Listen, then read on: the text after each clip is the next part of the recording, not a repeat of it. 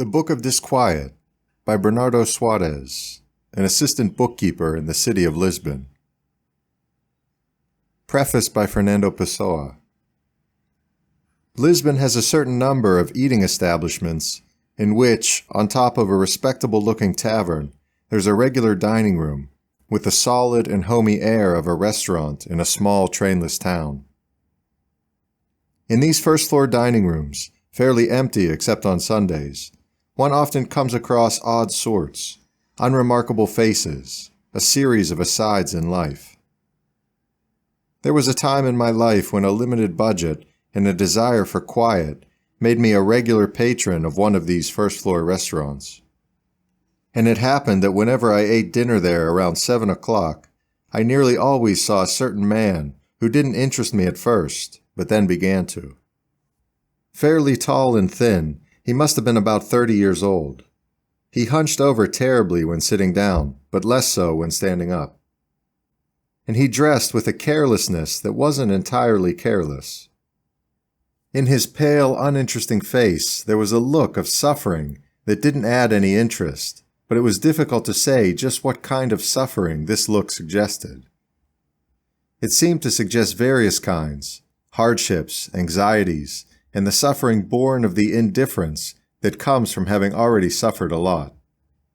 He always ate a small dinner, followed by cigarettes that he rolled himself. He conspicuously observed the other patrons, not suspiciously, but with more than ordinary interest. He didn't observe them with a spirit of scrutiny, but seemed interested in them without caring to analyze their outward behavior, or to register their physical appearance. It was this peculiar trait that first got me interested in him. I began to look at him more closely. I noticed that a certain air of intelligence animated his features in a certain, uncertain way. But dejection, the stagnation of cold anguish, so consistently covered his face that it was hard to discern any of his other traits. I happened to learn from a waiter in the restaurant that the man worked in an office nearby. One day there was an incident in the street down below, a fistfight between two men. Everyone in the first-floor restaurant ran to the windows, including me and the man I've been describing. I made a casual remark to him, and he replied in like manner. His voice was hesitant and colorless, as in those who hope for nothing because it's perfectly useless to hope. But perhaps it was absurd to see this in my supper-time peer. I don't know why, but from that day on, we always greeted each other. And then, one day, perhaps drawn together by the stupid coincidence that we both arrived for dinner at 9:30, we struck up a conversation. At a certain point, he asked me if I wrote. I said that I did. I told him about the literary review, Orfeo, which had recently come out. He praised it. He praised it highly, and I was taken aback. I told him I was surprised, for the art of those who write in Orfeo speaks only to a few. He said that perhaps he was one of the few. Furthermore, he added, this art wasn't exactly a novelty for him. And he shyly observed that, having nowhere to go and nothing to do, nor friends to visit, nor any interest in reading books, he usually spent his nights at home, in his rented room, likewise writing. He had furnished his 2 rooms with a semblance of luxury, no doubt at the expense of certain basic items. He had taken particular pains with the armchairs, which were soft and well padded, and with the drapes and rugs. He explained that with this kind of interior, he could maintain the dignity of tedium. In rooms decorated in the modern style, tedium became a discomfort, a physical distress. Nothing had ever obliged him to do anything. He had spent his childhood alone. He never joined any group. He never pursued a course of study. He never belonged to any crowd. The circumstances of his life were marked by that strange but rather common phenomenon. Perhaps, in fact, it's true for all lives, of being tailored to the image and likeness of his instincts, which tended towards inertia and withdrawal. He never had to face the demands of society or of the state. He even evaded the demands of his own instincts. Nothing ever prompted him to have friends or lovers. I was the only one who was in some way his intimate. But even if I always felt that I was relating to an assumed personality and that he didn't really consider me his friend, I realized from the beginning that he needed someone to whom he could leave the book that he left. This troubled me at first, but I'm glad to say that I was able to see the matter from a psychologist's point of view. And I remained just as much his friend, devoted to the end for which he'd drawn me to himself, the publication of this book. Even in this respect, circumstances were strangely favorable to him, for they brought him somebody of my character who could be of use to him. 1. I was born in a time when the majority of young people had lost faith in God, for the same reason their elders had had it, without knowing why. And since the human spirit naturally tends to make judgments based on feeling instead of reason, most of these young people chose humanity to replace God. I, however, am the sort of person who is always on the fringe of what he belongs to, seeing not only the multitude he's a part of, but also the wide open spaces around it. That's why I didn't give up God as completely as they did. And I never accepted humanity. I reasoned that God, while improbable, might exist, in which case he should be worshipped. Whereas humanity, being a mere biological idea, and signifying nothing more than the animal species we belong to, was no more deserving of worship than any other animal species. The cult of humanity, with its rights of freedom and equality, always struck me as a revival of those ancient cults in which gods were like animals, or had animal heads. And so, not knowing how to believe in God and unable to believe in an aggregate of animals, I, along with the other people on the fringe, kept a distance from things, a distance commonly called decadence.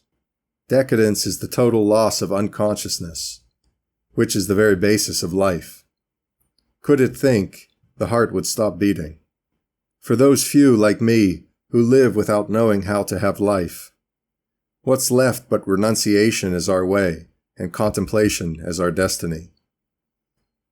Not knowing, nor able to know, what religious life is, since faith isn't acquired through reason, and unable to have faith in, or even react to, the abstract notion of man, we're left with the aesthetic contemplation of life as our reason for having a soul.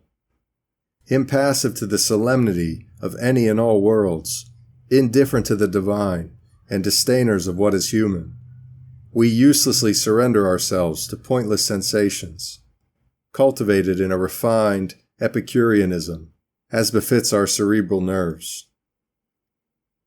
Retaining from science only its fundamental precept, that everything is subject to fatal laws, which we cannot freely react to, since the laws themselves determine all reactions.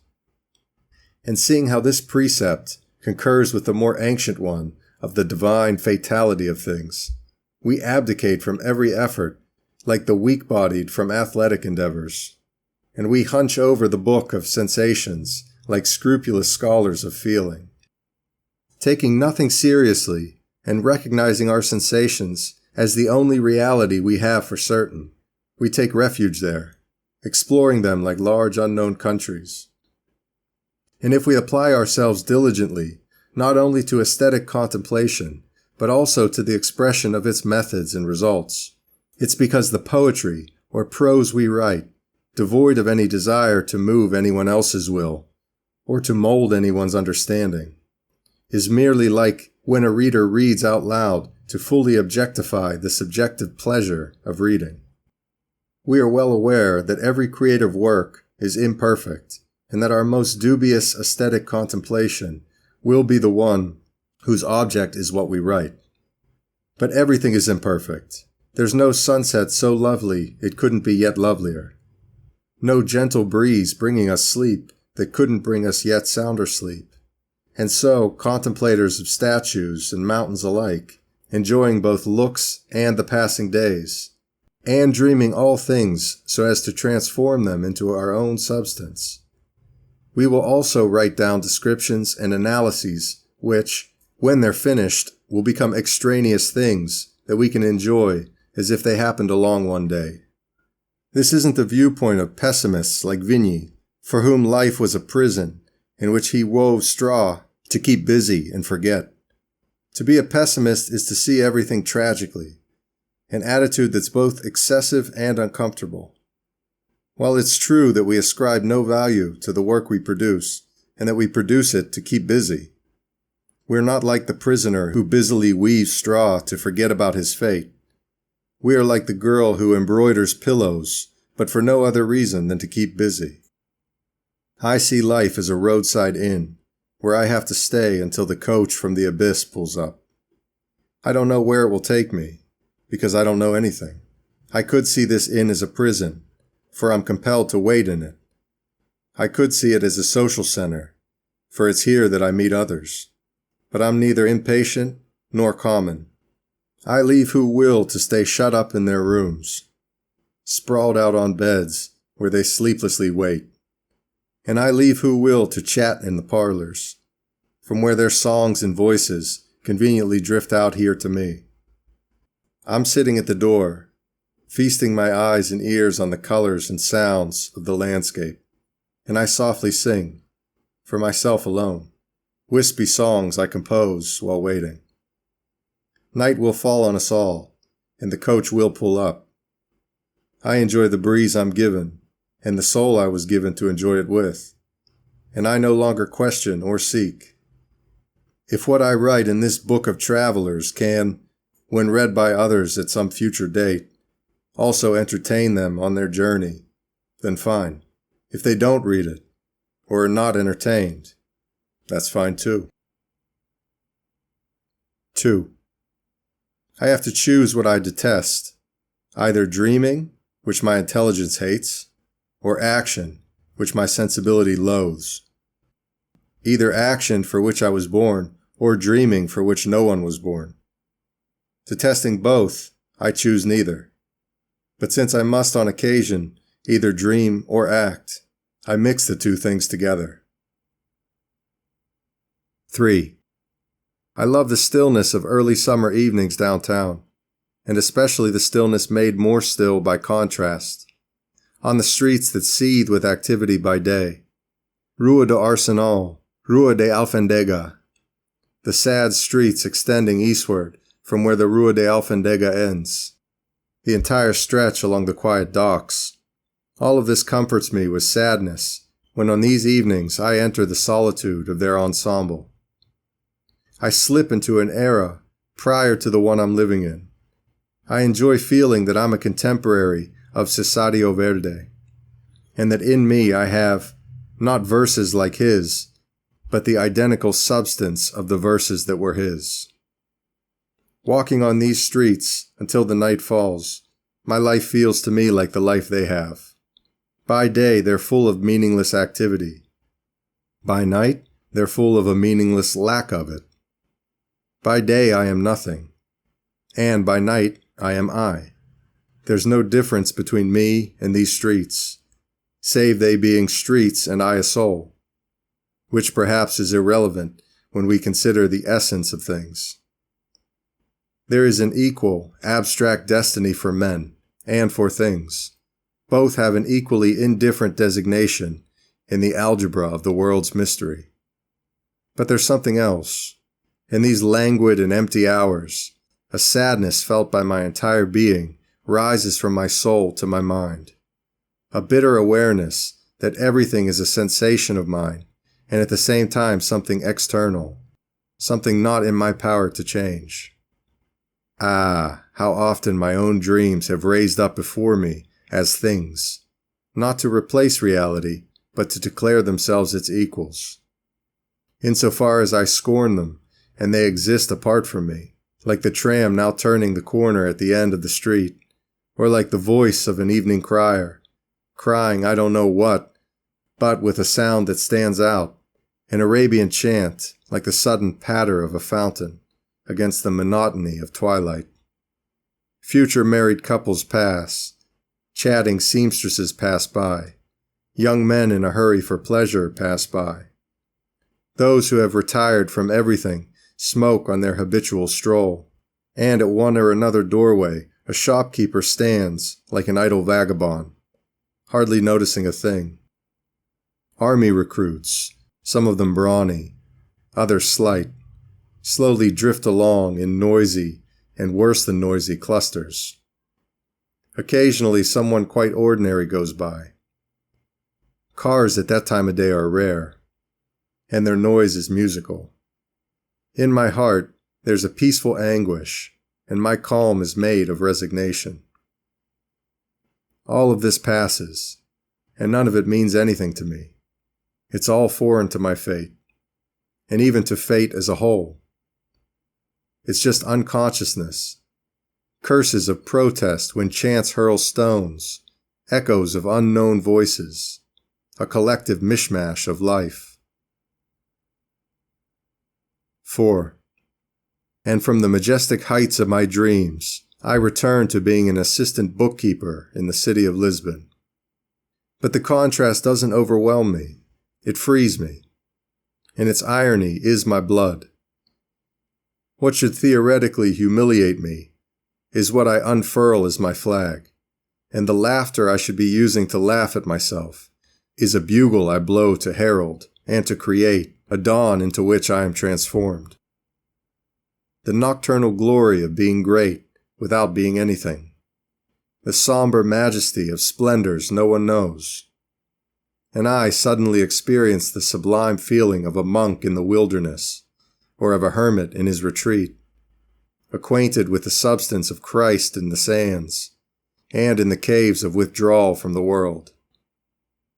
And at this table in my absurd room, I, a pathetic and anonymous office clerk, write words as if they were the soul's salvation, and I gild myself with the impossible sunset of high and vast hills in the distance, with the statue I received in exchange for life's pleasures, and with the ring of renunciation on my evangelical finger, the stagnant jewel of my ecstatic disdain. 5. I have before me, on the slanted surface of the old desk, the 2 large pages of the ledger, from which I lift my tired eyes and even more tired soul.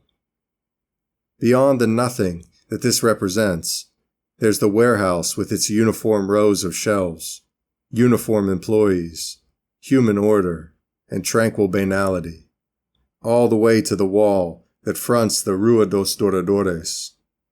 Through the window, the sound of another reality arrives, and the sound is banal.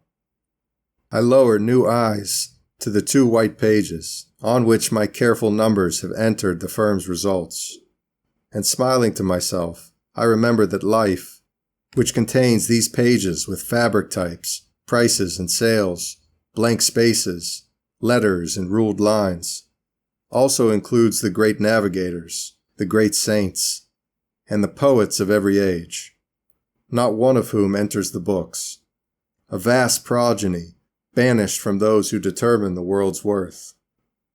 In the very act of entering the name of an unfamiliar cloth, the doors of the Indus and of Samarkand open up, and Persian poetry, which is from yet another place, with its quatrains whose 3rd lines don't rhyme, is a distant anchor for me in my disquiet.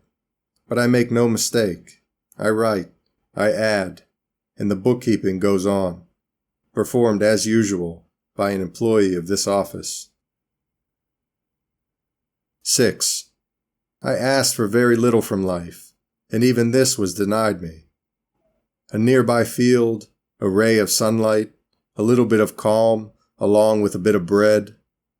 Not to feel oppressed by the knowledge that I exist, not to demand anything from others, and not to have others demand anything from me. This was denied me. Like the spare change we might deny a beggar, not because we're mean-hearted, but because we don't feel like unbuttoning our coat.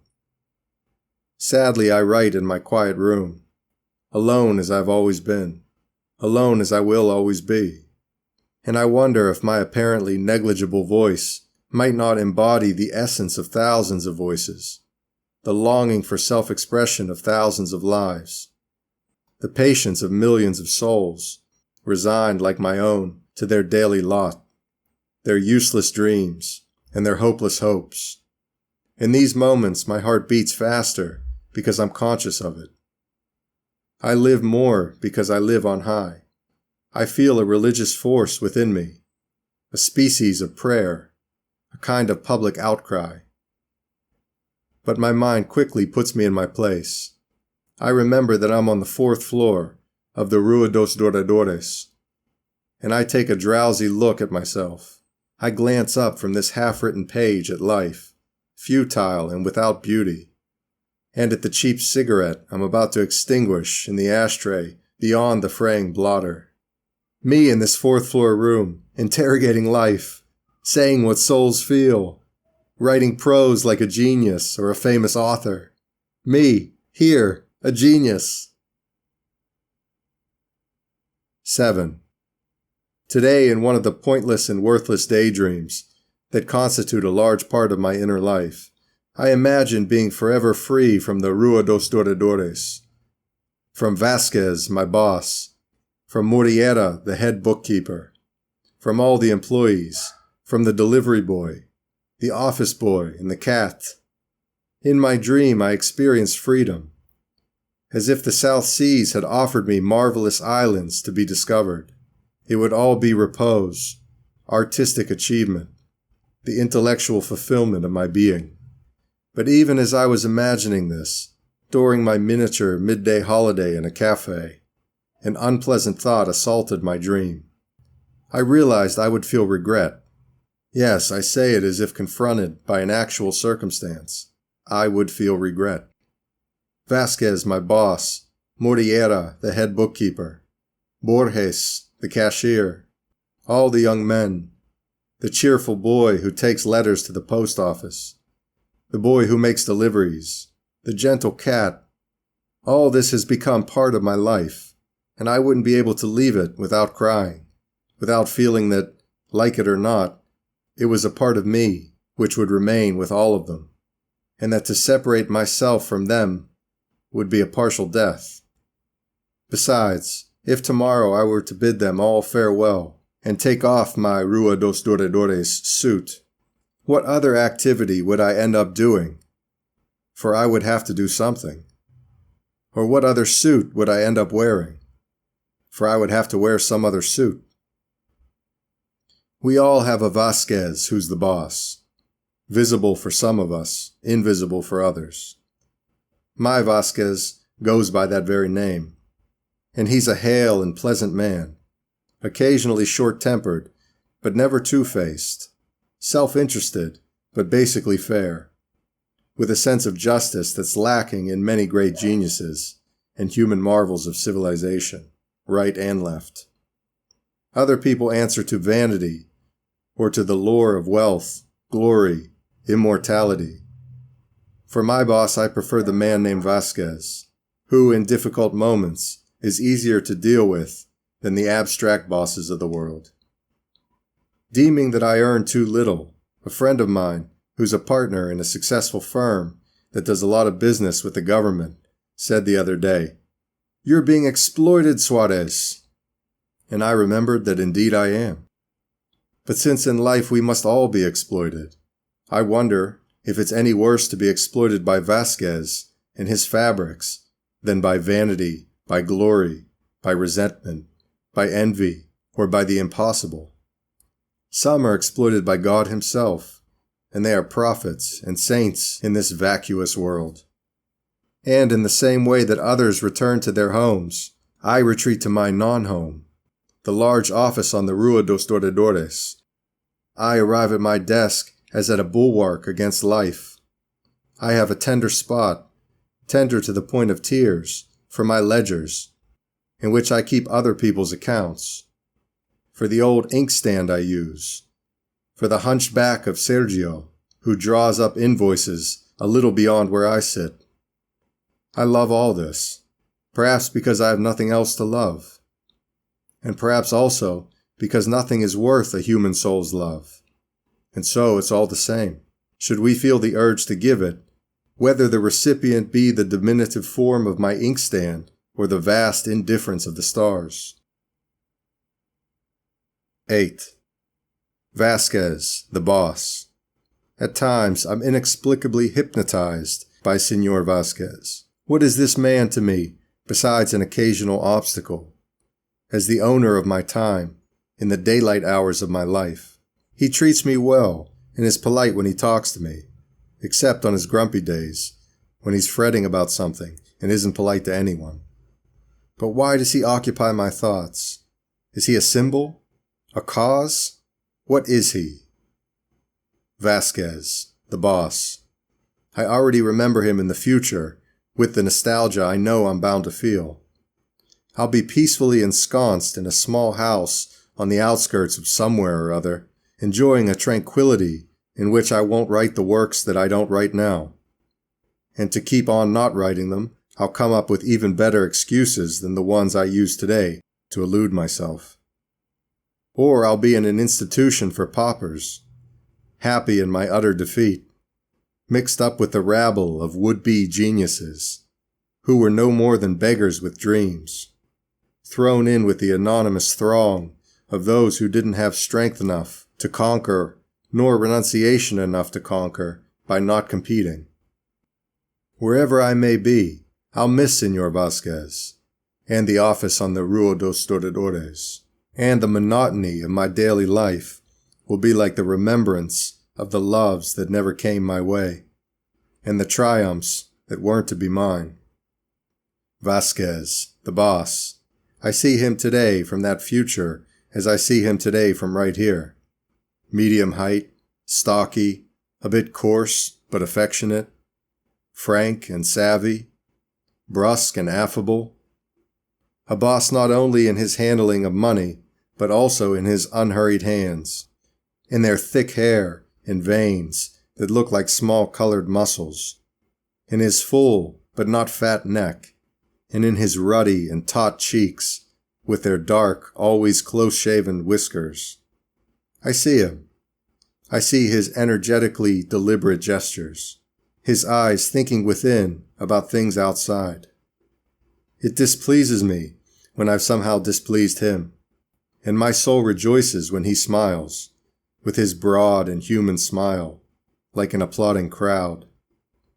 Perhaps the lack of some more distinguished figure in my immediate world explains why Senor Vasquez, a common and even brutish man, sometimes gets so enmeshed in my thoughts that I forget myself. I believe there's a symbol here. I believe, or almost believe, that somewhere, in a remote life, this man was something much more important to me than he is today. 9. I understand. Vasquez, my boss, is life. Monotonous and necessary, imperious and inscrutable life. This banal man represents the banality of life. For me, he is everything, externally speaking, because for me, life is whatever is external. And if the office on the Rua dos Doradores represents life for me, the fourth floor room where I live, on the same Rua dos Doradores, represents art for me. Yes, art. Residing on the very same street as life, but in a different place. Art, which gives me relief from life without relieving me of living. Being as monotonous as life itself, only in a different place. Yes, for me, the Rua dos Doradores contains the meaning of everything and the answer to all riddles, except for the riddle of why riddles exist, which can never be answered. 10. Futile and sensitive. I'm capable of violent and consuming impulses, both good and bad, noble and vile, but never of a sentiment that endures, never of an emotion that continues, entering into the substance of my soul. Everything in me tends to go on to become something else. My soul is impatient with itself. As with a loathsome child, its restlessness keeps growing and is forever the same. Everything interests me, but nothing holds me. I attend to everything, dreaming all the while. I note the slightest facial movements of the person I'm talking with. I record the subtlest inflections of his utterances. But I hear without listening. I'm thinking of something else. And what I least catch in the conversation is the sense of what was said, by me or by him. And so I often repeat to someone what I've already repeated, or ask him again what he's already answered. But I'm able to describe, in 4 photographic words, the facial muscles he used to say what I don't recall, or the way he listened with his eyes to the words I don't remember telling him. I'm 2, and both keep their distance. Siamese twins that aren't attached. 11. Litany. We never know self-realization. We are 2 abysses, a well staring at the sky. 12. I envy, but I'm not sure that I envy those for whom a biography could be written, or who could write their own. In these random impressions, and with no desire to be other than random, I indifferently narrate my factless autobiography, my lifeless history. These are my confessions, and if in them I say nothing, it's because I have nothing to say. What is there to confess that's worthwhile or useful? What has happened to us has happened to everyone, or only to us. If to everyone, then it's no novelty. And if only to us, then it won't be understood. If I write what I feel, it's to reduce the fever of feeling. What I confess is unimportant, because everything is unimportant. I make landscapes out of what I feel. I make holidays out of my sensations. I can easily understand women who embroider out of sorrow or who crochet because life exists. My elderly aunt would play solitaire throughout the endless evening. These confessions of what I feel are my solitaire. I don't interpret them like those who read cards or tell the future. I don't probe them, because in solitaire, the cards don't have any special significance. I unwind myself like a multicolored skein, or I make string figures out of myself, like those woven or spread fingers, and pass from child to child. I take care only that my thumb not miss its loop. Then I turn over my hand, and the figure changes, and I start over. To live is to crochet according to a pattern we were given. But while doing it, the mind is at liberty, and all enchanted princes can stroll in their parks between one and another plunge of the hooked ivory needle. Needlework of things, intervals, nothing. Besides, what can I expect from myself? My sensations in all their horrible acuity, and a profound awareness of feeling, a sharp mind that only destroys me, and an unusual capacity for dreaming to keep me entertained. A dead will and a reflection that cradles it, like a living child. Yes, crochet. 13. My deplorable condition isn't in the least affected by these words I joined together to form, little by little, my haphazard book of musings. My worthless self lives on at the bottom of every expression, like an indissoluble residue at the bottom of a glass from which only water was drunk. I write my literature as I write my ledger entries, carefully and indifferently.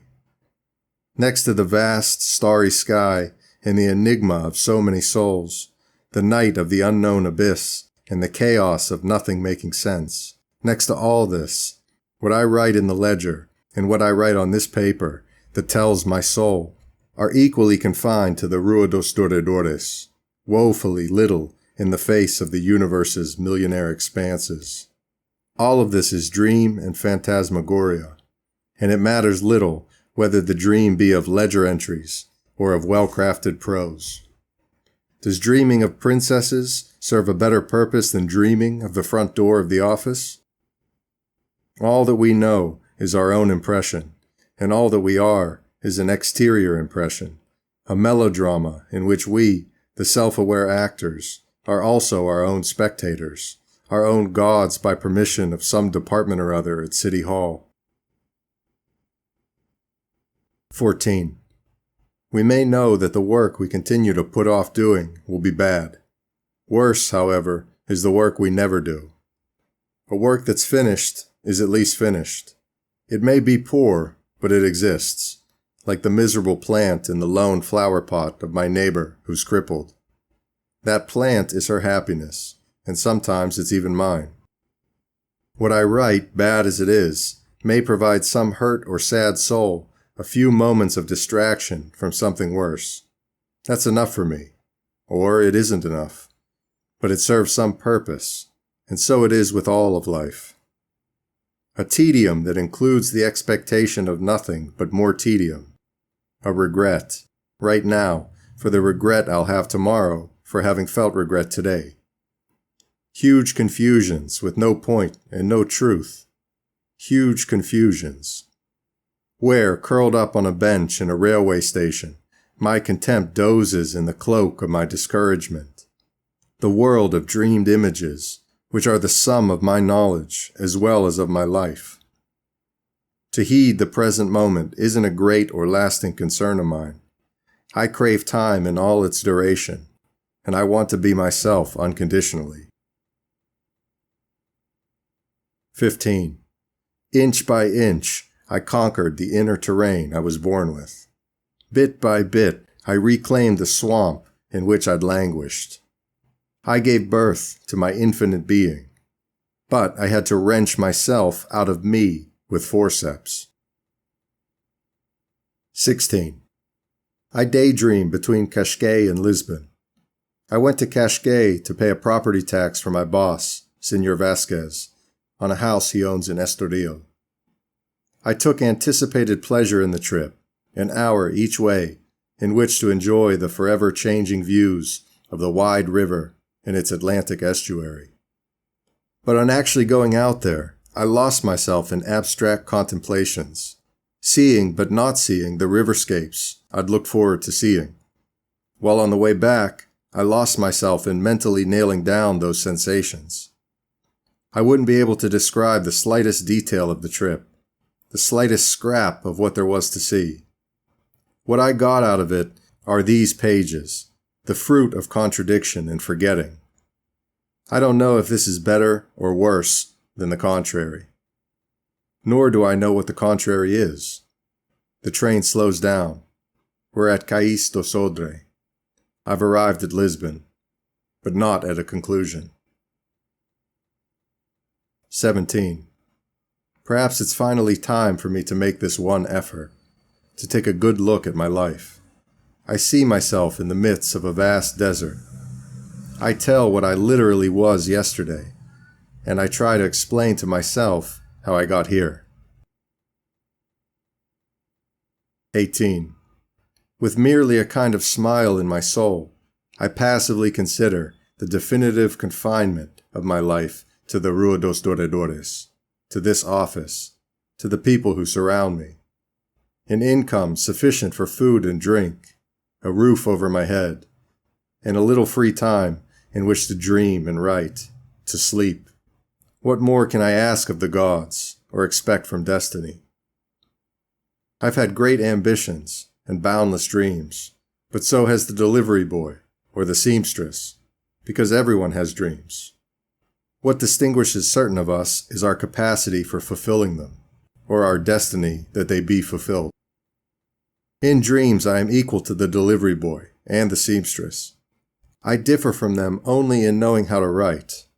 Yes, writing is an act, a personal circumstance that distinguishes me from them. But in my soul, I'm their equal. I realize that there are islands to the south, and great cosmopolitan attractions, and, if I had the world in my hand, I'm quite sure I would trade it for a ticket to Rua dos Doradores. Perhaps my destiny is to remain forever a bookkeeper, with poetry or literature as a butterfly that alights on my head. making me look ridiculous to the extent it looks beautiful. I'll miss Moriera, but what's that next to a glorious promotion? I know that the day I become head bookkeeper of Vasquez & Co. will be one of the great days of my life. I know it with foretasted bitterness and irony, but also with the intellectual advantage of certainty. 19. In the cove on the seashore, among the woods and meadows that fronted the beach, the fickleness of inflamed desire rose out of the uncertainty of the blank abyss. To choose the wheat or to choose the many was all the same, and the distance kept going through cypress trees. The magic power of words in isolation, or joined together on the basis of sound, with inner reverberations and divergent meanings, even as they converge. The splendor of phrases inserted between the meanings of other phrases, the virulence of vestiges, the hope of the woods, and the absolute peacefulness of the ponds on the farms of my childhood of ruses. And so, within the high walls of absurd audacity, in the rows of trees, and in the startled tremors of what withers, someone other than me would hear from sad lips the confession denied to more insistent parties. Never again, not even if the knights were to come back on the road that was visible from the top of the wall, would there be peace in the castle of the lost souls, where lances jangled in the unseen courtyard, nor would any other name on this side of the road be remembered but the one which at night would enchant, like the Moorish ladies of folklore, the child who later died of life and to wonder. Over the furrows in the grass, like the remembrances of what was to come, the treading of the last lost men sounded ever so lightly, their dragging steps opening nothings in the restless greenery. Those who would come were bound to be old, and only the young would never arrive. The drums rumbled on the roadside, and the bugles hung uselessly from exhausted arms that would have dropped them if they still had strength enough to drop something. But when the illusion was over, the dead clamor sounded yet again, and the dogs could be seen nervously hesitating on the tree-lined paths. It was all absurd, like mourning the dead, and princesses from other people's dreams strolled about freely and indefinitely. 20. Whenever I've tried to free my life from a set of the circumstances that continuously oppress it, I've been instantly surrounded by other circumstances of the same order, as if the inscrutable web of creation were irrevocably at odds with me. I yank from my neck the hand that was choking me, and I see that my own hand is tied to a noose that fell around my neck when I freed it from the stranger's hand. When I gingerly remove the noose, it's with my own hands that I nearly strangle myself. 21. Whether or not they exist, we are slaves to the gods. 22. The image of myself I saw in mirrors is the same one I hold against the bosom of my soul. I could never be anything but frail and hunched over, even in my thoughts. Everything about me belongs to a glossy prince, pasted, among other decals, in an old album of a little boy who died long ago. To love myself is to feel sorry for myself. Perhaps one day, toward the end of the future, someone will write a poem about me, and I'll begin to reign in my kingdom. God is the fact that we exist, and that's not all. 23. Absurdity.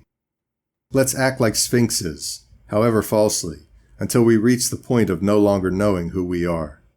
For we are, in fact, false sphinxes, with no idea of what we are in reality.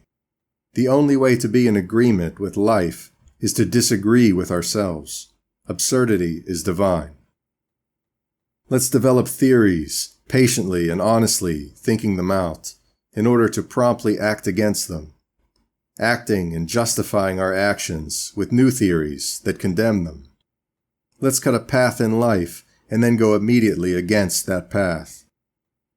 Let's adopt all the poses and gestures of something we aren't and don't wish to be, and don't even wish to be taken for being. Let's buy books so as not to read them. Let's go to concerts without caring to hear the music or to see who's there. Let's take long walks because we're sick of walking. And let's spend whole days in the country just because it bores us. 24. Today, feeling almost physically ill because of that age-old anxiety which sometimes wells up, I ate and drank rather less than usual in the first-floor dining room of the restaurant responsible for perpetuating my existence.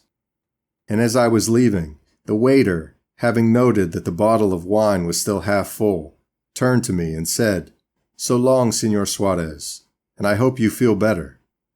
The trumpet blast of this simple phrase relieved my soul like a sudden wind clearing the sky of clouds. And I realized something I had never really thought about. With these cafe and restaurant waiters, with barbers, and with the delivery boys on street corners, I enjoy a natural, spontaneous rapport that I can't say I have with those I supposedly know more intimately. Camaraderie has its subtleties. Some govern the world, others are the world. Between an American millionaire, a Caesar or Napoleon, or Lenin, and the socialist leader of a small town, there's a difference in quantity, but not of quality. Below them there's us, the unnoticed, the reckless playwright William Shakespeare, John Milton the schoolteacher, Dante Alighieri the tramp, the delivery boy who ran an errand for me yesterday, the barber who tells me jokes, and the waiter who just now demonstrated his camaraderie by wishing me well, after noticing I'd drunk only half the wine. 25. It's a hopelessly bad lithograph. I stare at it without knowing if I see it. It's one among others in the shop window. In the middle of the window, under the steps. She holds spring against her breast and stares at me with sad eyes. Her smile shines because the paper's glossy, and her cheeks are red. The sky behind her is the color of light blue cloth. She has a sculpted, almost tiny mouth, and above its postcard expression, her eyes keep staring at me with enormous sorrow. The arm holding the flowers reminds me of someone else's. Her dress or blouse has a low neck that reveals one shoulder. Her eyes are genuinely sad. They stare at me from the depths of the lithographic reality with a truth of some sort. She came from spring. Her eyes are large, but that's not what makes them sad. I tear myself from the window with violent steps. I cross the street and turn around with impotent indignation. She still holds the spring she was given, and her eyes are sad, like all the things in life I've missed out on. Seen from a distance, the lithograph turns out to be more colorful. The figure's hair is tied at the top by a pinker-than-pink ribbon I hadn't noticed. In human eyes, even the lithographic ones, there's something terrible, the inevitable warning of consciousness, the silent shout that there's a soul there. With a huge effort, I pull out of the sleep in which I was steeped, and like a dog, I shake off the drops of dark fog. Oblivious to my departure, as if brooding farewell to something else, those sad eyes of the whole of life, of this metaphysical lithograph that we observe from a distance, stare at me as if I knew something of God. The print, which has a calendar at the bottom, is framed above and below by two flatly curved, badly painted black strips. Within these upper and lower limits, above 1929, and an outmoded calligraphic vignette adorning the inevitable 1st of January, the sad eyes ironically smile at me. Funny where I knew that figure from. In the corner at the back of the office, there's an identical calendar, which I've seen countless times.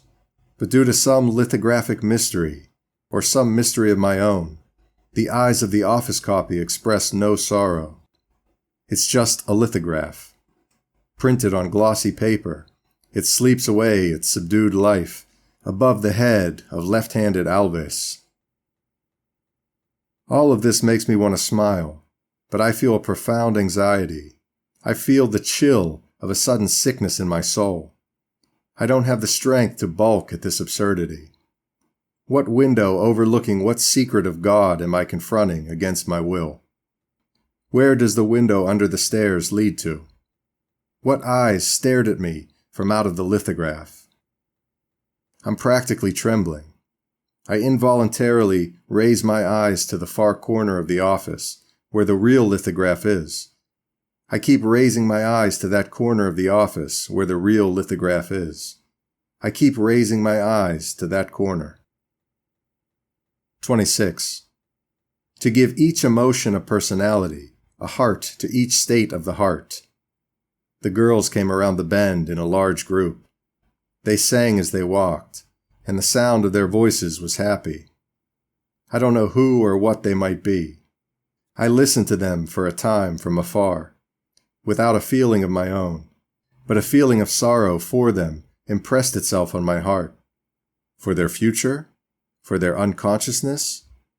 Not directly for them, and perhaps, after all, only for me. 27. Literature, which is art married to thought and realization untainted by reality, seems to me the end towards which all human effort would have to strive, if it were truly human, and not just a welling up of our animal self. To express something is to conserve its virtue and take away its terror. Fields are greener in their description than in their actual greenness. Flowers, if described with phrases that define them in the air of the imagination, will have colors with a durability not found in cellular life. What is said endures. There's nothing in life that's less real for having been well described. Small-minded critics point out that such and such poem, with its protracted cadences, in the end says merely that it's a nice day. But to say it's a nice day is difficult, and the nice day itself passes on. It's up to us to conserve the nice day in a wordy, florid memory, sprinkling new flowers and new stars over the fields and skies of the empty, fleeting outer world. Everything is what we are, and everything will be, for those who come after us in the diversity of time, what we will have intensely imagined. What we, that is, by embodying our imagination, will have actually been. The grand, tarnished panorama of history amounts, as I see it, to a flow of interpretations, a confused consensus of unreliable eyewitness accounts. The novelist is all of us, and we narrate whenever we see, because seeing is complex like everything. Right now I have so many fundamental thoughts, so many truly metaphysical things to say that I suddenly feel tired, and I've decided to write no more, think no more. I'll let the fever of saying put me to sleep instead, and with closed eyes I'll stroke, as if petting a cat, all that I might have said. 28. A breath of music, or of a dream, or of something that would make me almost feel. Something that would make me not think. 29. After the last drops of rain began to fall more slowly from the rooftops, and the sky's blue began to spread over the street's paving stones, then the vehicles sang a different song, louder and happier, and windows could be heard opening up to the no longer forgetful sun. From the narrow street at the end of the next block came the loud invitation of the first seller of lottery tickets, and nails being nailed into crates in the shop outside reverberated in the limpid space. It was an ambiguous holiday, official but not strictly observed. Work and repose coexisted, and I had nothing to do.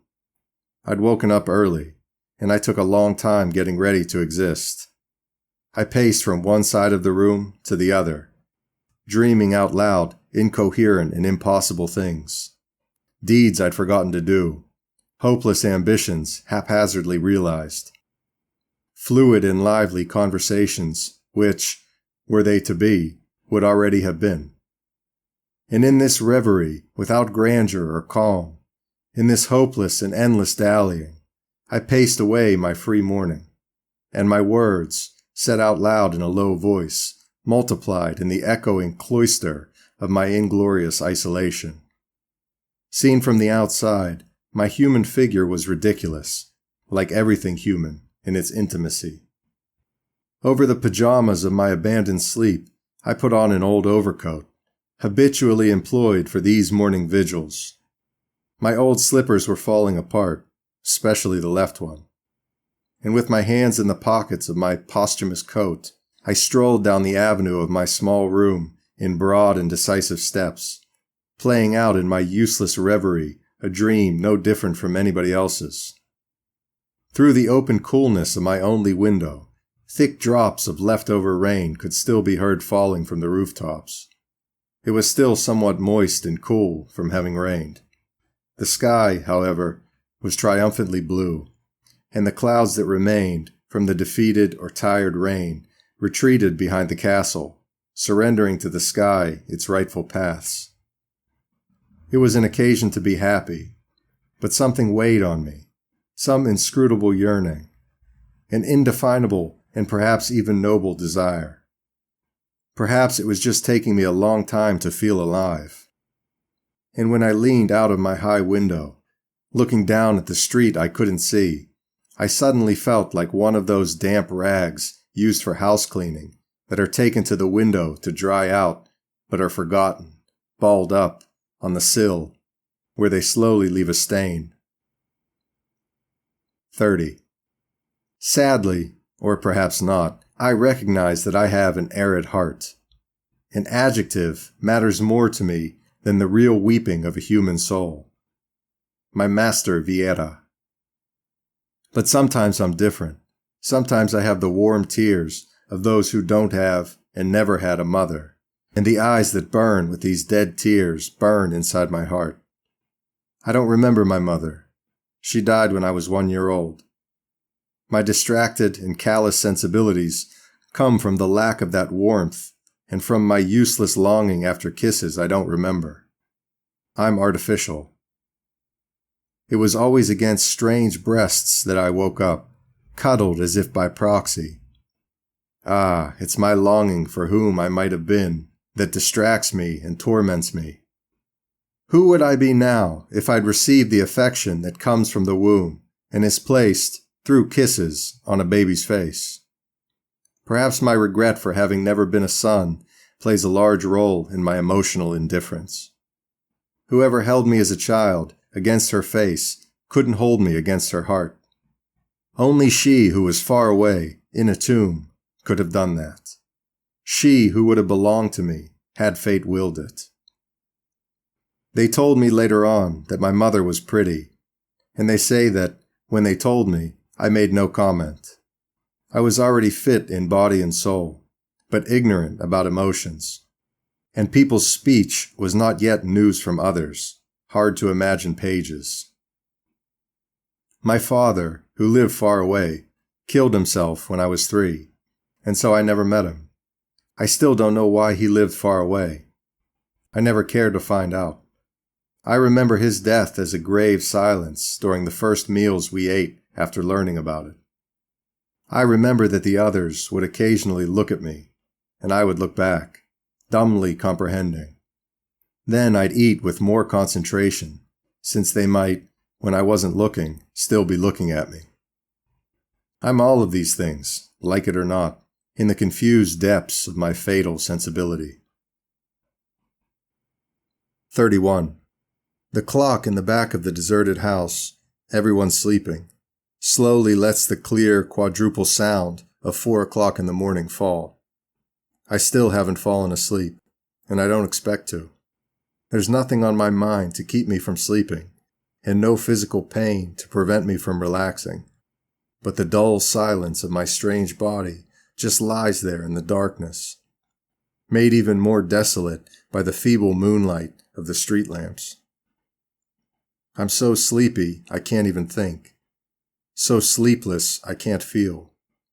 Everything around me is the naked, abstract universe, consisting of nocturnal negations, divided between tired and restless. I succeed in touching, with the awareness of my body, a metaphysical knowledge of the mystery of things.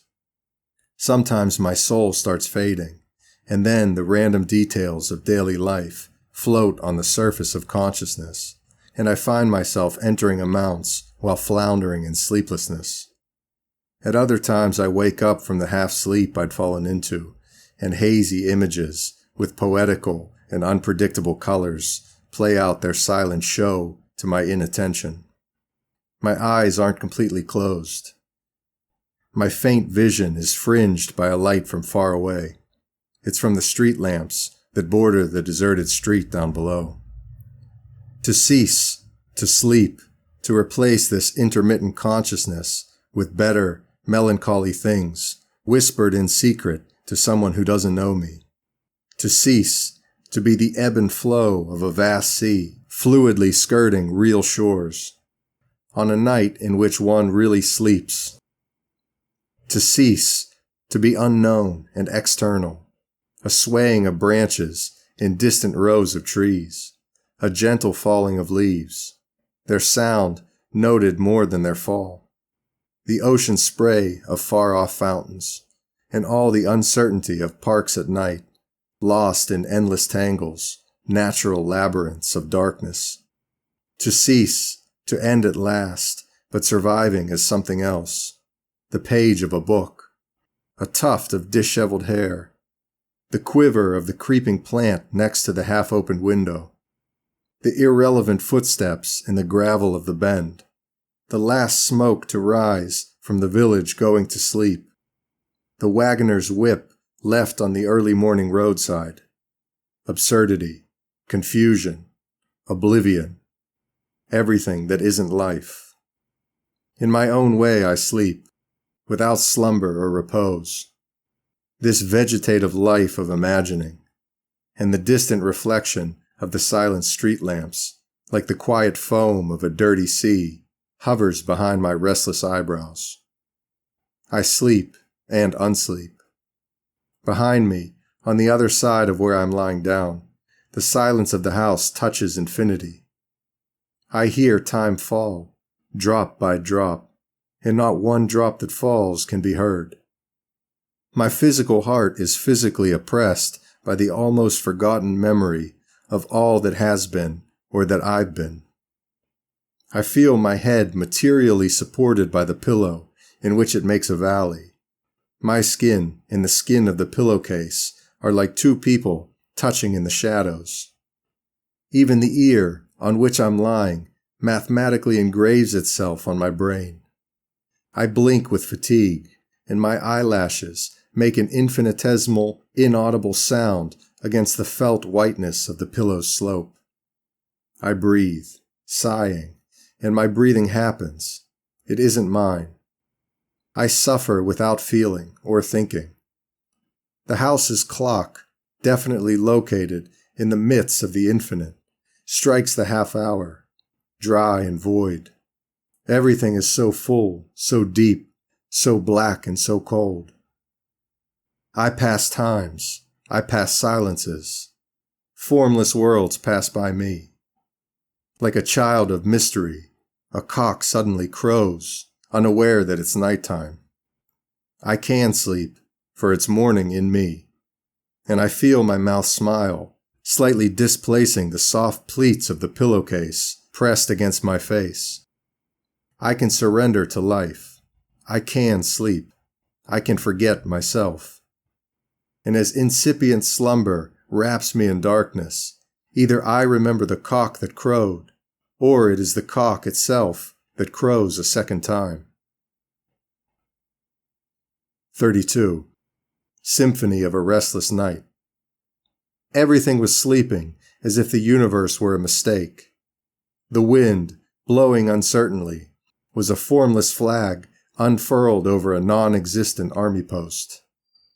High, strong gusts ripped through nothing at all, and the window frames shook their panes to make the edges rattle. Underlying everything, The hushed night was the tomb of God, and my soul felt sorry for God. Suddenly, a new order of universal things acted on the city. The wind whistled in its lulls, and there was a slumbering awareness of countless agitations on high. Then the night closed like a trap door, and a vast calm made me wish I'd been sleeping. 33.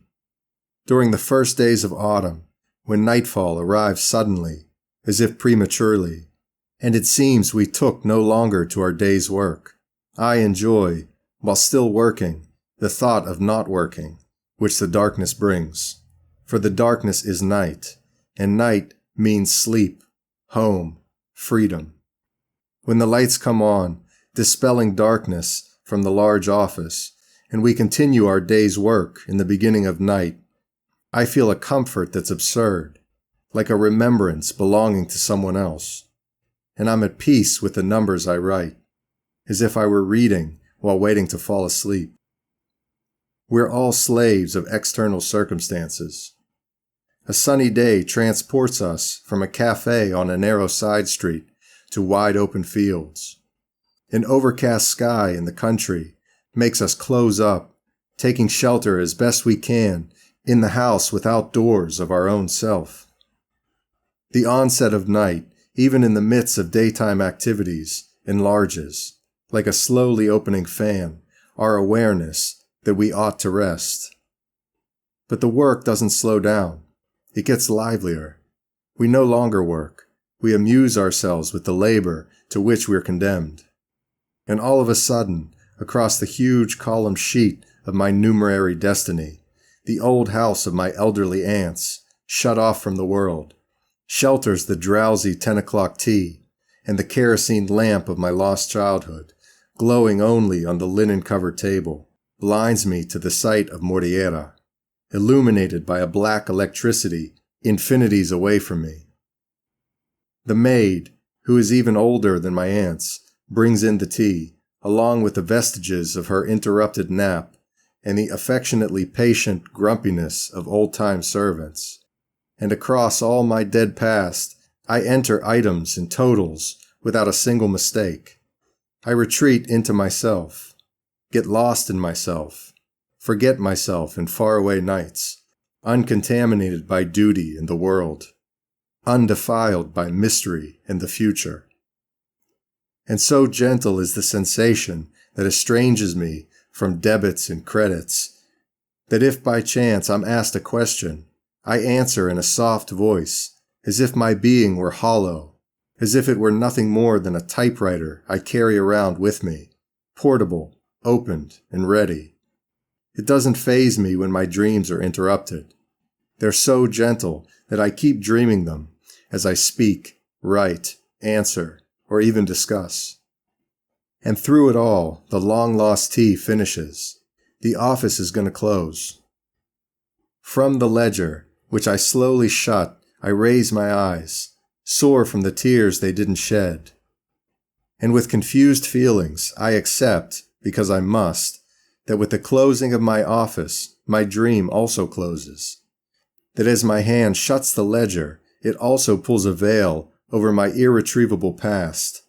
That I'm going to life's bed wide awake, unaccompanied and without peace, in the ebb and flow of my confused consciousness, like two tides in the black night, where the destinies of nostalgia and desolation meet. 34. Sometimes I think I'll never leave the Rua dos Doradores, and having written this, it seems to me eternity. Not pleasure, not glory, not power. Freedom. Only freedom. To go from the phantoms of faith to the ghosts of reason is merely to change cells. Art, if it frees us from the abstract idols of old, should also free us from magnanimous ideas and social concerns, which are likewise idols. To find our personality by losing it, faith itself endorses this destiny. 35. In a deep and weary disdain for all those who work for mankind. for all those who fight for their country and give their lives so that civilization may continue. A disdain full of disgust for those who don't realize that the only reality is each man's soul, and that everything else, the exterior world and other people, is but an unesthetic nightmare, like the result, in dreams, of a mental indigestion. My aversion to effort becomes an almost writhing horror before all forms of violent effort.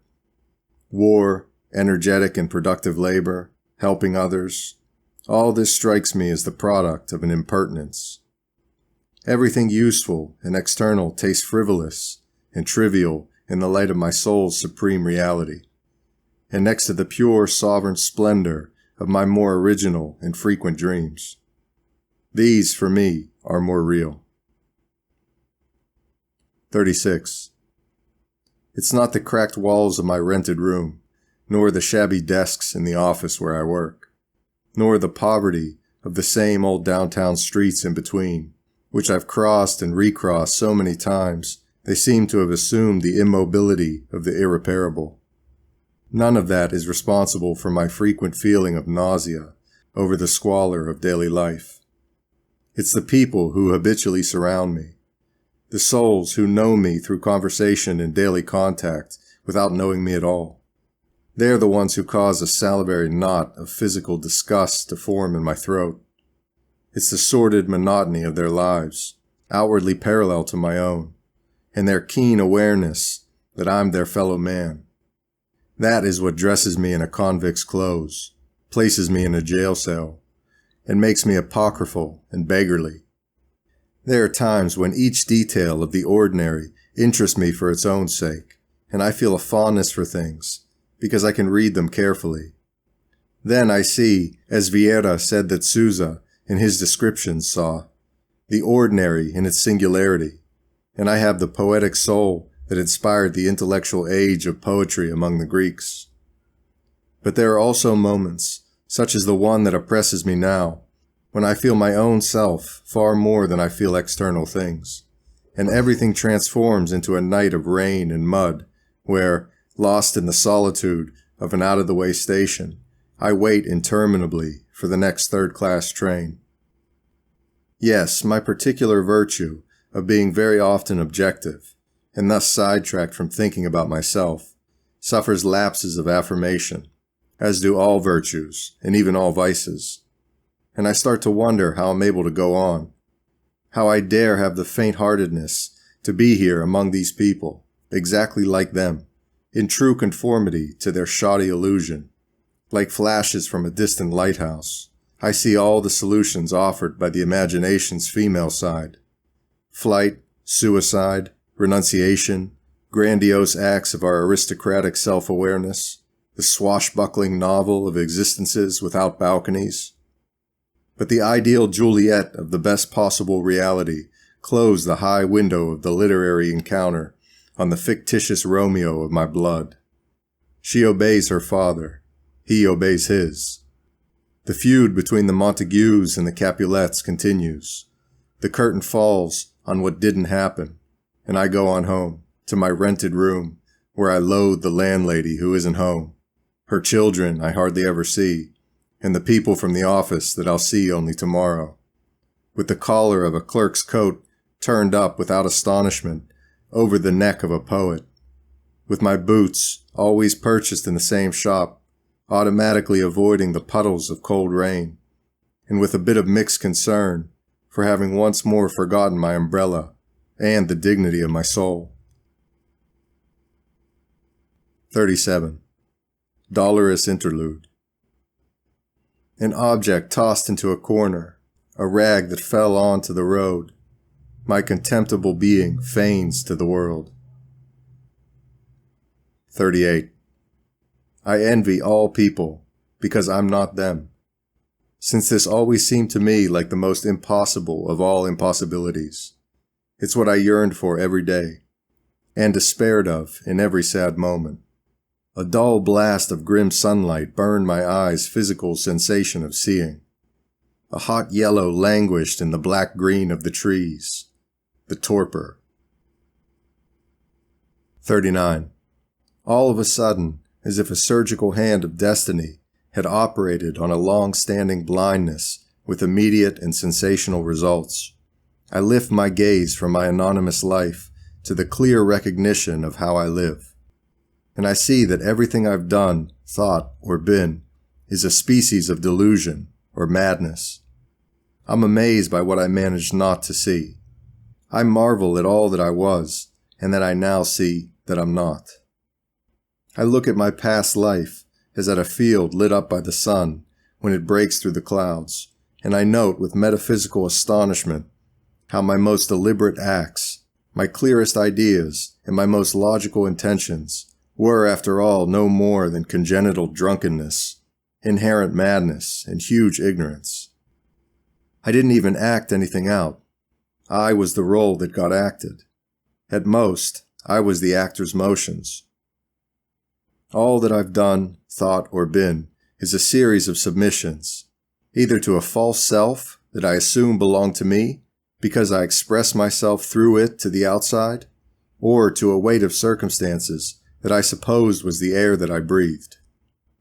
In this moment of seeing, I suddenly find myself isolated, an exile where I'd always thought I was a citizen. At the heart of my thoughts, I wasn't I. I'm dazed by a sarcastic terror of life, a despondency that exceeds the limits of my conscious being.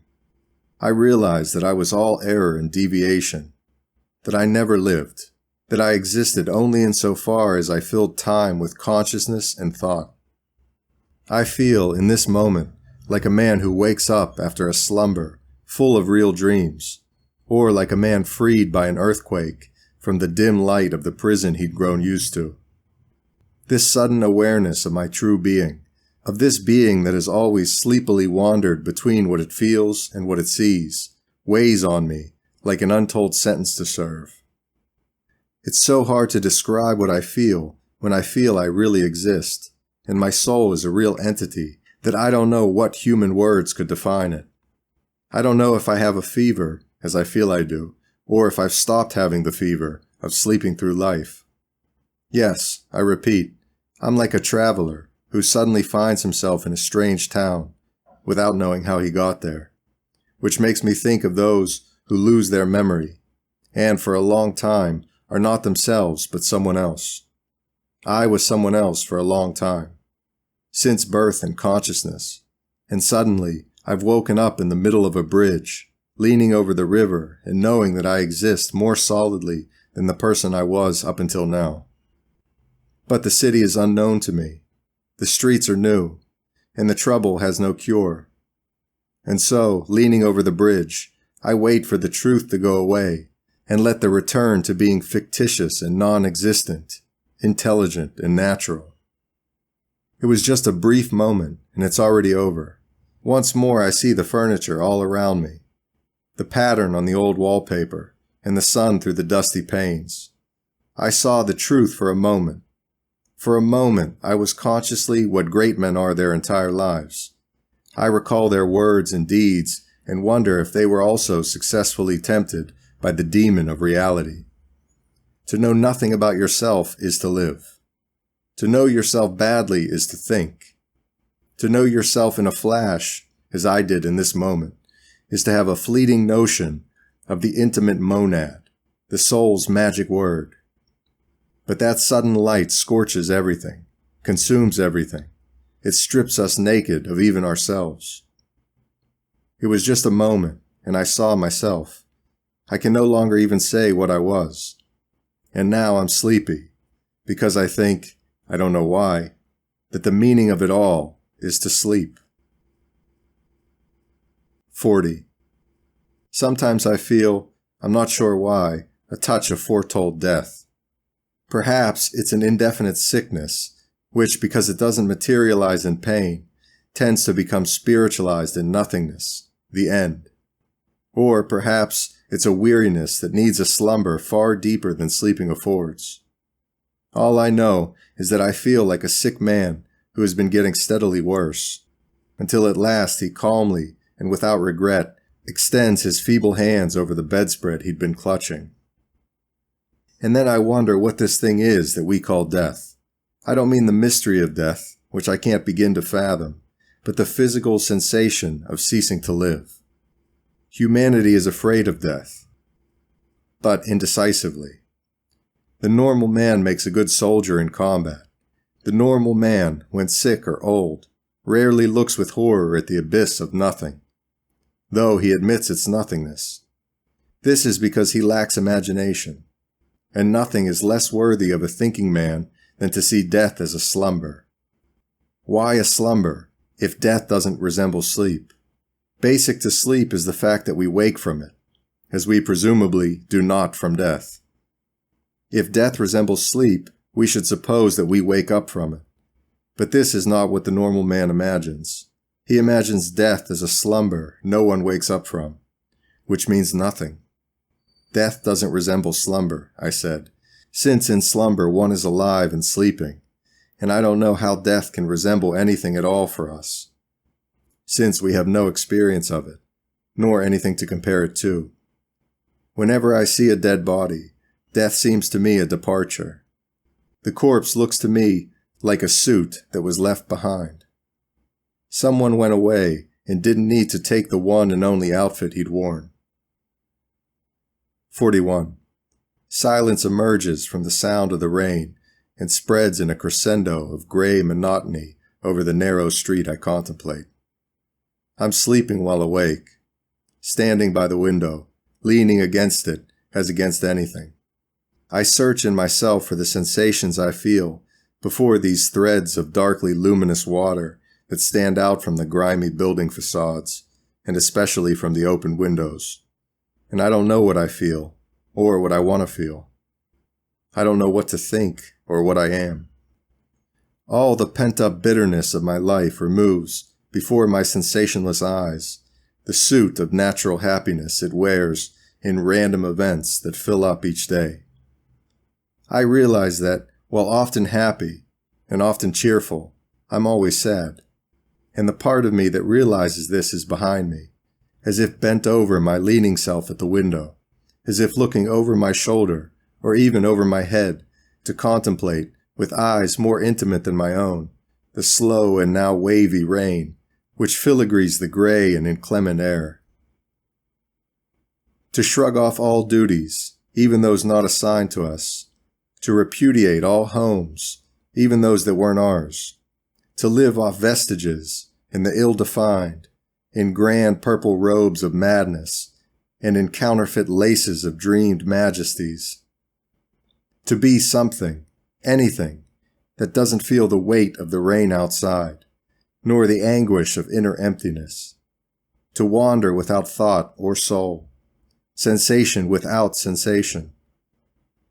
Along mountain roads and through valleys, hidden between steep slopes, into the far distance, irrevocably immersed, to be lost in landscapes like paintings, a colored non-existence in the background. A light gust of wind, which I can't feel on the side of the window, breaks the even fall of the rain into aerial discrepancies. The part of the sky hidden from view is clearing. I notice this because I can now make out the calendar on the wall through the less than clear window that faces my own. I forget. I don't see. I don't think. The rain stops, and for a moment a fine dust of miniature diamonds hangs in the air, like tiny crumbs from an enormous tablecloth bluely shaken on high. I can feel that part of the sky has cleared. I can see more distinctly the calendar through the window opposite. It has a woman's face, and the rest is easy because I remember it, and the toothpaste is the brand everybody knows. But what was I thinking about before I got lost in seeing? I don't know. Effort? Will? Life? A huge onslaught of light reveals a now almost entirely blue sky. But there is no peace. There never will be. At the bottom of my heart, an old well in the corner of the farm that was sold.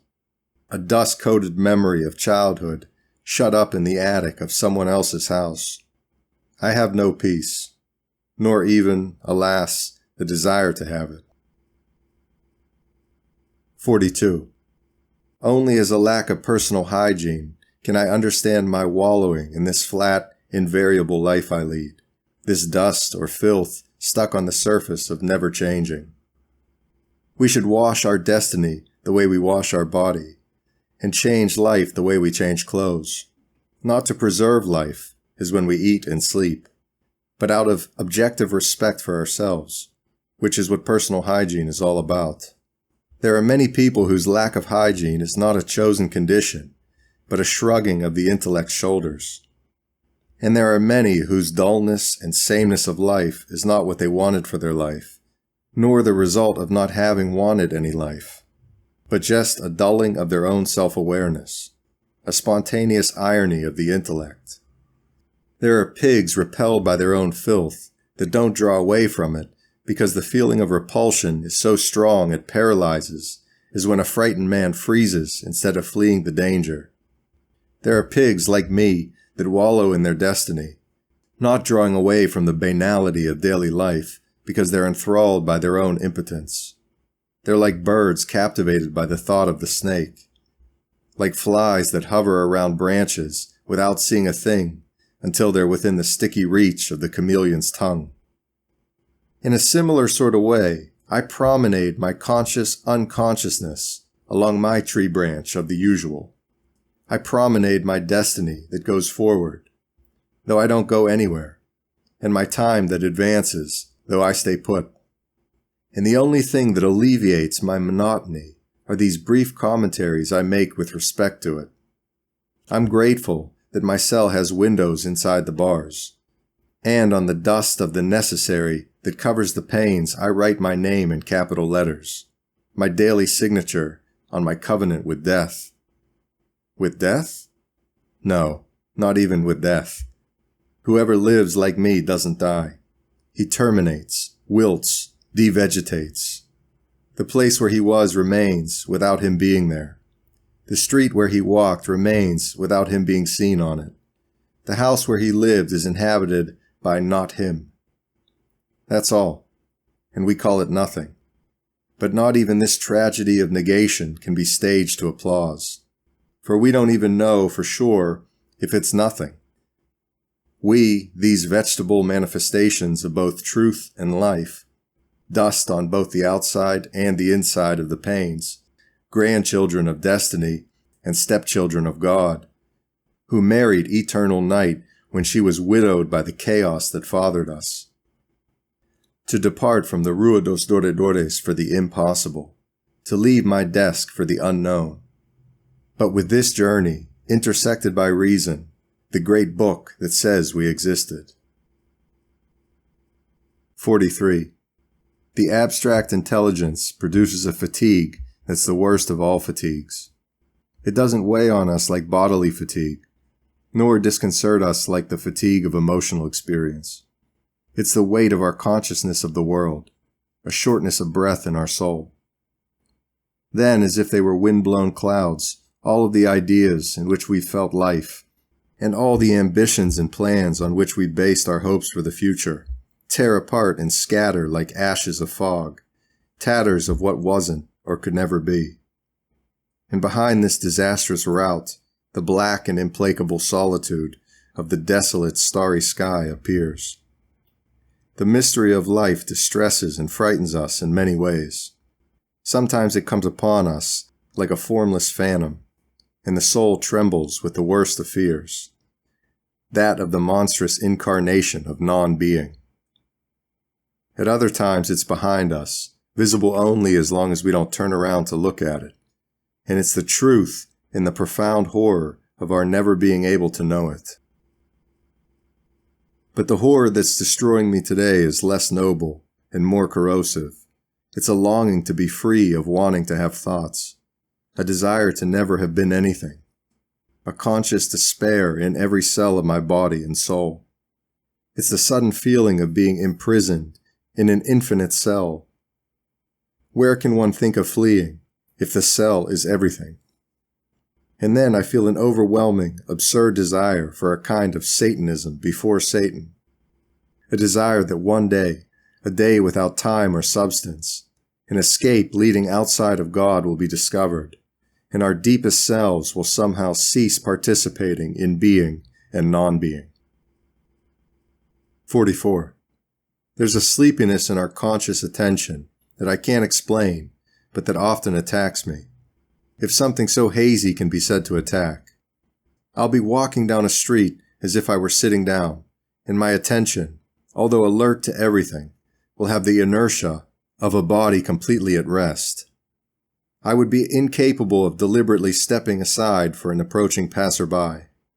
I would be incapable of responding with words, or even with thoughts inside my mind, to a question asked me by a random stranger who happened to cross paths with my random presence. I would be incapable of having a desire, a hope, or anything at all representing a movement of my general will, or even, if I may so speak, of the partial will belonging to each of my component parts. I would be incapable of thinking, of feeling, of wanting, and I walk, I roam, I keep going. Nothing in my movements, I notice by what others don't notice, transmits my state of stagnation to the observable plane. In this spiritless state, which would be natural and therefore comfortable in someone lying down or reclining, is singularly uncomfortable, even painful, in a man walking down the street. It's like being intoxicated with inertia, drunk but with no enjoyment in the drinking or in the drunkenness. It's a sickness with no hope of recovery. It's a lively death. 45. To live a dispassionate and cultured life in the open of all ideas, reading, dreaming, and thinking of writing. A life so slow it constantly verges on tedium, but pondered enough never to find itself there. To live this life far from emotions and thought, living it only in the thought of emotions and in the emotion of thoughts. To goldenly stagnate in the sun like a murky pond surrounded by flowers. To possess, in the shade, that nobility of spirit that makes no demands on life. To be in the whirl of the worlds like dust or flowers, sailing through the afternoon air on an unknown wind and falling in the torpor of the dusk wherever it falls, lost among larger things. To be this with a sure understanding, neither happy nor sad, grateful to the sun for its brilliance and to the stars for their remoteness. To be no more, have no more, want no more. The music of the hungry beggar, the song of the blind man, the relic of the unknown wayfarer, the tracks in the desert of the camel without burden or destination. 46. I experience a feeling of inspiration and liberation as I passively reread these simple lines by Callero that tell what naturally results from the smallness of his village. Since it is small, he says, there one can see more of the world than in the city, and so his village is larger than the city. Because I'm the size of what I see, and not the size of my stature. Lines like these, which seem to spring into being on their own, independently of whoever says them, cleanse me of all the metaphysics that I automatically tack onto life. After reading them, I step over to my window overlooking the narrow street. I look at the immense sky and the countless stars, and I'm free, with a winged splendor whose fluttering sends a shiver throughout my body. I'm the size of what I see. Each time I think on this phrase with all my nerves, the more it seems destined to redesign the whole starry universe. I'm the size of what I see. How large are the mind's riches, ranging from the well of profound emotions to the distant stars that are reflected in it, and so, in some sense, are there. And since now I know I can see, I look upon the vast objective metaphysics of all the heavens with a certainty that makes me want to die singing. I'm the size of what I see. And the vague moonlight, entirely mine, begins to mar with vagueness the blackish blue horizon. I want to raise my arms and shout wild and strange things, to speak of the lofty mysteries, to affirm a new and vast personality to the boundless expanses of empty matter. But I control myself and calm down. I'm the size of what I see, and the phrase becomes my entire soul. I rest all my emotions on it, and over me, on the inside, as over the city on the outside. There descends an indecipherable peace from the hard moonlight that broadly begins to shine as the night falls. 47. In the sad disarray of my confused emotions. A twilight sadness made of fatigue and false renunciations. A tedium of feeling anything at all. A pain as if a choked sob or a discovered truth. A landscape of abdications unfolds in my oblivious soul. Walkways lined by abandoned gestures. High flower beds of dreams that weren't even well dreamed. Incongruities like hedges separating deserted paths. Suppositions like old pools whose fountains are broken. It all gets entangled and squalidly looms in the sad disarray of my confused sensations. 48. To understand is to forget about loving. I know nothing more simultaneously false and telling than the statement by Leonardo da Vinci that we cannot love or hate something until we've understood it. Solitude devastates me. Company oppresses me. The presence of another person derails my thoughts. I dream of the other's presence with a strange absent-mindedness that no amount of my analytical scrutiny can define. 49. Isolation has carved me in its image and likeness. The presence of another person, of any person whatsoever, instantly slows down my thinking.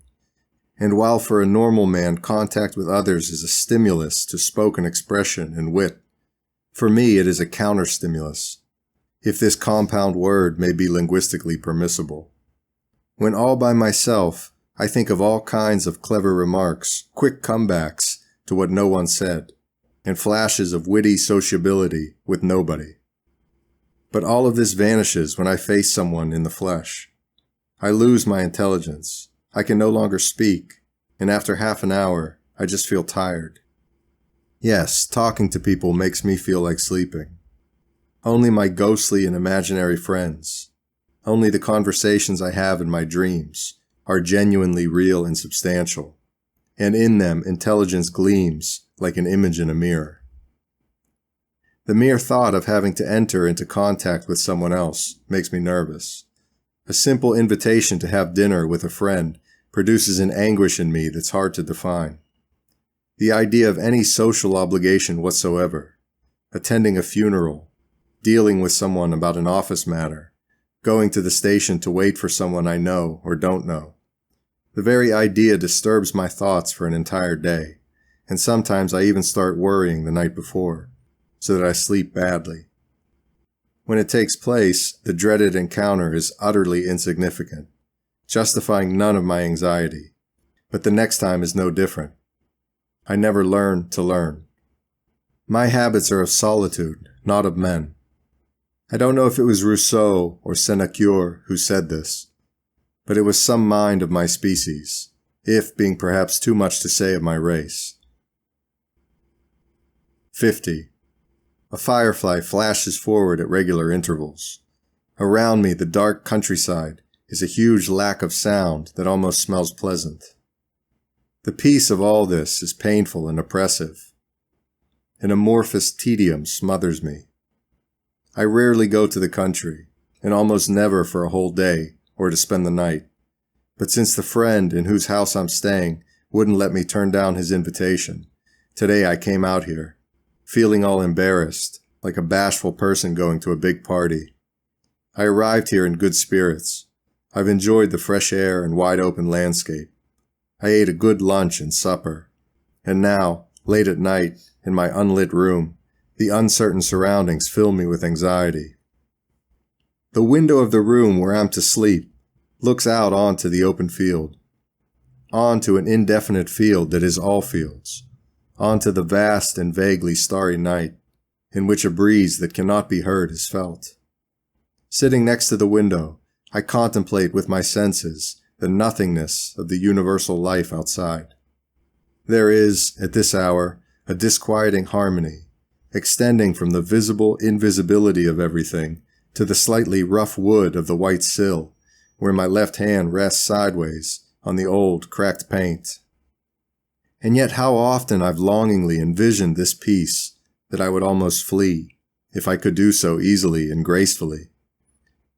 How often back home, among the tall buildings and narrow streets, I've supposed that peace, prose, and definitive reality would be here among natural things rather than there, where the tablecloth of civilization makes us forget the already painted pine it covers. And now that I'm here, feeling healthy and tired after a good long day, I'm restless. I feel trapped. I'm homesick. I don't know if it happens only to me or to everyone who, through civilization, has been born a second time. But for me, and perhaps for other people like me, it seems that what's artificial has become natural, and what's natural is now strange. Or rather, it's not that what's artificial has become natural, it's simply that what's natural has changed. I have no use for motor vehicles.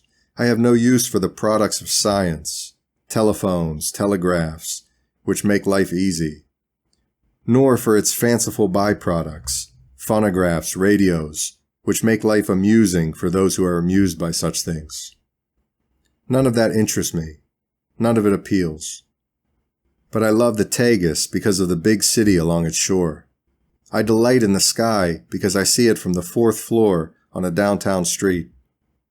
Nothing nature or the country can give me compares with the jagged majesty of the tranquil, moonlit city, as seen from the Grasa or São Pedro de Alcantara. There are no flowers for me like the variegated coloring of Lisbon on a sunny day. The beauty of a naked body is only appreciated by cultures that wear clothing. Modesty is important for sensuality, like resistance for energy. Artificiality is the best way to enjoy what's natural. Whatever I've enjoyed in these vast fields, I've enjoyed because I don't live here. One who has never lived under constraints doesn't know what freedom is. Civilization is an education in nature. Artificiality is the path for appreciating what's natural. We should never, however, take the artificial for the natural. It's the harmony between the natural and the artificial that constitutes the natural state of the superior human soul.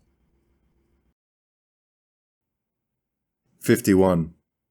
The black sky to the south of the Tagus was an evil-looking black, in contrast to the vividly white wings of the gulls that flew around restlessly. But the storm had passed.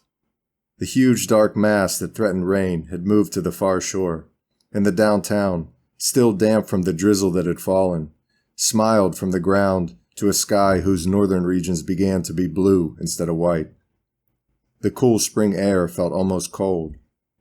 At empty and imponderable times like this, I like to employ my thoughts in a meditation that's nothing at all, but that captures, in its void transparency, something of the desolate chill in the cleared-up day, with the black sky in the background, and certain intuitions, like seagulls, which evoke by way of contrast the mystery of everything shrouded in the darkness. But suddenly, and contrary to my literary intention, the black depths of the southern sky, by a true or false recollection, evoke for me another sky, perhaps seen in another life, in a north traversed by a smaller river, with sad rushes and no city. I don't know how, but a landscape made for wild ducks unrolls across my imagination, and with the graphic clarity of a bizarre dream, I feel I'm right next to the scene I imagine. A landscape for hunters and anxieties, with rushes growing along rivers, whose jagged banks jut like miniature muddy capes into the lead-yellow waters, then re-enter to form slimy bays for toy-like boats, swampy recesses where water glistens over the sludge that's hidden between the black-green stalks of rushes too thick to walk through. The desolation is of a lifeless gray sky, here and there crumbled into clouds, with more black in their gray. I don't feel the wind, but it's there, and the opposite shore turns out to be a long island behind which, great and abandoned river, the true shore can be glimpsed, lying in the depthless distance.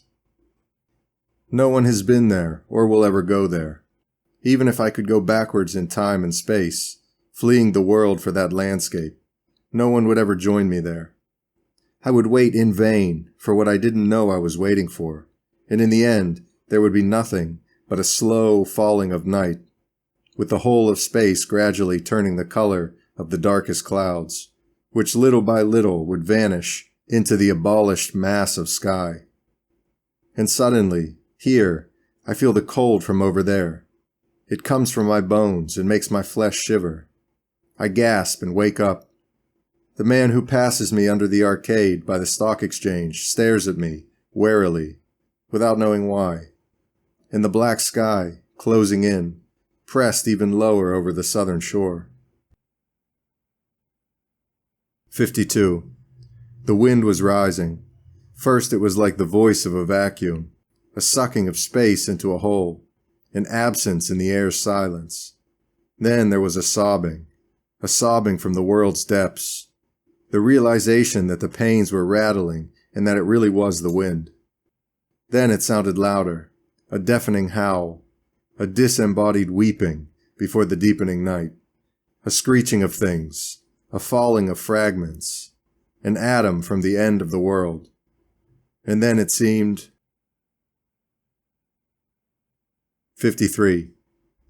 When Christianity passed over souls like a storm that rages all night until morning, the havoc it had invisibly wreaked could be felt, but only after it had passed did the actual damage become clear. Some thought that the damage resulted from Christianity's departure, but this was just what revealed the damage, not what caused it.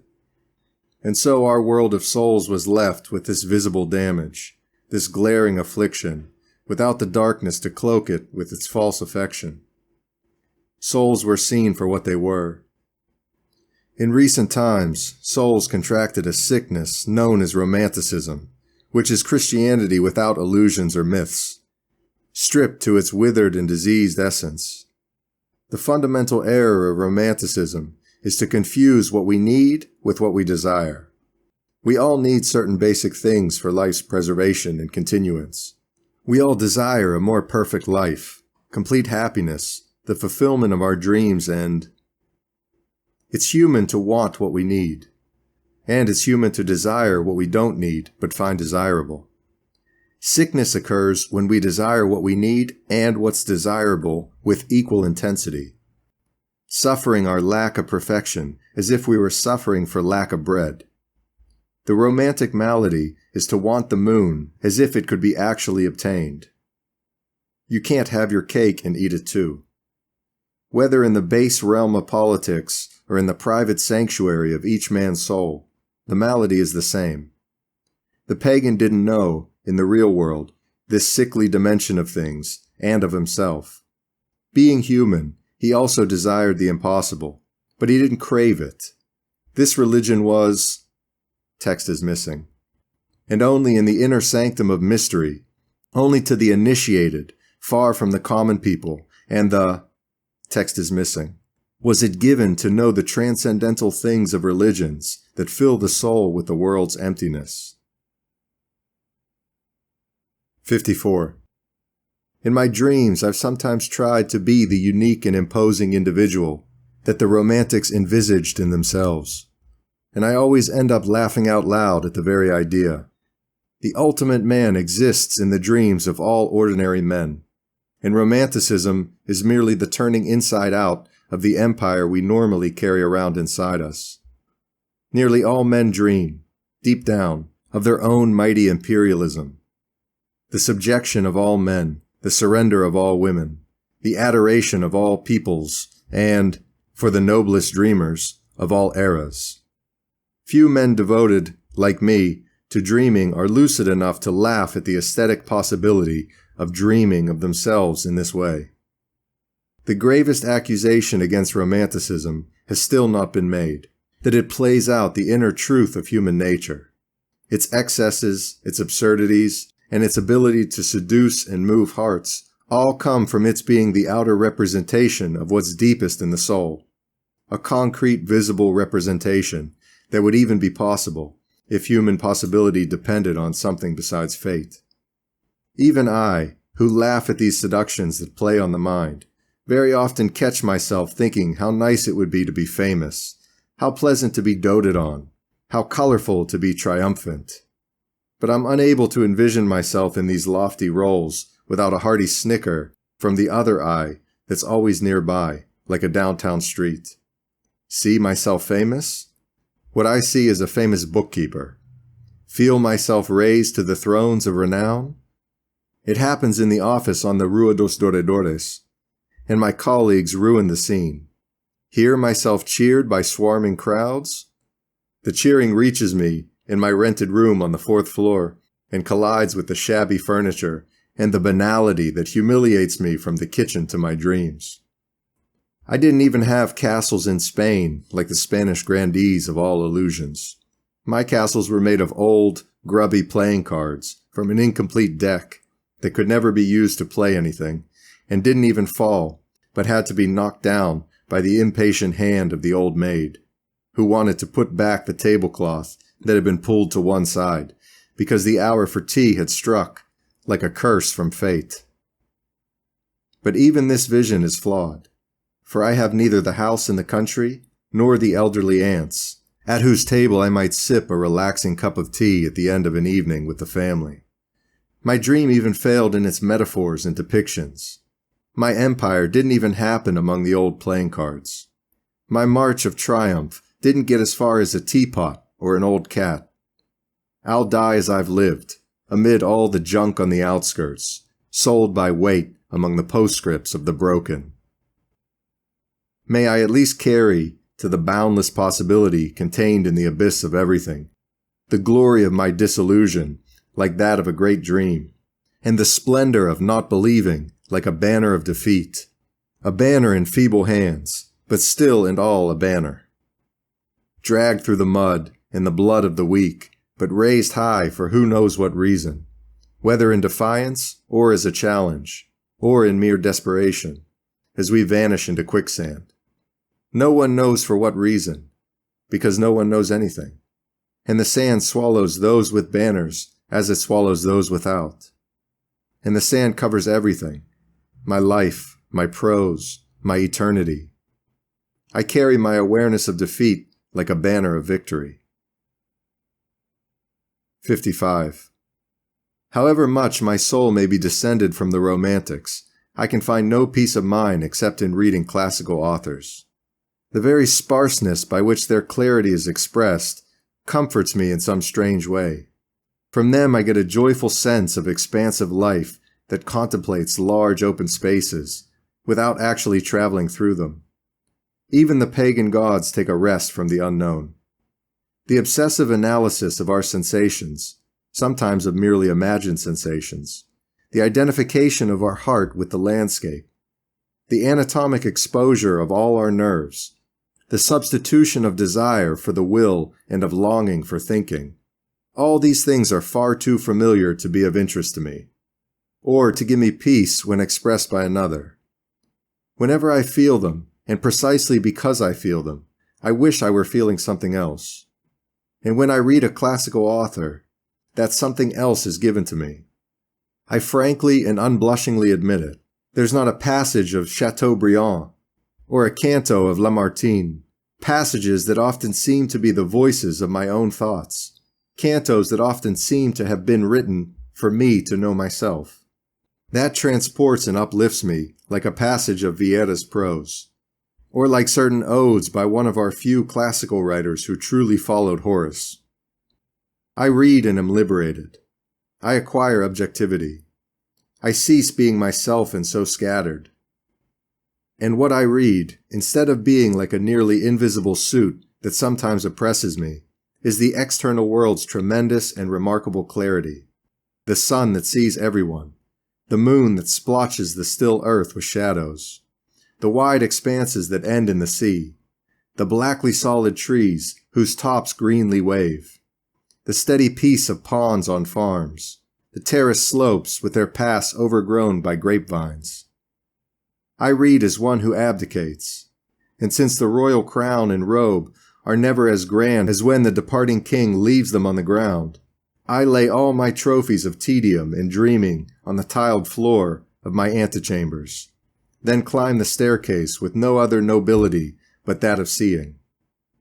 I read as one who's passing through, and it's in classical writers, in the calm-spirited, in those who if they suffer don't mention it, and I feel like a holy transient, an anointed pilgrim, a contemplator for no reason of a world with no purpose, prince of the great exile, who as he was leaving gave the last beggar the ultimate alms of his desolation. 56.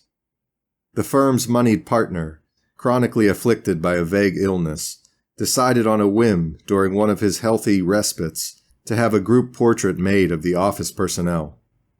And so the day before yesterday, a cheerful photographer lined us all up against the grimy white partition, made of flimsy wood, that divides the main office from the private one of Señor Vasquez.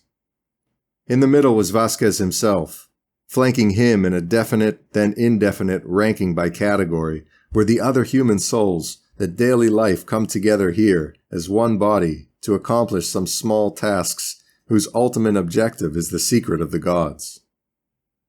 Today, when I arrived at the office, a little late and having quite forgotten the static event of the twice-taken photograph, I found Murrieta, unusually early for him, and one of the sales representatives furtively leaning over some blackish sheets, which I recognized with a start as the first proofs of the photographs. In fact, they were two proofs of the same shot, the one that had turned out better. I suffered the truth on seeing myself there, since my face was of course the first one I looked for. I've never had a flattering notion of my physical appearance, but I never felt it to be more insignificant than there, next to the familiar faces of my colleagues, in that lineup of daily expressions. I look like a nondescript Jesuit. My gaunt and inexpressive face has no intelligence or intensity or anything else to raise it out of that lifeless tide of faces. Lifeless? No. There are some truly expressive physiognomies there. Señor Vasquez looks just like himself. Broad, cheerful face, with hard features and a steady gaze, completed by his stiff mustache. The man's shrewdness and energy, banal enough and recurring in thousands of men throughout the world, are nevertheless inscribed on that photograph as on a psychological passport. The two traveling salesmen look sharp, and the local sales representative turned out well, though he's half hidden by Murrieta's shoulder. And Murrieta, my superior, the epitome of monotonous constancy, looks much more alive than I. Even the office boy, and here I'm unable to repress a feeling that I tell myself isn't envy, has a forthrightness of expression that is smiles away from my blank effacement, reminiscent of a sphinx from the stationer's. What does this mean? What is the truth that film doesn't mistake? What is this certainty that a cold lens documents? Who am I that I should look like that? Anyway, and the insult of the whole ensemble. You came out really well, Murrieta said suddenly, and then turning to the sales representative, it's his spitting image, don't you think? And the sales representative agreed with a happy affability that tossed me into the rubbish bin. 57. And today, thinking about what my life has been, I feel like some sort of animal that's been carried in a basket under a curved arm between two suburban train stations. The image is stupid, but the life it defines is even more stupid. These baskets usually have two lids, like half ovals, that lift up at one end or the other should the animal squirm. But the arm of the one carrying it, resting a bit on the hinges in the middle, won't allow such a weak thing to do more than slightly and uselessly raise the lids, like tired wings of a butterfly.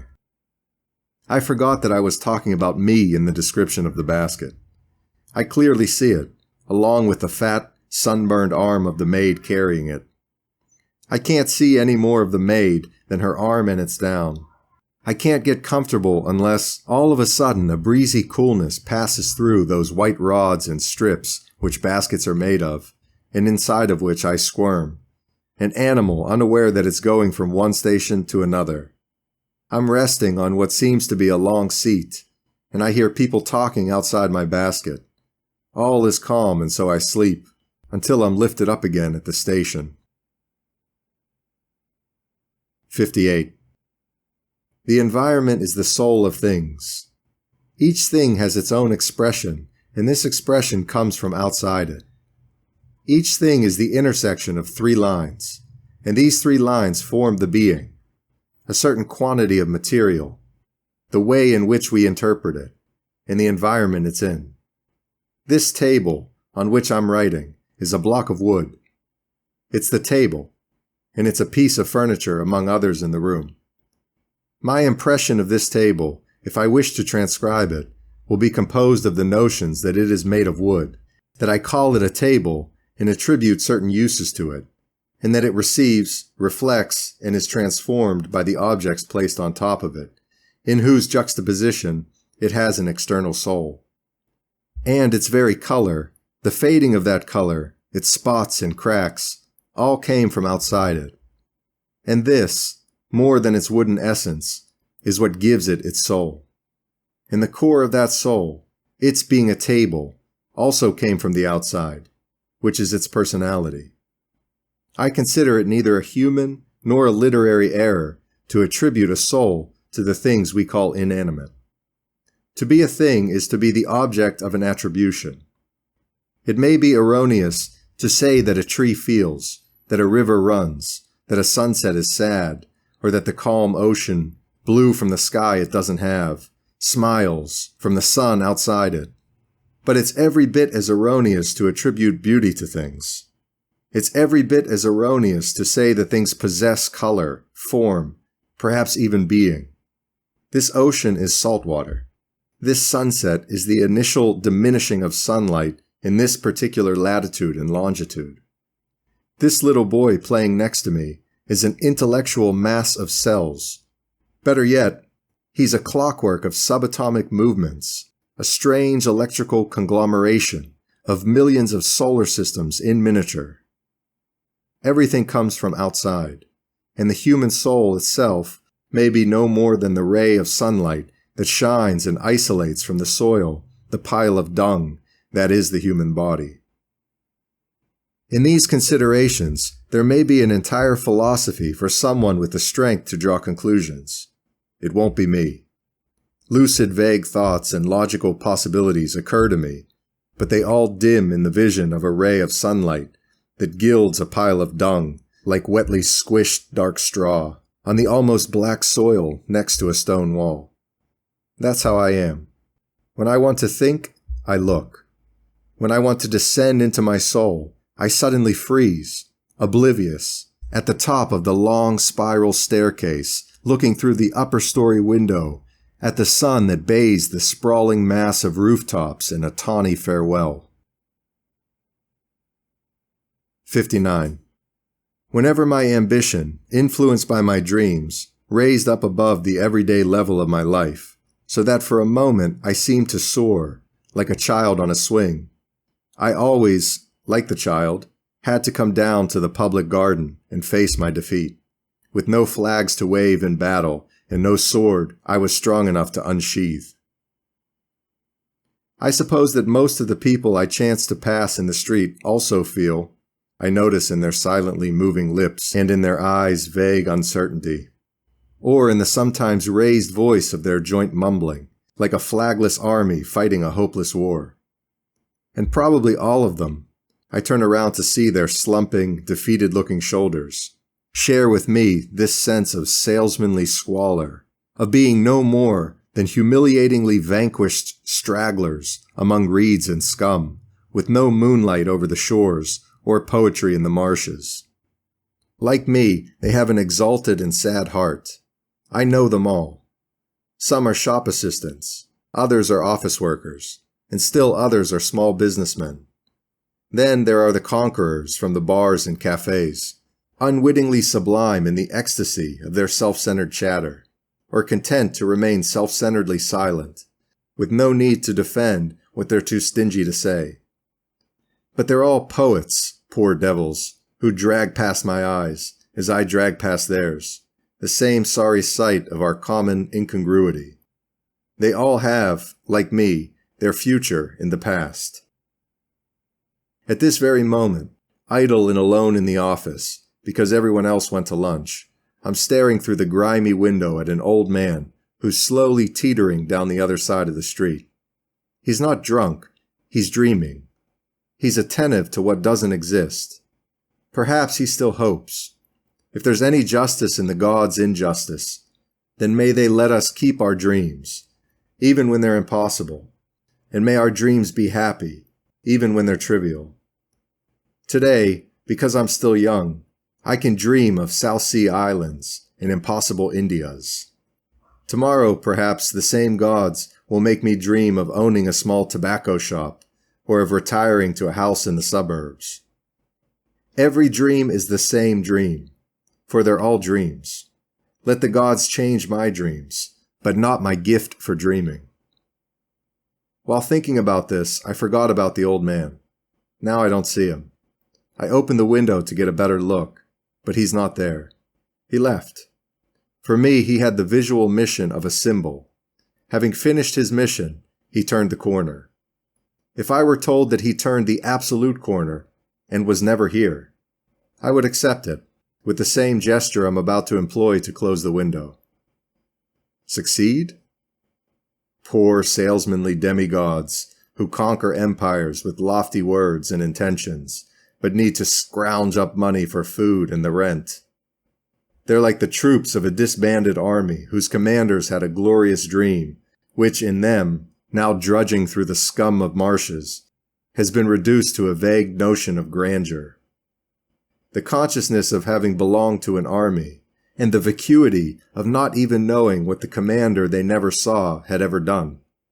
Each of them, for a moment, has dreamed he's the commander of the army whose rear guard he deserted. Each of them, from the sludge of streams, has hailed the victory which no one could win, and which left only crumbs on the stained tablecloth that nobody remembered to shake. They fill in the cracks of daily activity, like dust in the cracks of badly dusted furniture. In normal, ordinary daylight, they shine like gray worms against the reddish mahogany. They can be removed with a thin nail, but no one has the patience to bother. My hapless peers with their lofty dreams, how I envy and despise them. I'm with the others, with the even more hapless, who have no one but themselves to whom they can tell their dreams and show what would be verses if they wrote them. I'm with these poor slobs who have no books to show, who have no literature besides their own soul, and who are suffocating to death due to the fact they exist without having taken that mysterious transcendental exam that makes one eligible to live. Some are heroes who flattened 5 men on a street corner just yesterday. Others are seducers to whom even non-existent women have surrendered. They believe these things when they tell them, and perhaps they tell them so as to believe. Others, for them the world's conquerors, whoever they may be, are everyday people. And like eels in a wooden tub, they slither under and over each other, without ever leaving the tub. Sometimes they're mentioned in the newspapers. Some of them are mentioned rather often, but they never become famous. These people are happy, for they've been given the enchanted dream of stupidity. But those, like me, who've been given dreams without illusions. 60. Dolorous Interlude. Should you ask me if I'm happy, I'll answer that I'm not. 61. It's noble to be timid, illustrious to fail to act, sublime to be inept at living. Only tedium, which is a withdrawal, and art, which is a disdain, gild with a semblance of contentment are. The will-o'-the-wisps generated by our rotting lives are at least a light in the darkness. Only unhappiness is elevating, and only the tedium that comes from unhappiness is heraldic, like the descendants of ancient heroes. I'm a well of gestures that haven't even all been traced in my mind, of words I haven't even thought to form on my lips, of dreams I forgot to dream to the end. I'm the ruins of buildings that were never more than ruins, whose builder, halfway through, got tired of thinking about what he was building. Let's not forget to hate those who enjoy, just because they enjoy, and to despise those who are happy, because we didn't know how to be happy like them. This false disdain and feeble hatred are merely the plinth, rough-hewn and dirtied by the soil where it stands. For the unique and haughty state of our tedium, a dark figure whose inscrutable smile gives its face a vague aura of mystery. Blessed are those who entrust their lives to no one. 62. I'm physically nauseated by commonplace humanity, which is the only kind there is. And sometimes I willfully aggravate the nausea, like someone who induces vomiting to be relieved of the urge to vomit. One of my favorite strolls, on mornings when I dread the banality of the approaching day as if it were dreading jail, is to walk slowly past the still unopened shops and stores, listening to the scraps of conversations that groups of young women or young men, or women with men, let fall, like ironic alms, the invisible school of my open-air meditation. And it's always the same succession of the same old phrases. And then she said, and the tone foreshadows the intrigue to follow, "If it wasn't him, it was you." And the voice that answers bristles in a protest already out of my hearing range. "You said it. Yes, sir. I heard you." And the seamstress's shrill voice declares, "My mother says she's not interested." "Me?" And the astonishment of the fellow carrying a lunch wrapped in white paper doesn't convince me, and probably not the dirty blonde either. It must have been. And the giggling of the 3 or 4 girls drowns out the obscenity that... And then I walked straight up to the guy, and right in his face, but I mean right in his face, Jose, just imagine. And the poor devil is lying, because the office supervisor, I can tell by the voice that the other contender was the supervisor of the office in question, wouldn't receive the straw gladiator's challenge in the arena surrounded by desks. "And then I went and smoked in the bathroom," laughs the little boy with dark patches on his trouser seat. Others, passing by singly or together, don't speak, or they speak and I don't hear, but I can discern their voices, transparent to my penetrating intuition. I dare not say, not even to myself in writing, even though I could rip it up instantly, what I have seen in the casually glancing eyes, in their involuntary lowering, in their sordid shifting.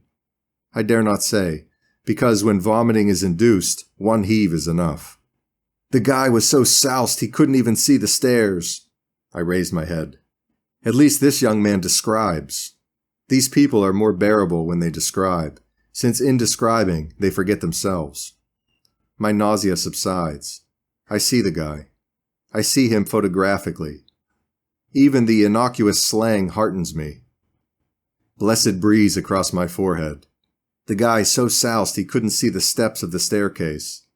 Perhaps the staircase where humanity stumbles, gropes, and shoves its way up the corrugated illusion, which only a wall separates from the sharp drop behind the building. Intrigue, gossip, the loud boasting over what one didn't have the guts to do, the contentment of each miserable creature dressed in the unconscious consciousness of his own soul, sweaty and smelly sexuality, the jokes they tell like monkeys tickling each other, their appalling ignorance of their utter unimportance. All of this leaves me with the impression of a monstrous and vile animal created in the chaos of dreams, and out of desire's soggy crusts, out of sensation's chewed up leftovers. 63. The entire life of the human soul is mere motions in the shadows. We live in a twilight of consciousness, never in accord with whom we are or think we are. Everyone harbors some kind of vanity, and there's an error in whose degree we can't determine.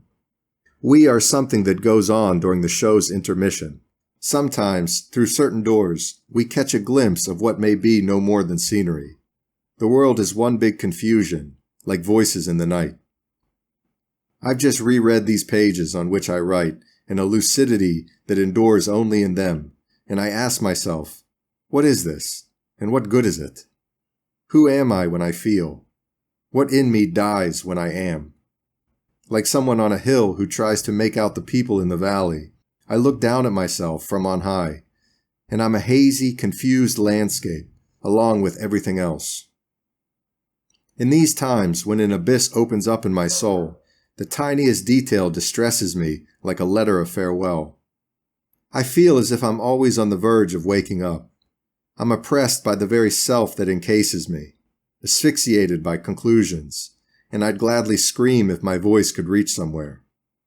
But there's this heavy slumber that moves from one group of my sensations to another, like drifting clouds that make the half-shaded grass of sprawling fields turn various colors of sun and green. I'm like someone searching at random, not knowing what object he's looking for, nor where it's hidden. We play hide and seek with no one. There's a transcendent trick in all of this, a fluid divinity we can only hear. Yes, I reread the pages that represent worthless hours, brief illusions or moments of calm, large hopes channeled into the landscape, sorrows like closed rooms, certain voices, a huge weariness, the unwritten gospel. We all have our vanity, and that vanity is our way of forgetting that there are other people with a soul like our own. My vanity consists of a few pages, passages, doubts. I reread? A lie. I don't dare reread. I can't reread. What good would it do me to reread? The person in the writing is someone else. I no longer understand a thing. 64. I weep over my imperfect pages, but if future generations read them, they'll be more touched by my weeping than by any perfection I might have achieved, since perfection would have kept me from weeping and, therefore, from writing. Perfection never materializes. The saint weeps and is human. God is silent. That is why we can love the saint but cannot love God. 65. That noble and divine timidity which guards the soul's treasures and regalia. How I'd love to infect at least one soul with some kind of poison, worry, or disquiet. This would console me a little for my chronic failure to take action. My life's purpose would be to pervert. But do my words ring in anyone else's soul? Does anyone hear them besides me? 66. With a shrug. We generally color our ideas of the unknown with our notions of the known. If we call death a sleep, it's because it seems like sleep on the outside. If we call death a new life, it's because it seems like something different from life. With slight misconceptions of reality, we fabricate our hopes and beliefs, and we live off crusts that we call cakes, like poor children who make believe they're happy. But that's how all life is, or at least that particular system of life generally known as civilization. Civilization consists in giving something a name that doesn't belong to it, and then dreaming over the result. And the false name joined to the true dream does create a new reality. The object does change into something else, because we make it change. We manufacture realities. The raw materials remain the same, but our art gives it a form that makes it into something not the same. A pine wood table is still pine wood, but it's also a table. We sit at the table, not at the pine wood. Although love is a sexual instinct, it's not with sexual instinct that we love, but with the conjecture of some other feeling. And that conjecture is already some other feeling. I don't know what subtle effect of light, or vague noise, or memory of a fragrance or melody, intoned by some inscrutable external influence, prompted these divagations when I was walking down the street, and which now, seated in a cafe, I leisurely and distractedly record. I don't know where I was going with my thoughts, nor where I would wish to go. Today there's a light, warm, humid fog, sad with no threats, monotonous for no reason. I'm grieved by a feeling that I can't place. I'm lacking an argument apropos I don't know what. I have no willpower in my nerves. Beneath my consciousness, I'm sad. And I write these carelessly written lines, not to say this and not to say anything, but to give my distraction something to do. I simply cover, with the soft strokes of a dull pencil, I'm not sentimental enough to sharpen it, the white sandwich paper that they gave me in this cafe. For it suits me just fine, as would any other paper, as long as it was white. And I feel satisfied. I lean back. The afternoon comes to a monotonous and rainless close, in an uncertain and despondent tone of light, and I stop writing because I stop writing. 67. Often enough the surface and illusion catch me, their prey, and I feel like a man. Then I'm happy to be in the world, and my life is transparent. I float. And it gives me pleasure to get my paycheck and go home. I feel the weather without seeing it, and there's some organic sensation that pleases me. If I contemplate, I don't think. On these days, I'm particularly fond of gardens. There's something strange and pathetic in the very substance of public gardens that I'm only really aware of when I'm not very aware of myself. A garden is a synopsis of civilization, an enormous modification of nature. There are plants there, but also streets. Yes, streets. Trees grow, but there are benches beneath their shade. On the broad walkways facing the four sides of the city, the benches are larger and are almost always occupied. I don't mind seeing flowers in orderly rows, but I hate the public use of flowers. If the rows of flowers were enclosed parks, if the trees shaded feudal retreats, if the benches were vacant, then my useless contemplation of gardens could console me. But gardens in cities, useful as well as ordered, are for me like cages, in which the colored spontaneities of the trees and flowers have only enough room to have one, space enough not to escape, and beauty all alone, without the life that belongs to beauty. But there are days when this is the landscape that belongs to me, and I enter it like an actor in a tragic comedy. On these days I'm in error, but at least in a certain way I'm happier. When I'm distracted, I start imagining that I really have a house or a home to return to. When I forget, I become a normal man, reserved for some purpose, and I brush down another suit and read the newspaper from front to back. But the illusion never lasts long, partly because it doesn't last, and partly because night arrives. And the colors of the flowers, the shade of the trees, the geometry of streets and flower beds, it all fades and shrinks. Above this air in which I feel like a man, the enormous stage setting the stars suddenly appears, as if daylight had been a curtain hiding it from view. And then my eyes forget the amorphous audience, and I wait for the first performers with the excitement of a child at the circus. I'm liberated and lost. I feel. I shiver with fear. I'm I. 68. The weariness caused by all illusions and all that they entail, our losing them, the uselessness of our having them, the pre-weariness of having to leave them in order to lose them, the regret of having had them, the intellectual chagrin of having had them while knowing full well they would end. The consciousness of life's unconsciousness is the oldest tax levied on the intelligence. There are unconscious forms of intelligence, flashes of wit, waves of understanding, mysteries and philosophies that are like bodily reflexes, that operate as automatically as the liver or kidneys handle their secretions. 69. It's raining hard, harder, still harder. It's as if something were going to collapse in the blackness outside. The city's uneven, mountainous mass looks to me today like a plain covered by rain. All around, as far as my gaze reaches, everything in the pale black color of rain. I'm full of odd sensations, all of them cold. Right now it seems to me that the landscape is all a fog, and that the buildings are the fog that hides it. A pre-neurosis born of what I'll be when I no longer am grips my body and soul. An absurd remembrance of my future death sends a shiver down my spine. In the fog of my intuition, I feel like dead matter fallen in the rain and mourned by the howling wind. And the chill of what I won't feel gnaws at my present heart. 70. If I have no other virtue, I at least have the permanent novelty of free, uninhibited sensation.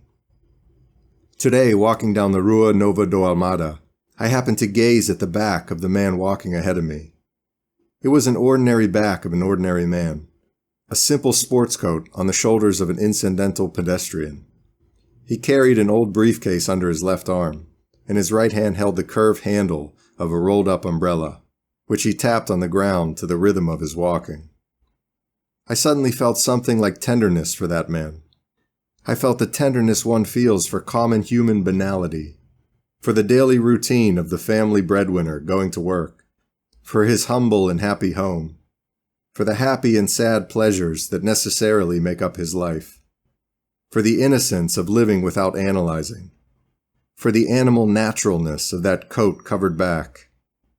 My eyes returned to the man's back, the window through which I saw these thoughts. I had the same sensation as when we watch someone sleep.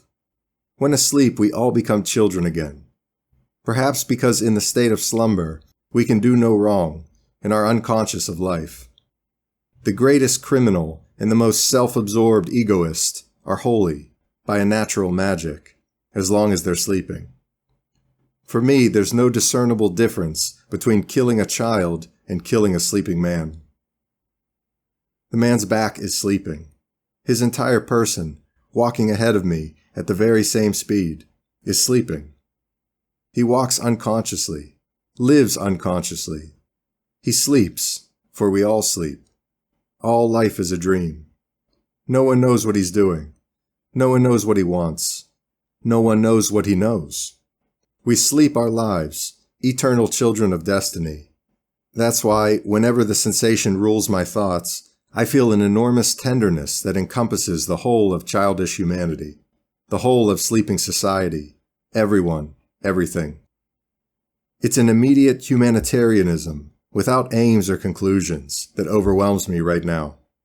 I feel a tenderness, as if I were seeing with the eyes of a god. I see everyone as if I moved by the compassion of the world's only conscious being. Poor hapless men, poor hapless humanity. What are they all doing here? I see all the actions and goals of life, from the simple life of lungs to the building of cities, and the marking off of empires, as a drowsiness, as involuntary dreams, or respites in the gap between one reality and another, between one and another day of the absolute. And like an abstractly maternal being, I lean at night over both the good and bad children, equal when they sleep and are mine.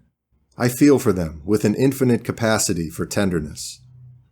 I tear my gaze from the back of the man ahead of me and look at all the other people walking down the street, and I embrace each and every one of them with the same cold, absurd tenderness that came to me from the back of the unconscious man I'm following. The whole lot is just like him. The girls chatting on their way to the workshop, the young men laughing on their way to the office, the big-bosomed maids returning with their heavy purchases, the delivery boys running their first errands. All of this is one and the same unconsciousness, diversified among different faces and bodies, like marionettes moving by strings, leading to the same fingers of an invisible hand. They go on their way with all the manners and gestures that define consciousness, and they're conscious of nothing, for they're not conscious of being conscious. Whether clever or stupid, they're all equally stupid. Whether old or young, they're all the same age. Whether men or women, all are the same sex that doesn't exist. 71. The cause of my profound sense of incompatibility with others is, I believe, that most people think with their feelings, whereas I feel with my thoughts. For the ordinary man, to feel is to live, and to think is to know how to live. For me, to think is to live, and to feel is merely food for thought. It's curious that what little capacity I have for enthusiasm is aroused by those most unlike me in temperament. I admire no one in literature more than the classical writers, who are the ones I least resemble. Forced to choose between reading only Chateaubriand or Vieira, I would choose Vieira without a moment's hesitation. The more a man differs from me, the more real he seems, for he depends that much less on my subjectivity. And that's why the object of my close and constant study is the same common humanity that I loathe and stay away from. I love it because I hate it. I like to look at it because I hate to feel it. The landscape, admirable as a picture, rarely makes a comfortable bed. 72. Amiel said that a landscape is a state of emotion, but the phrase is a flawed gem of the feeble dreamer. As soon as the landscape is a landscape, it ceases to be a state of emotion. To objectify is to create, and no one would say that a finished poem is a state of thinking about writing one. Seeing is perhaps a form of dreaming, but if we call it seeing instead of dreaming, it's so we can distinguish between the two. But what good are these speculations in linguistic psychology? Independently of me, the grass grows, the rain falls on the grass that grows, and the sun shines on the patch of grass that grew or will grow. The hills have been there for ages, and the wind blows in the same way as when Homer heard it, even if he didn't exist.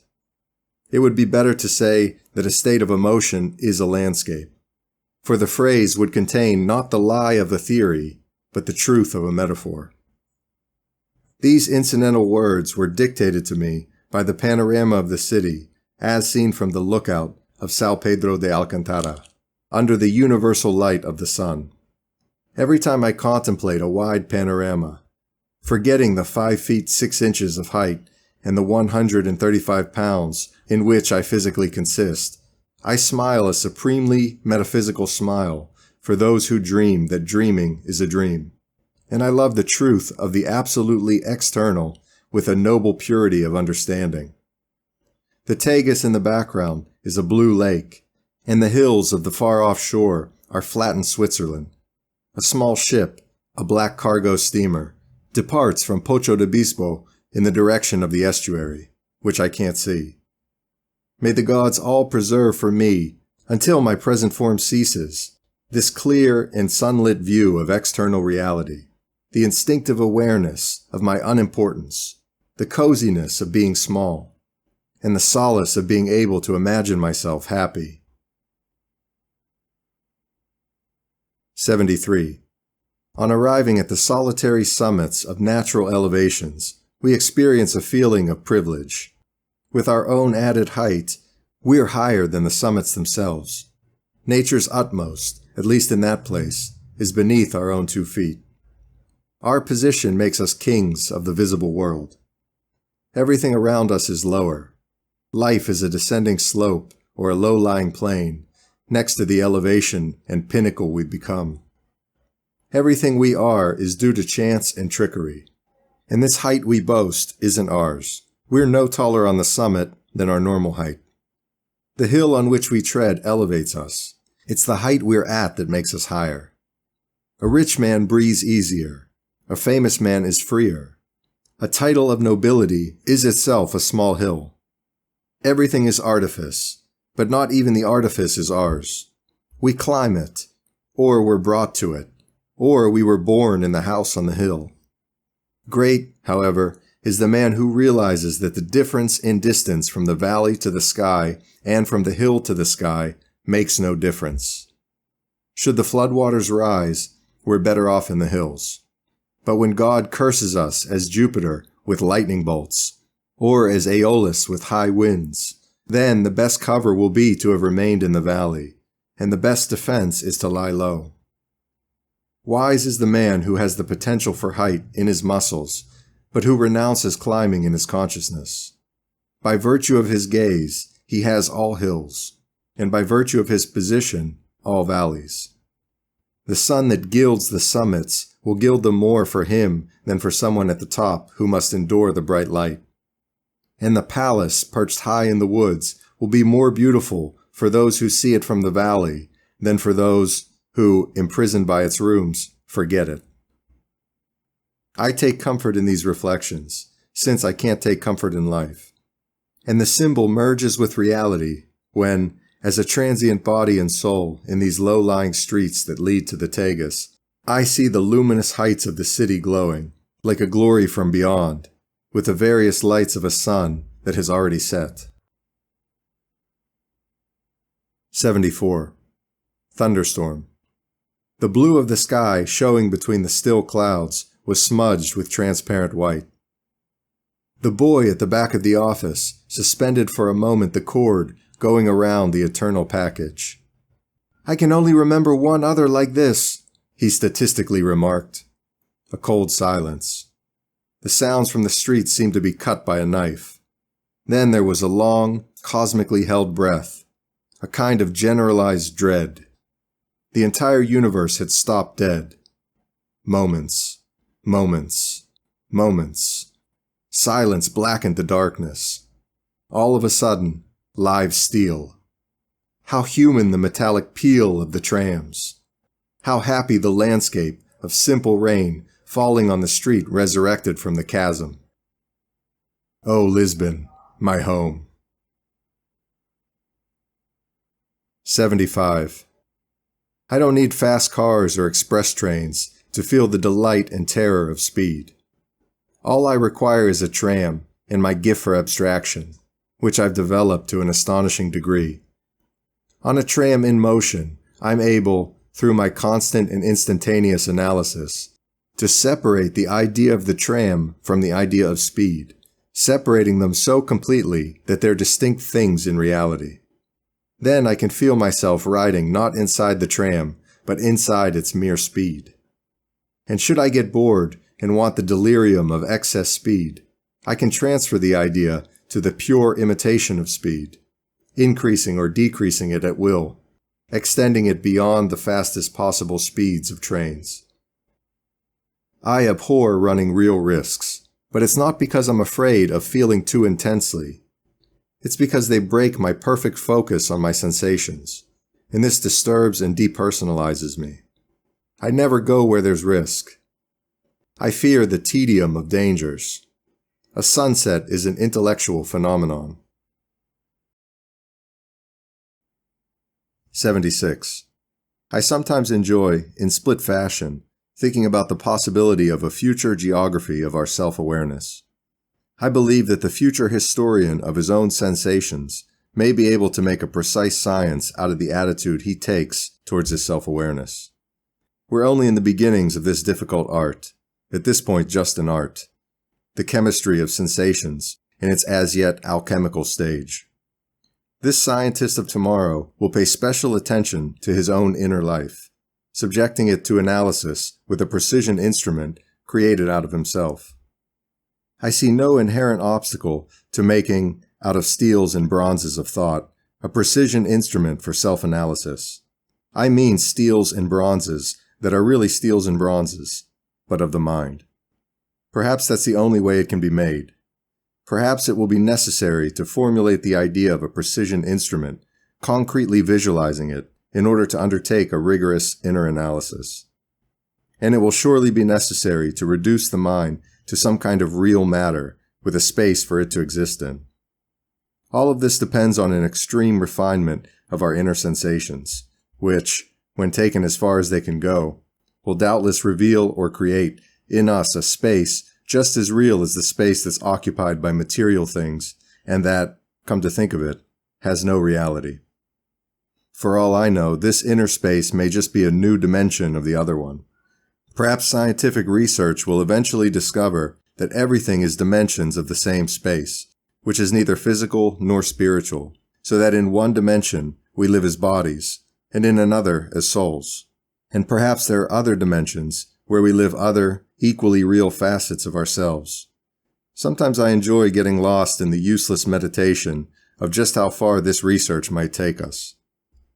Perhaps it will be discovered that what we call God so obviously on a plane beyond logic and space-time reality, is one of our modes of existence, a sensation of ourselves in another dimension of being. This seems to me perfectly possible.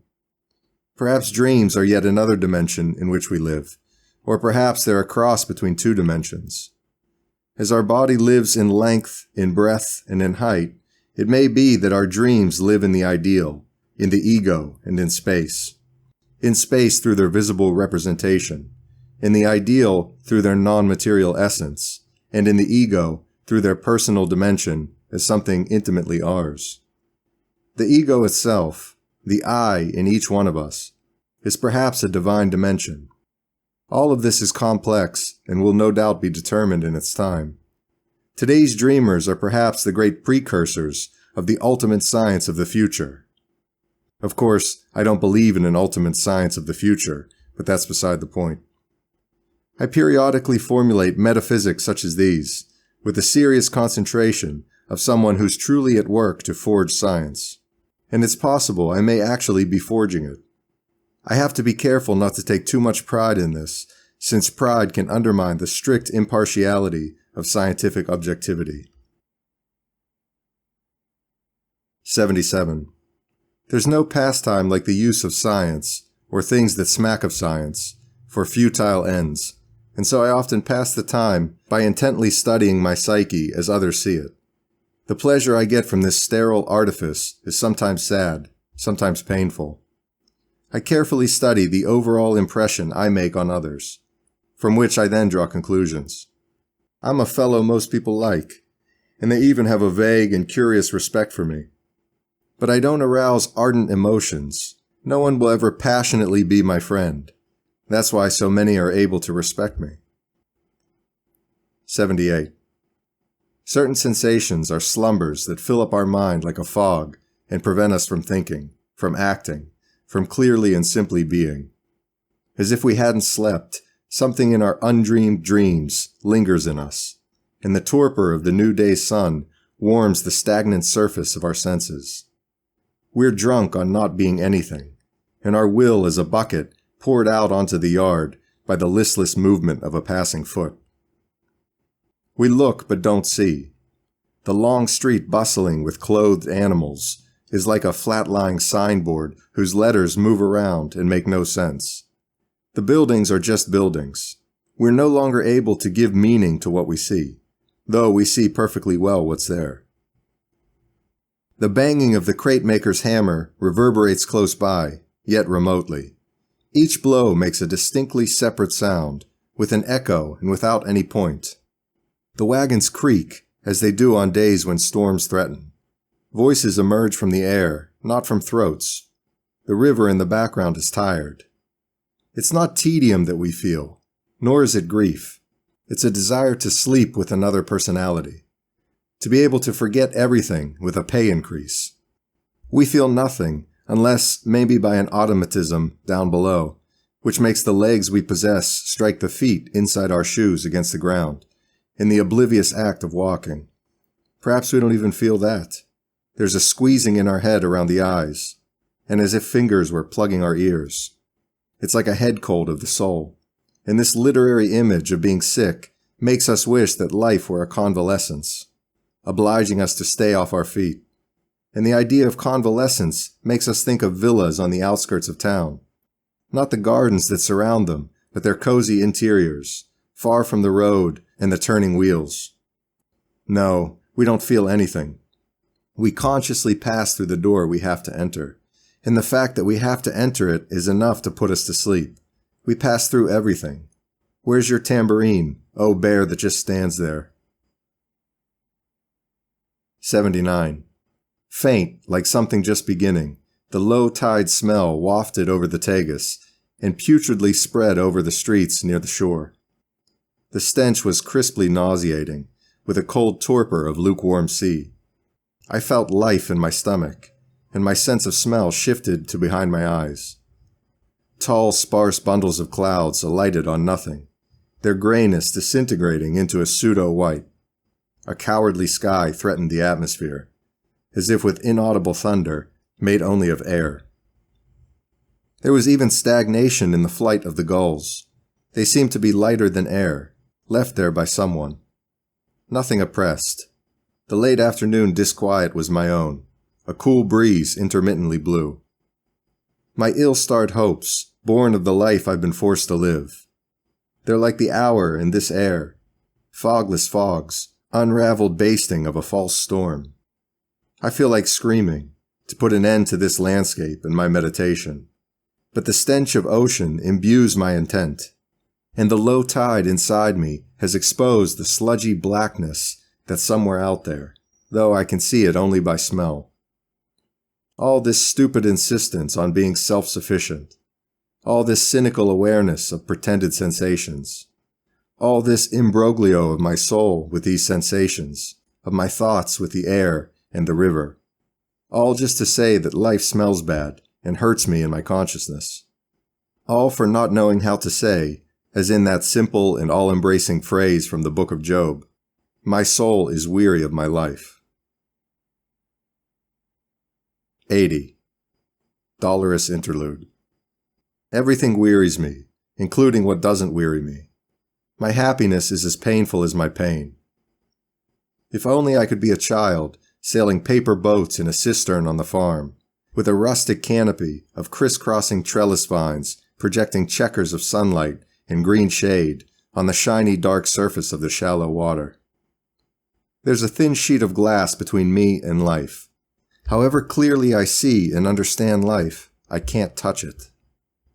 Rationalize my sadness? What for if rationalization takes effort? Sad people can't make an effort. I can't even renounce those banal acts of life that I so abhor. To renounce is an effort, and I don't have it in me to make any effort. How often I regret not being the driver of that car, or the coachman of that carriage, or any imaginary, banal other, whose life, because it's not mine, deliciously fuels me with desire for it, and fills me with its otherness. If I were one of them, I wouldn't dread life like a thing, and the thought of life as a whole wouldn't crush the shoulders of my thinking. My dreams are a stupid shelter, like an umbrella against lightning. I'm so listless, so pathetic, so short on gestures and acts. However deeply I delve into myself, all of my dreams' paths lead to clearings of anxiety. There are times when dreaming eludes even me, an obsessive dreamer, and then I see things in vivid detail. The mist in which I take refuge dissipates, and every visible edge cuts the skin of my soul. Every harsh thing I see wounds the part of me that recognizes its harshness. Every object's visible weight weighs heavy inside my soul. It's as if my life amounted to being thrashed by it. 81. The carts in the street purr slow, distinct sounds in seeming accord with my drowsiness. It's lunchtime, but I've stayed in the office. It's a warm day, a bit overcast. And the sounds, for some reason, which might be my drowsiness, are exactly like the day. 82. The fitful evening breeze blows I don't know what vague caress, and the less it's a caress, the gentler it is, across my forehead and my understanding. I know only that the tedium I suffer shifts and gives me a moment's relief, as when a piece of clothing stops rubbing against a sore. Pathetic sensibility that depends on a slight movement of air to achieve what little tranquility it knows. But so is all human sensibility, and I doubt that the arrival of unexpected cash or an unexpected smile counts any more for other people than a briefly passing breeze counts for me. I can think about sleeping. I can dream of dreaming. I see more clearly the objectivity of everything. The outer feeling of life is more agreeable to me. And all of this because a slight shift in the breeze delights the surface of my skin as I approach the street corner.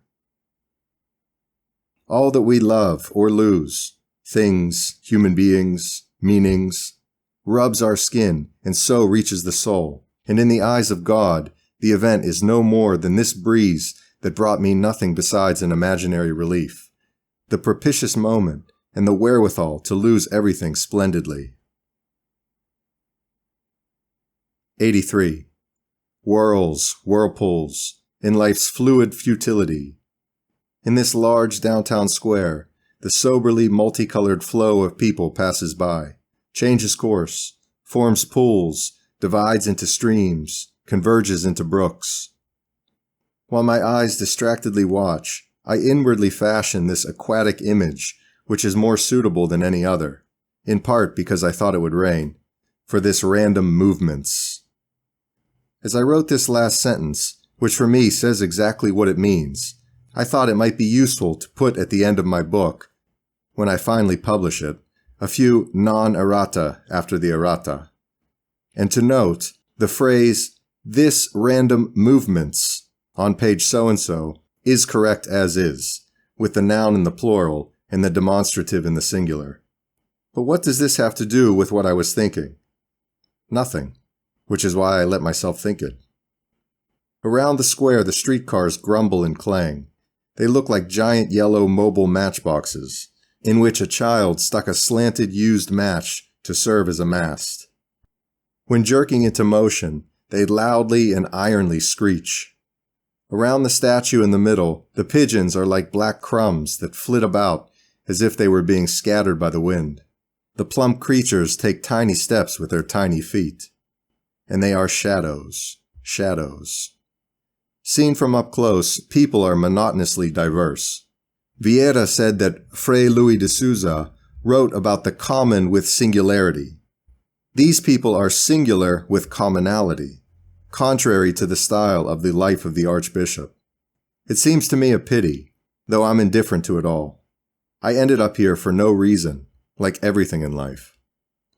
Towards the east, only partially visible, the city rises, almost straight up, in a static assault on the castle. The pallid sun, hidden from view by the sudden outcrop of houses, bathes them in a blurry halo. The sky is a damply whitish blue. Perhaps a gentler version of yesterday's rain will return today. The wind seems to be easterly, perhaps because it smells vaguely ripe and green, like the adjacent market. There are more out-of-towners on the eastern than the western side of the square. With a racket, like carpeted gun reports, the corrugated metal blinds of the market lower upwards. I don't know why, but that's the motion the sound suggests to me. Perhaps because they usually make this sound when lowered, but now they're being raised. Everything has an explanation.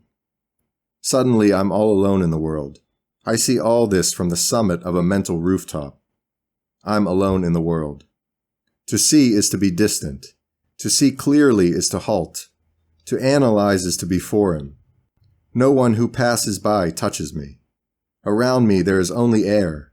I'm so isolated I can feel the distance between me and my suit.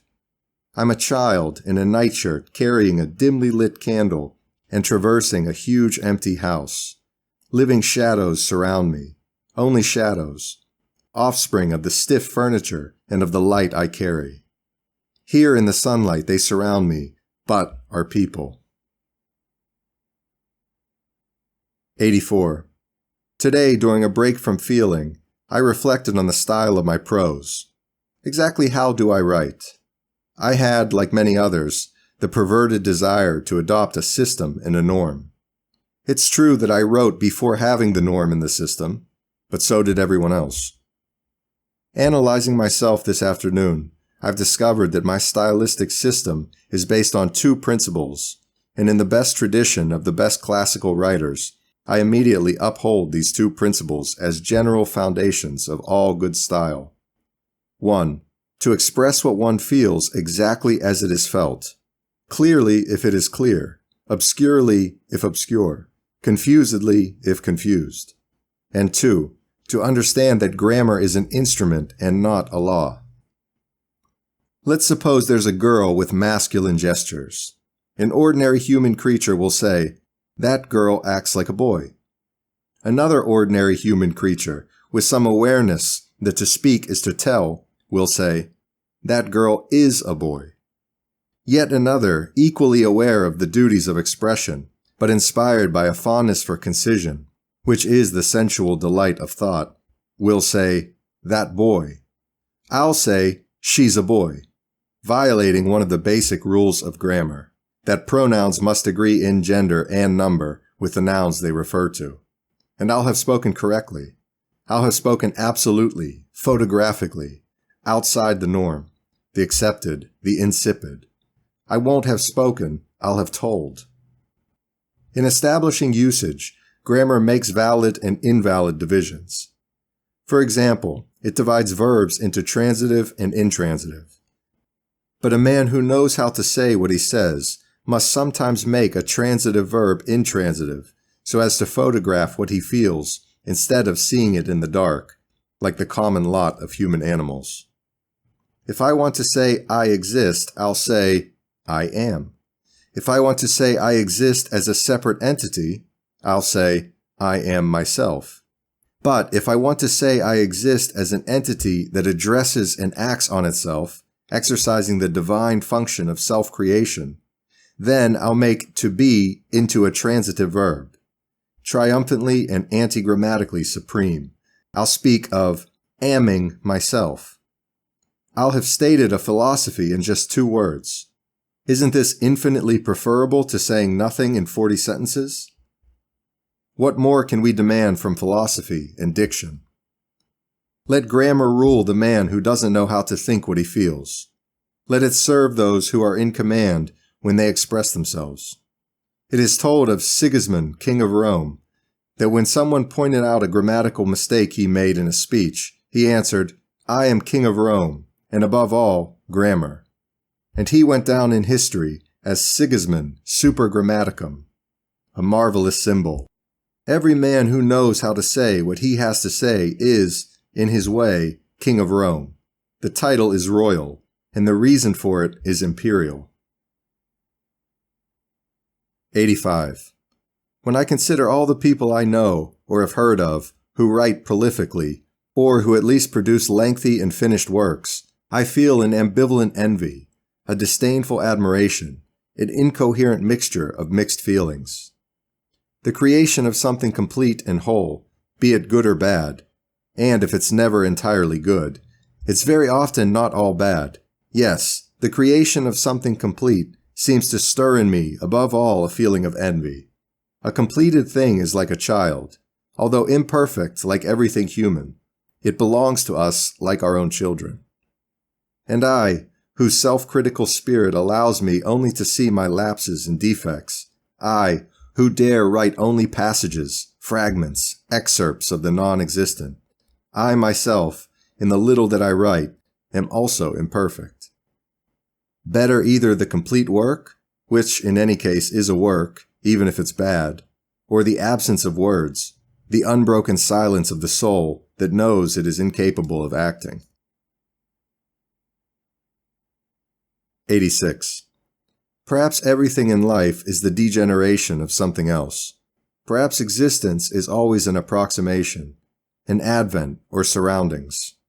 Just as Christianity was but the prophetic degeneration of a debased Neoplatonism, the Romanization of Hellenism through Judaism, so our age, senile and carcinogenic, is the multiple deviation of all great goals, concordant or conflicting, whose defeat gave rise to all the negations we use to affirm ourselves.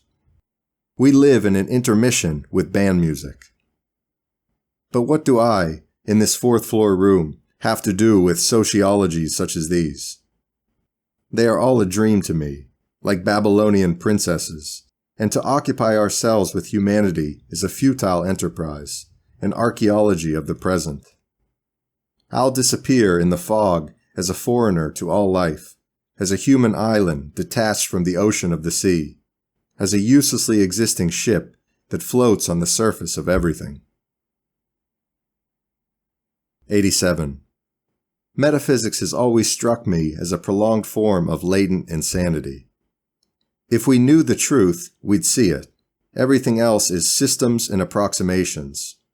The inscrutability of the universe is quite enough for us to think about. To want to actually understand it is to be less than human, since to be human is to realize it can't be understood. I'm handed faith like a sealed package on a strange-looking platter, and I'm expected to accept it without opening it. I'm handed science like a knife on a plate, to cut the folios of a book whose pages are blank. I'm handed doubt like dust inside a box. But why give me a box if all it contains is dust? I write because I don't know, and I use whatever abstract and lofty term for truth a given emotion requires. If the emotion is clear and decisive, then I naturally speak of the gods, thereby framing it in a consciousness of the world's multiplicity. If the emotion is profound, then I naturally speak of God, thereby placing it in a unified consciousness. If the emotion is a thought, I naturally speak of fate, thereby shoving it up against the wall. Sometimes the mere rhythm of a sentence will require God instead of the gods. At other times the two syllables of the gods will be necessary, and I'll verbally change universe. On still other occasions, what will matter is an internal rhyme, a metrical displacement, or a burst of emotion, and polytheism or monotheism will prevail accordingly. The gods are contingent on style. 88. Where is God, even if he doesn't exist? I want to pray and to weep, to repent of crimes I didn't commit, to enjoy the feeling of forgiveness like a caress that's more than maternal, a lap in which to weep, but a huge and shapeless lap, spacious like a summer evening, and yet cozy, warm, feminine, next to a fireplace. To be able to weep in that lap over inconceivable things, failures I can't remember, poignant things that don't exist, and huge shuddering doubts concerning I don't know what future. A second childhood, an old nursemaid like I used to have, and a tiny bed where I'd be lulled to sleep by tales of adventure that my flagging attention would hardly even follow, stories that once ran through infant hair as blonde as wheat. And all of this enormous and eternal, guaranteed forever, and having God's lofty stature, there in the sad, drowsy depths of the ultimate reality of things. A lap or a cradle or a warm arm around my neck, a softly singing voice that seems to want to make me cry, a fire crackling in the fireplace, heat in the winter, my consciousness listlessly wandering, and then a peaceful, soundless dream in a huge space, like a moon whirling among the stars. When I put away my artifices and lovingly arrange in a corner all my toys, words, images, and phrases, so dear to me I feel like kissing them, then I become so small and innocuous, so alone in a room so large, and sad, so profoundly sad. Who am I, finally, when I'm not playing? A poor orphan, left out in the cold among sensations, shivering on the street corners of reality, forced to sleep on the steps of sadness and to eat the bread offered by fantasy. I was told that my father, whom I never knew, is called God, but the name means nothing to me. Sometimes at night, when I'm feeling lonely, I call out to him with tears and form an idea of him that I can love. But then it occurs to me that I don't know him, that perhaps he's not how I imagine, that perhaps this figure has never been the father of my soul. When will all this end? These streets where I drag my misery, these steps where I coldly crouch and feel the night running its hands through my tatters. If only God would one day come and take me to his house and give me warmth and affection. Sometimes I think about this and weep with joy just because I can think about it. But the wind blows down the street and the leaves fall on the pavement. I lift my eyes and look at the stars, which make no sense at all. And all that remains of this is I, a poor abandoned child that no love wanted as its adopted son, and no friendship accepted as its playmate. I'm so cold, so weary in my abandonment. Go and find my mother, O wind. Take me in the night to the house I never knew. Give me back my nursemaid, O vast silence, and my crib, and the lullaby that used to put me to sleep. 89. The only attitude worthy of a superior man is to persist in an activity he recognizes as useless, to observe a discipline he knows is sterile, and to apply certain norms of philosophical and metaphysical thought that he considers utterly inconsequential. 90. To recognize reality as a form of illusion and illusion as a form of reality is equally necessary and equally useless. The contemplative life, to exist at all, must see real-life accidents as the scattered premises of an unattainable conclusion. But it must also consider the contingencies of dreams as in some sense worthy of the attention we give them, since this attention is what makes us contemplatives. Anything and everything, depending on how one sees it, is a marvel or a hindrance, an all or a nothing, a path or a problem. To see something in constantly new ways is to renew and multiply it. That is why the contemplative person, without ever leaving his village, will nevertheless have the whole universe at his disposal. There's infinity in a cell or a desert. One can sleep cosmically against a rock. But there are times in our meditation, and they come to all who meditate, when everything is suddenly worn out, old, seen and re-seen, even though we have yet to see it. Because no matter how much we meditate on something, and through meditation transform it, whatever we transform it into can only be the substance of meditation. At a certain point, we are overwhelmed by a yearning for life, by a desire to know without the intellect, to meditate with only our senses, to think in a tactile or sensory mode from inside the object of our thought, as if it were a sponge and we were water. And so we also have our night, and the profound weariness produced by emotions becomes even more profound, since, in this case, the emotions come from thought. But it's a night without slumber, or moon, or stars, a night as if all had been turned inside out, infinity internalized and ready to burst, and the day converted into the black lining of an unfamiliar suit. Yes, it's always better to be the human slug that loves what it doesn't know, the leech that's unaware of how repugnant it is, to ignore so as to live, to feel in order to forget. Ah, and all the events lost in the green-white wake of age-old ships, like a cold spit off the tall rudder that served as a nose under the eyes of the ancient cabins. 91. A glimpse of open country above a stone wall on the outskirts of town is more liberating for me than an entire journey would be for someone else. Every point of view is the apex of an inverted pyramid, whose base is indeterminate. There was a time when I was irritated by certain things that today make me smile. And one of those things, which I'm reminded of nearly every day, is the way men who are active in day-to-day life smile at poets and artists.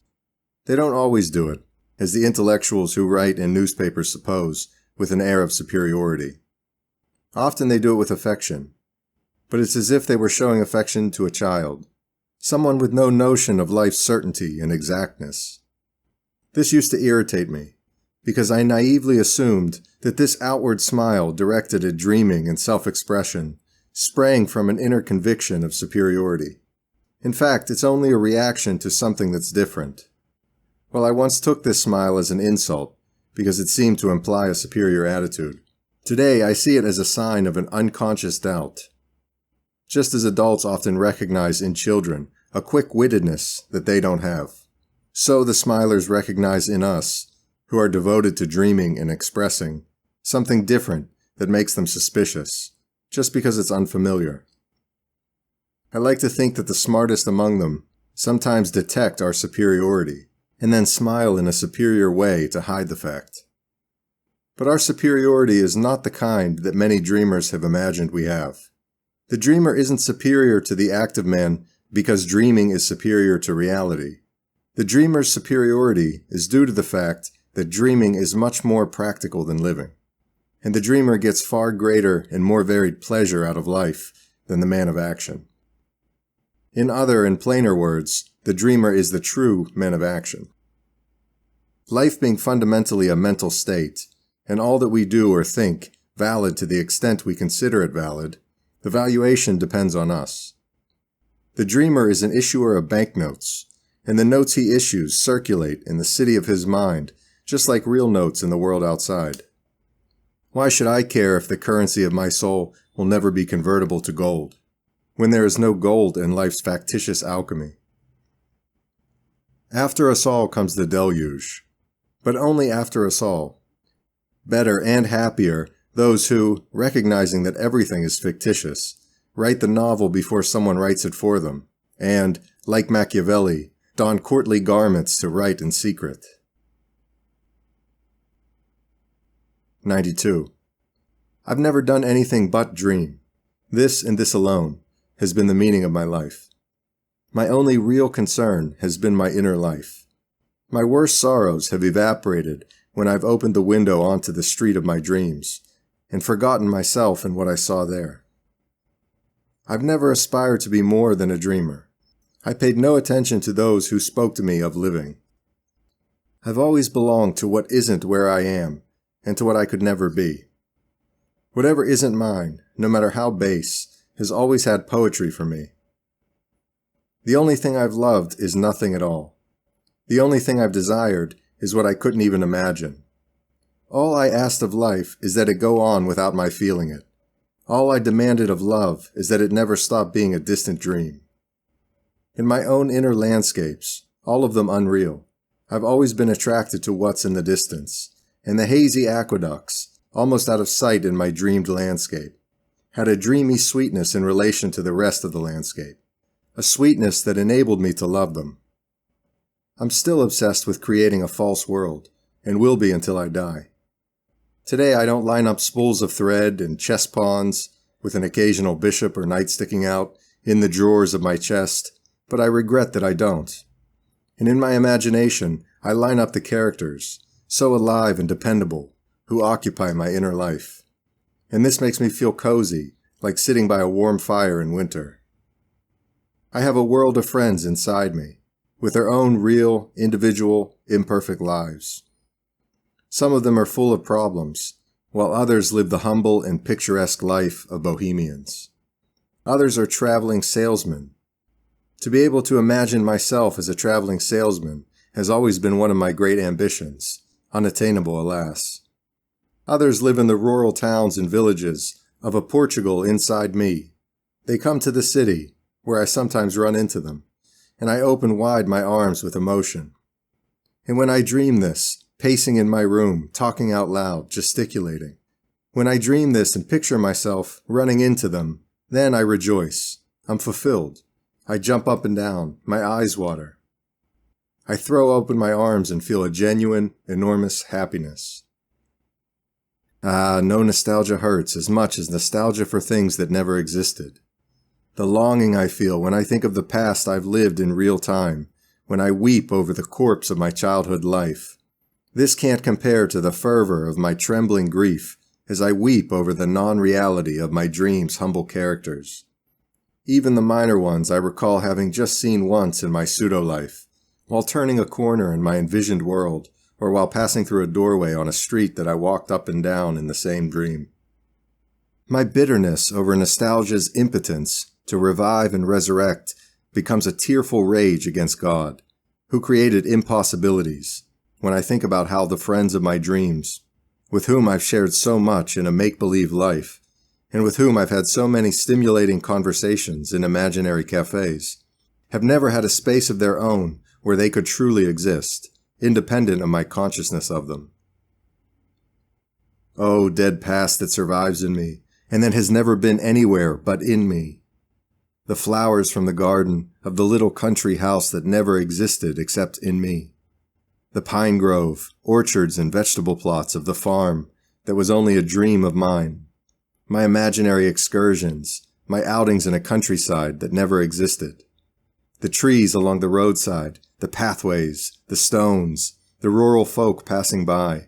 All of this, which was never more than a dream, is recorded in my memory, where it hurts, and I, who spent so many hours dreaming these things, now spend hours remembering having dreamed them.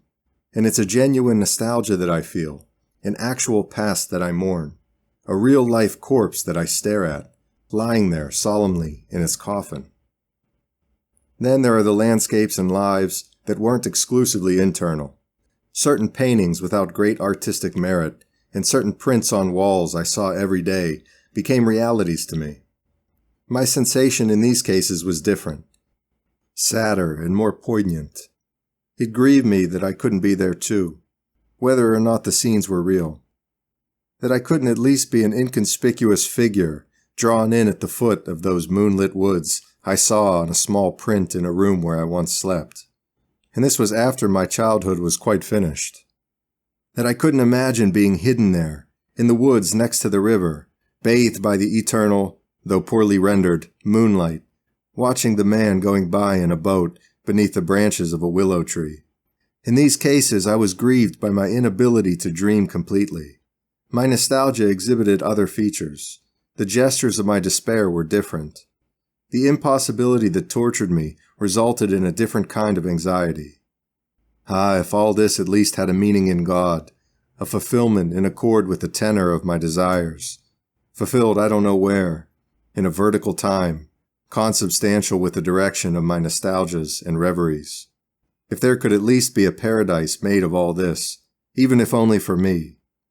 If I could at least meet the friends I've dreamt of, walk along the streets I've created, wake up amid the racket of the roosters and hens, and the early morning rustling in the country house where I pictured myself.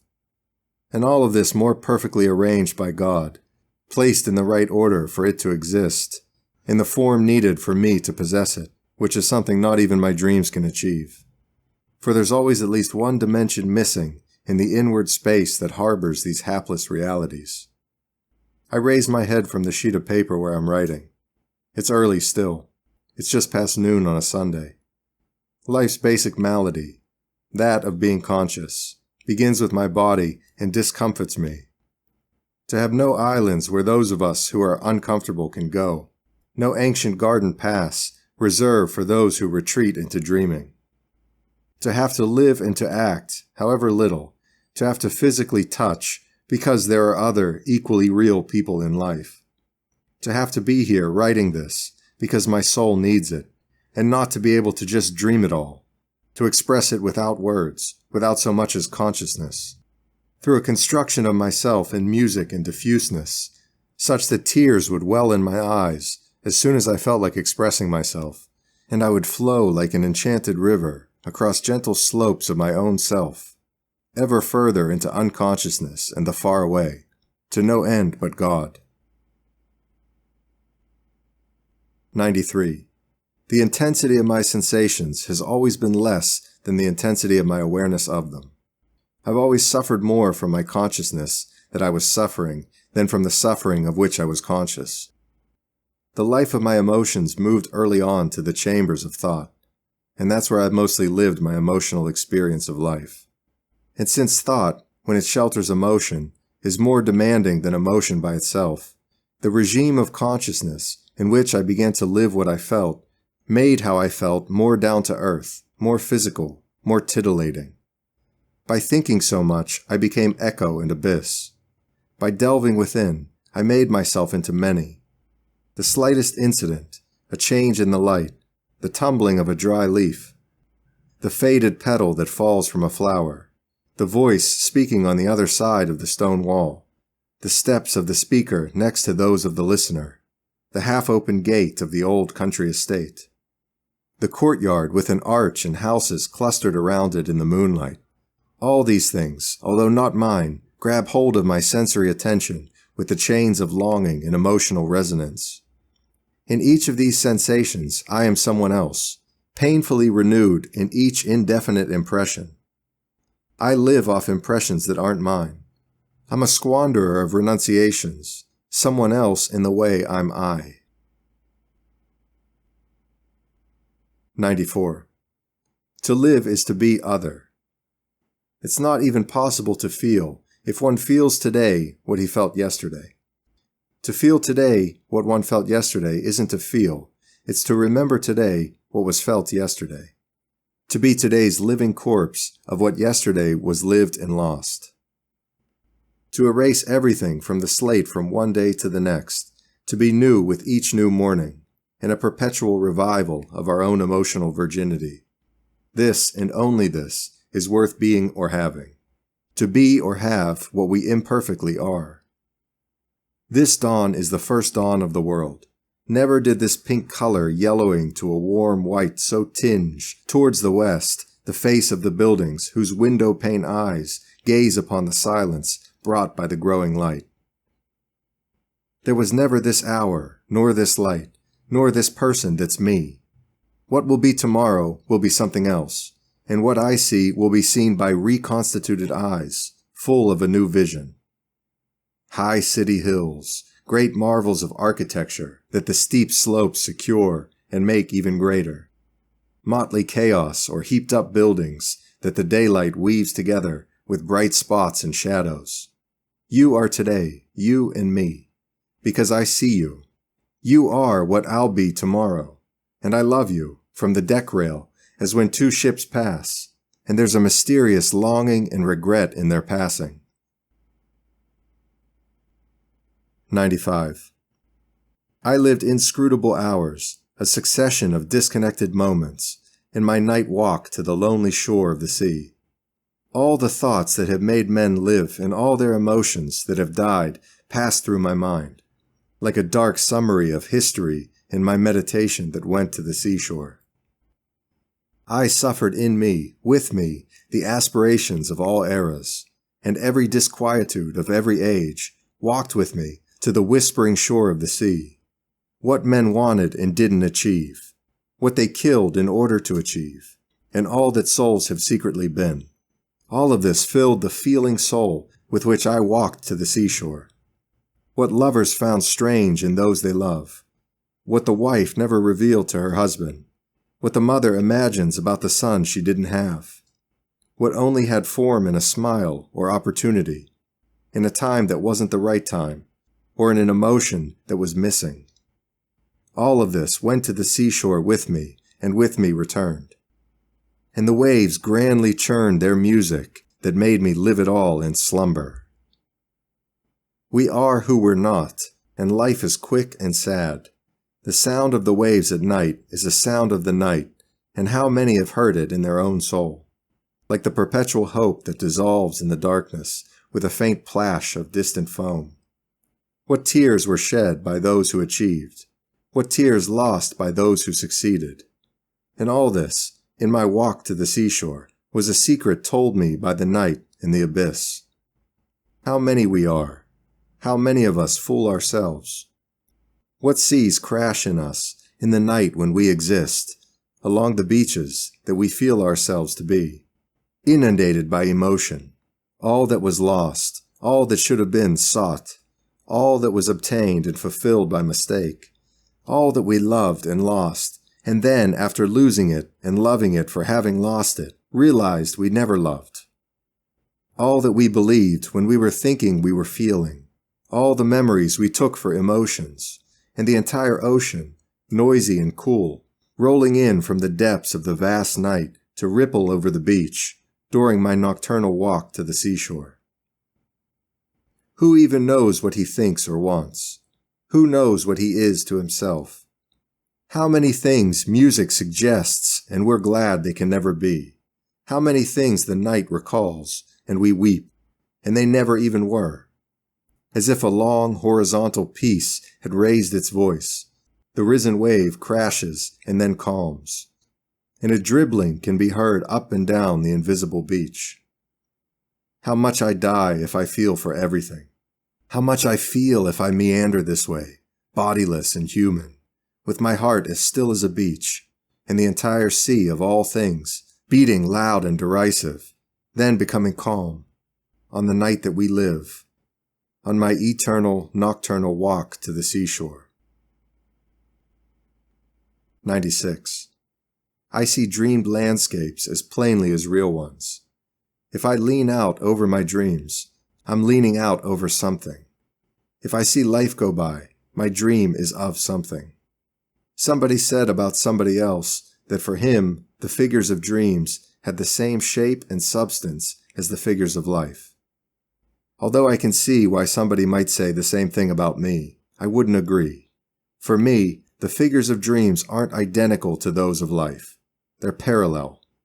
Each life, that of dreams and that of the world, has a reality all its own that's just as valid as the other, but different, like things near versus things far away. The figures of dreams are nearer to me, but 97. The truly wise man is the one who can keep external events from changing him in any way.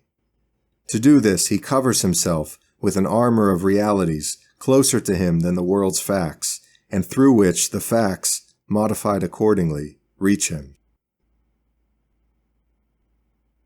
98.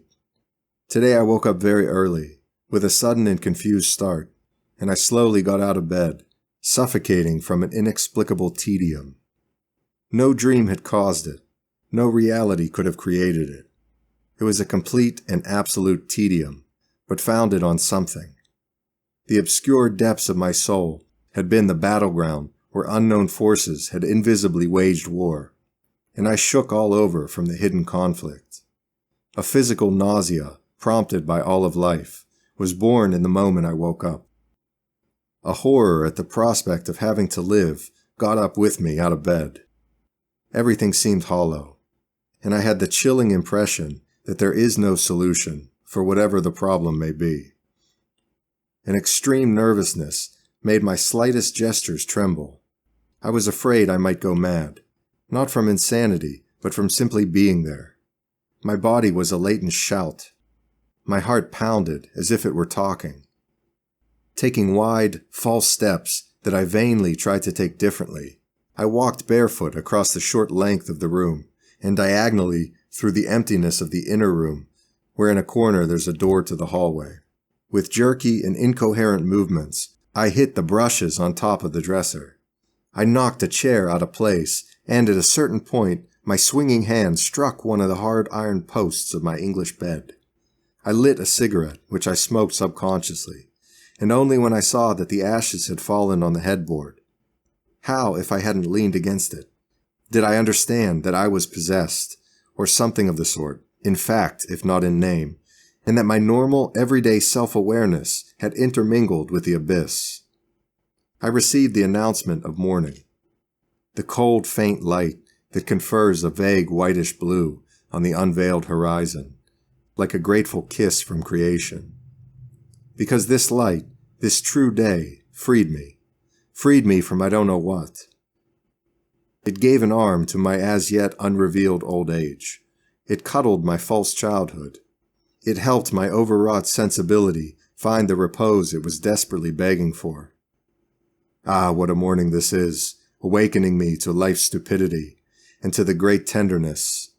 I almost cry when I see the old narrow street come into view down below, and when the shutters of the corner grocer reveal their dirty brown in the slowly growing light. My heart is soothed, as if by a real-life fairy tale, and it begins to have the security of not feeling itself. What a morning this grief is, and what shadows are retreating. What mysteries have taken place? None. There's just the sound of the first tram, like a match to light up the soul's darkness, and the loud steps of my first pedestrian, which are concrete reality telling me in a friendly voice not to be this way.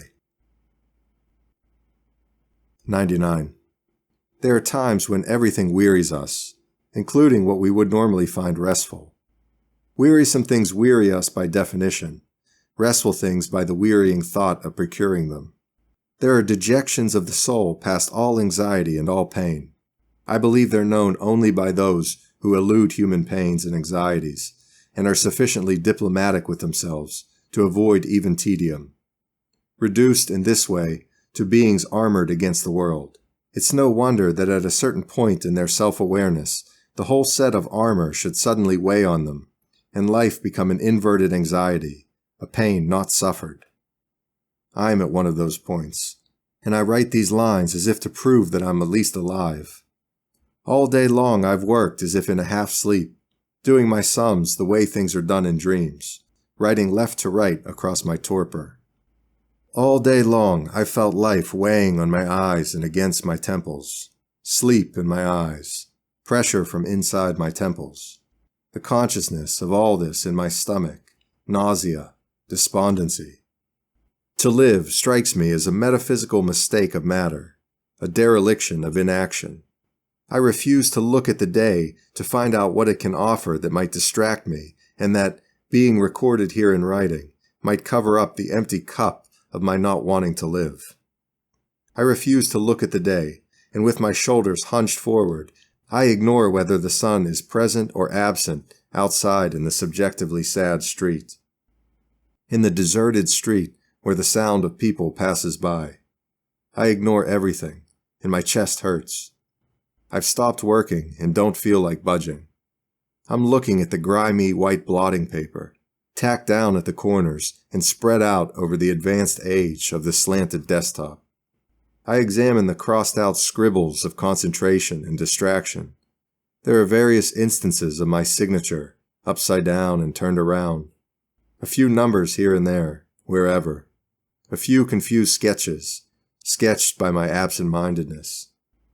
I look at all this as if I'd never seen a blotter, like a fascinated bumpkin looking at some newfangled thing, while my entire brain lies idle behind the cerebral centers that control vision. I feel more inner fatigue than will fit in me, and there's nothing I want, nothing I prefer, nothing to flee. 100. I always live in the present. I don't know the future and no longer have the past. The former oppresses me as the possibility of everything, and the latter is the reality of nothing. I have no hopes and no nostalgia. Knowing what my life has been up to now, so often and so completely the opposite of what I wanted, what can I assume about my life tomorrow, except that it will be what I don't assume, what I don't want, what happens to me from the outside, reaching me even via my will. There's nothing from my past that I recall with a futile wish to repeat it. I was never more than my own vestige or simulacrum. My past is everything I failed to be. I don't even miss the feelings I had back then, because what is felt requires the present moment.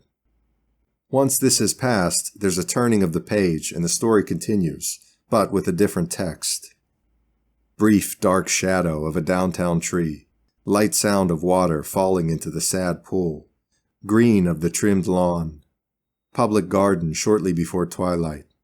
You are in this moment the whole universe for me, for you are the full content of my conscious sensation.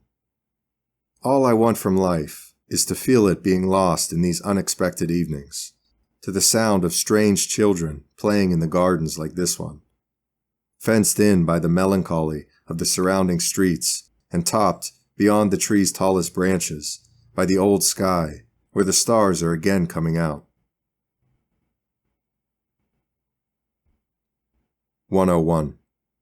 If our life were an eternal standing by the window, if we could remain there forever, like hovering smoke, with the same moment of twilight, forever painting the curve of the hills, if we could remain that way for beyond forever, if at least on this side of the impossible we could thus continue, without committing an action, without our pallid lips sinning another word. Look how it's getting dark. The positive quietude of everything fills me with rage, with something that's a bitterness in the air I breathe. My soul aches. A slow wisp of smoke rises and dissipates in the distance. A restless tedium makes me think no more of you. All so superfluous. We and the world and the mystery of both. 102. Life is whatever we conceive it to be. For the farmer who considers his field to be everything, the field is an empire. For a Caesar whose empire is still not enough, the empire is a field. The poor man possesses an empire, the great man a field. All that we truly possess are our own sensations. It is in them, rather than in what they sense, that we must base our life's reality. This has nothing to do with anything. I've dreamed a great deal. I'm tired from having dreamed, but not tired of dreaming. No one tires of dreaming, because dreaming is forgetting, and forgetting doesn't weigh a thing. It's a dreamless sleep in which we're awake. In dreams, I've done everything. I've also woken up, but so what? How many Caesars I've been, And the great men of history, how mean-spirited. Caesar, after his life was spared by a merciful pirate, ordered a search to find the pirate, who was then crucified. Napoleon, in the will he wrote in St. Helena, made a bequest to a common criminal who tried to assassinate Wellington. O greatness of spirit, no greater than that of the squint-eyed neighbor lady. O great men of another world's cook. How many Caesars I've been, and still dream of being. How many Caesars I've been, but not the real ones. I've been truly imperial while dreaming, and that's why I've never been anything. My armies were defeated, but the defeat was fluffy, and no one died. I lost no flags. My dream didn't get as far as the army. My flags never turned the corner into full dreamed view. How many Caesars I've been, right here, on the Rua dos Doradores. And the Caesars I've been still live in my imagination. But the Caesars that were are dead. And the Rua dos Doradores, reality that is, cannot know them.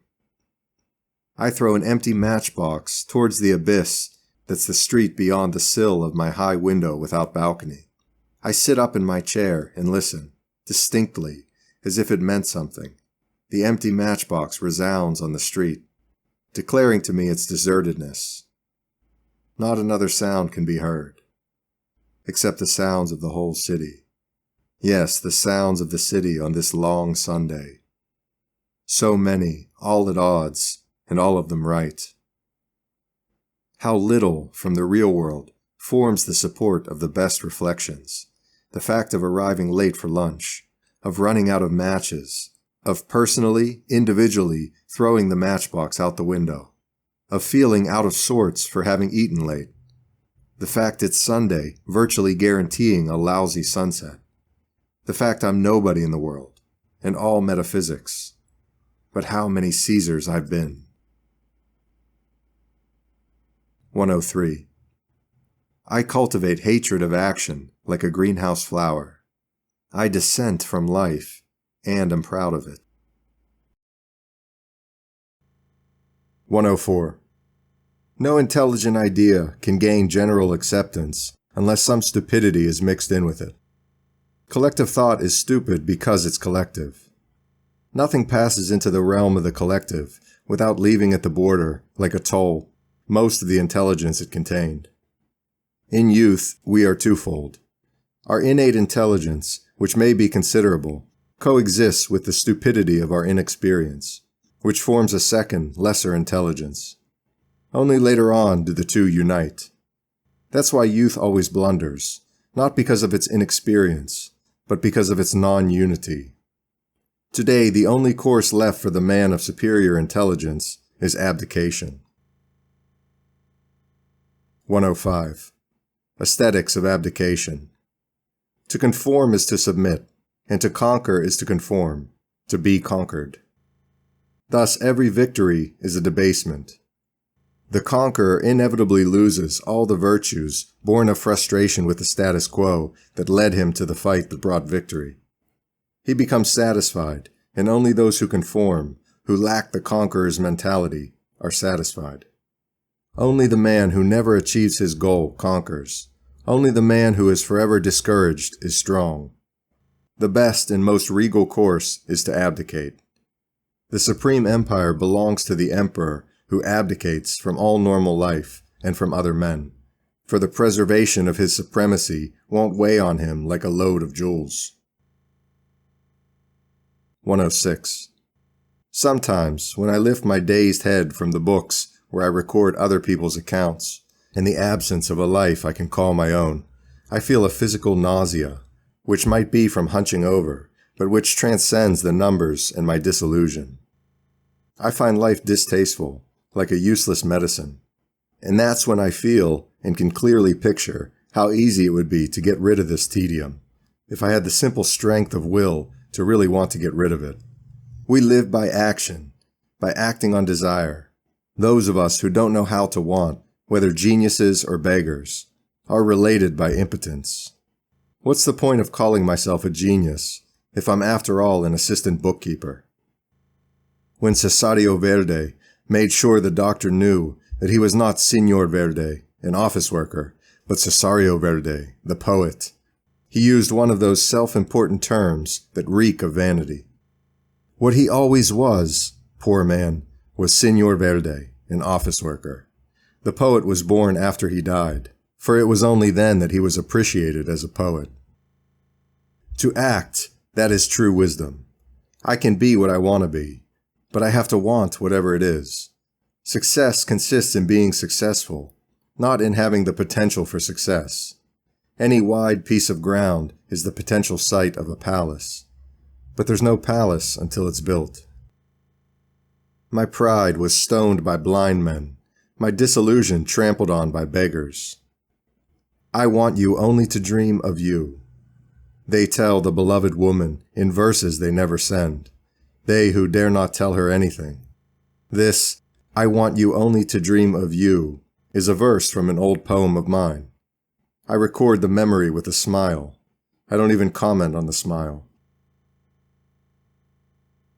107. I'm one of those souls women say they love, but never recognize when they meet us. One of those souls that they would never recognize, even if they recognized us. I endure the sensitivity of my feelings with an attitude of disdain. I have all the qualities for which romantic poets are admired, and even the lack of those qualities, which makes one a true romantic poet. I find myself partially described in novels as the protagonist of various plots, but the essence of my life and soul is never to be a protagonist. I don't have any idea of myself, not even the kind that consists in the lack of an idea of myself. I'm a nomad in my self-awareness, the herds of my inner riches scattered during the first watch. The only tragedy is not being able to conceive of ourselves as tragic. I've always clearly seen that I coexist with the world. I've never clearly felt that I needed to coexist with it. That's why I've never been normal. To act is to rest. All problems are insoluble. The essence of there being a problem is that there's no solution. To go looking for a fact means the fact doesn't exist. To think is to not know how to be. Sometimes I spend hours at the Tejero do Paso, next to the river, meditating in vain. My impatience keeps trying to tear me away from that peace, and my inertia keeps holding me there. And in this state of bodily torpor that suggests sensuality only in the way the world's whispering recalls voices, I meditate on the eternal insatiability of my vague desires, on the permanent fickleness of my impossible yearnings. I suffer mainly from the malady of being able to suffer. I'm missing something I don't really want, and I suffer because this isn't true suffering. The wharf, the afternoon, and the smell of ocean all enter together into the composition of my anxiety. The flutes of impossible shepherds are no sweeter than the absence of flutes that right now reminds me of them. The distant idols alongside streams grieve me in this inwardly analogous moment. 108. It's possible to feel life as a sickness in the stomach, the very existence of one's soul as a muscular discomfort. Desolation of spirit, when sharply felt, stirs distant tides in the body, where it suffers pain by proxy. I'm conscious of myself on a day when the pain of being conscious is, as the poet says, lassitude, nausea, and agonizing desire. 109. Storm. Dark silence lividly teems. Above the occasional creaking of a fast-moving cart, a nearby truck produces a thundering sound, a ridiculous mechanical echo of what's really happening in the closely distant skies. Again, without warning, magnetic light gushes forth, flickering. My heart beats with a gulp. A glass dome shatters on high into large bits. A new sheet of ruthless rain strikes the sound of the ground. Señor Vasquez. His wan face is an unnatural and befuddled green.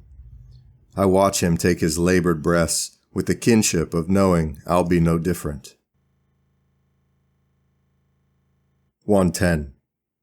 After I've slept many dreams, I go out to the street with eyes wide open, but still with the aura and assurance of my dreams. And I'm astonished by my automatism, which prevents others from really knowing me. For I go through daily life still holding the hand of my astral nursemaid. My steps are in perfect accord with the obscure designs of my sleeping mind. And I walk in the right direction. I don't stagger. I react well. I exist. But in the respites, when I don't have to watch where I'm going to avoid vehicles or oncoming pedestrians, when I don't have to speak to anyone or enter a door up ahead, then I launch once more like a paper boat onto the waters of sleep. And once more I return to the fading illusion that cuddles my hazy consciousness of the morning now emerging amid the sounds of the vegetable carts. And it is then, in the middle of life's bustle, that my dream becomes a marvelous film. I walk along an unreal downtown street, and the reality of its non-existent lives affectionately wraps my head in a white cloth of false memories. I'm a navigator, engaged in unknowing myself. I've overcome everything where I've never been, and the somnolence that allows me to walk, bent forward in a march over the impossible, feels like a fresh breeze. Everyone has his alcohol. To exist is alcohol enough for me. Drunk from feeling, I wander as I walk straight ahead. When it's time, I show up at the office like everyone else. When it's not time, I go to the river to gaze at the river, like everyone else. I'm no different. And behind all this, oh sky, my sky, I secretly constellate and have my infinity. 111. Every man of today, unless his moral stature and intellectual level are that of a pygmy or a churl, loves with romantic love when he loves. Romantic love is a rarefied product of century after century of Christian influence, and everything about its substance and development can be explained to the unenlightened by comparing it to a suit fashioned by the soul or the imagination and used to clothe those whom the mind thinks it fits when they happen to come along.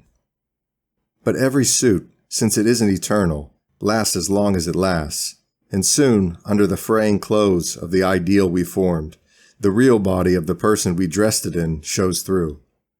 Romantic love is thus a path to disillusion, unless this disillusion, accepted from the start, decides to vary the ideal constantly sewing new suits in the soul's workshops, so as to constantly renew the appearance of the person they clothe. 112. We never love anyone. What we love is the idea we have of someone.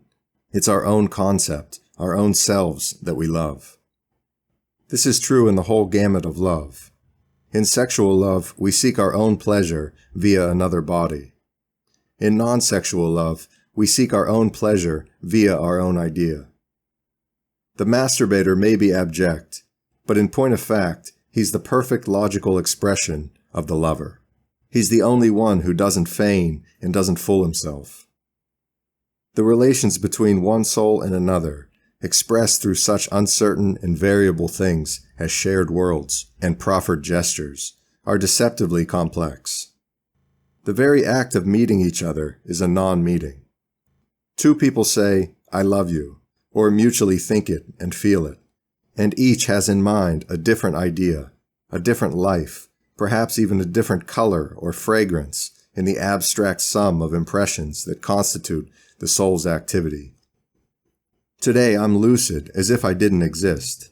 My thinking is as naked as a skeleton, without the fleshy tatters of the illusion of expression. And these considerations that I forge and abandon weren't born from anything, at least not from anything in the front rows of my consciousness. Perhaps it was the sales representative's disillusion with his girlfriend. Perhaps a sentence I read in one of the romantic tales that our newspapers reprint from the foreign press. Or perhaps just a vague nausea for which I can think of no physical cause. The scholar who annotated Virgil was wrong.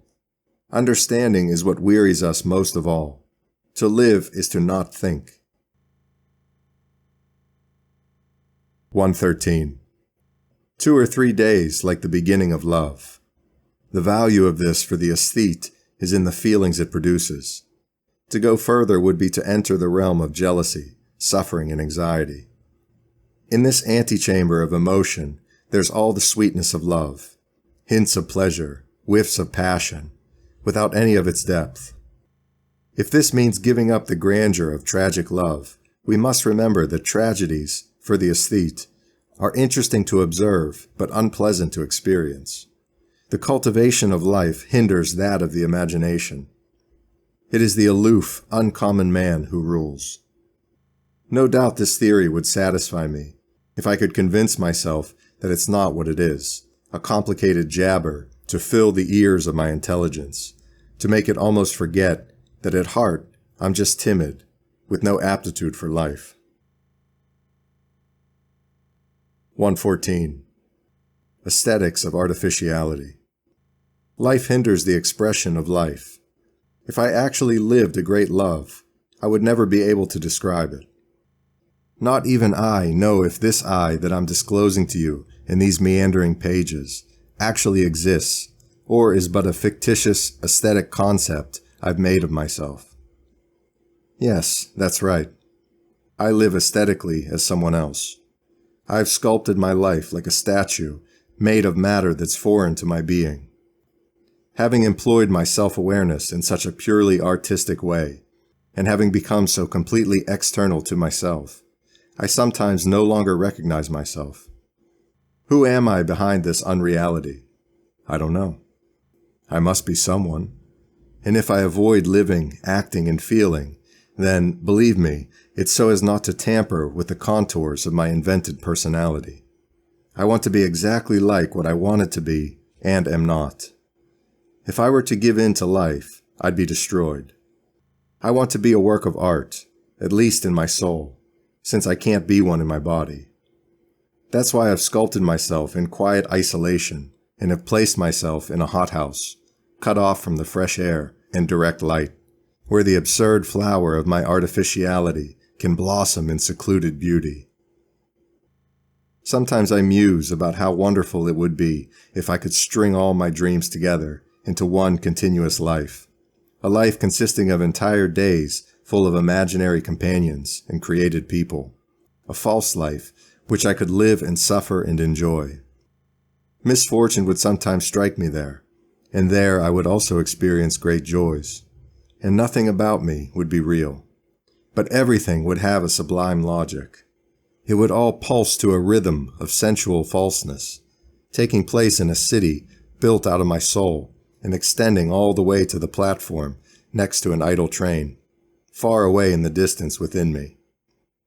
And it would all be vivid and inevitable, as in the outer life, but with an aesthetics of the dying sun.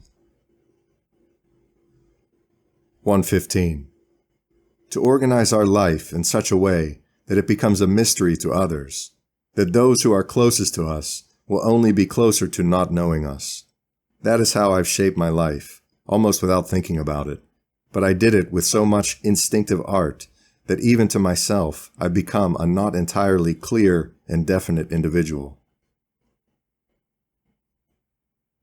116. To write is to forget. Literature is the most agreeable way of ignoring life.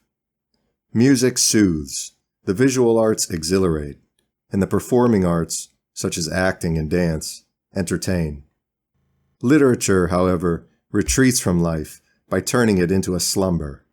The other arts make no such retreat, some because they use visible and hence vital formulas, others because they live from human life itself. This isn't the case with literature. Literature simulates life. A novel is a story of what never was, and a play is a novel without narration. A poem is the expression of ideas or feelings in a language no one uses, because no one talks in verse. 117. Most people are afflicted by an inability to say what they see or think. They say there's nothing more difficult than to define a spiral in words. They claim it's necessary to use the unliterary hand, twirling it in a steadily upward direction, so that human eyes will perceive the abstract figure immanent in a wire spring and a certain type of staircase. But if we remember that to say is to renew, we will have no trouble defining a spiral. It's a circle that rises without ever closing. I realize that most people would never dare define it this way, for they suppose that defining is to say what others want us to say, rather than what's required for the definition. I'll say it more accurately. A spiral is a potential circle that winds round as it rises, without ever completing itself. But no, the definition is still abstract. I'll resort to the concrete, and all will become clear. A spiral is a snake without a snake, vertically wound around nothing. All literature is an attempt to make life real. As all of us know, even when we don't act on what we know, life is absolutely unreal in its directly real form. The country, the city, and our ideas are all absolutely fictitious things, the offspring of our complex sensation of our own selves. Impressions are incommunicable, unless we make them literary. Children are particularly literary, for they say what they feel and not what someone has taught them to feel. Once I heard a child, who wished to say that he was on the verge of tears, say not, "I feel like crying," which is what an adult, i.e. an idiot, would say, but rather, "I feel like tears." In this phrase, so literary it would seem affected in a well-known poet if he could ever invent it, decisively refers to the warm presence of tears about to burst from eyelids that feel the liquid bitterness. I feel like tears. That small child aptly defined his spiral. To say, to know how to exist via the written voice and the intellectual image. This is all that matters in life. The rest is men and women, imagined loves and factitious vanities, the wiles of our digestion and forgetfulness, people squirming like worms when a rock is lifted, under the huge abstract boulder of the meaningless blue sky. 118. Why should I care that no one reads what I write? I write to forget about life, and I publish because that's one of the rules of the game. If tomorrow all my writings were lost, I'd be sorry, but I doubt I'd be violently and frantically sorry, as one might expect, given that with my writings would go my entire life. I'd probably be like the mother who loses her son, but is back to normal in a few months' time. The great earth that cares for the hills would also, in a less motherly fashion, take care of the pages I've written. Nothing matters, and I'm sure there have been people who, looking at life, didn't have much patience for this child that was still awake, when all they wanted was the peace that would come once the child went to bed. 119. It has always disappointed me to read the allusions in Amiel's diary to the fact that he published books. That's where he falls down. How great he would be otherwise. Amiel's diary has always grieved me on my own account.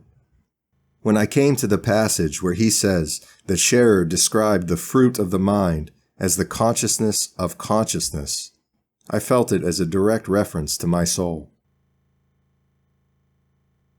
120. That obscure and almost imponderable malice that gladdens every human heart when confronted by the pain and discomfort of others has been redirected, in me, to my own pains, so that I can actually take pleasure in feeling ridiculous or contemptible, as if it were someone else in my place.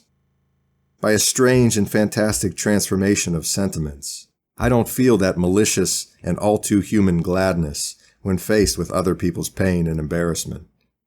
When others are in difficulty, what I feel isn't sorrow, but an aesthetic discomfort and a sinuous irritation. This isn't due to compassion, but to the fact that whoever looks ridiculous looks that way to others, and not just to me. And it irritates me when someone looks ridiculous to others. It grieves me that any animal of the human species should laugh at the expense of another when he has no right to. I don't care if others laugh at my expense, for I have the advantage of an armored contempt towards whatever's outside me. I've surrounded the gardens of my being with high iron gratings, more imposing than any stone wall. in such a way that I can perfectly see others while perfectly excluding them, keeping them in their place as others. To discover ways of not acting has been my main concern in life. I refuse to submit to the state or to men. I passively resist. The state can only want me for some sort of action. As long as I don't act, there's nothing it can get from me. Since capital punishment has been abolished, the most it can do is harass me. Were this to occur, I'd have to armor my soul even more and live even deeper inside my dreams. But this hasn't happened yet. The state has never bothered me. Fate, it seems, has looked out for me. 121. Like all men endowed with great mental mobility, I have an irrevocable, organic love of settledness. I abhor new ways of life and unfamiliar places. 122. The idea of traveling nauseates me. I've already seen what I've never seen. I've already seen what I've yet to see.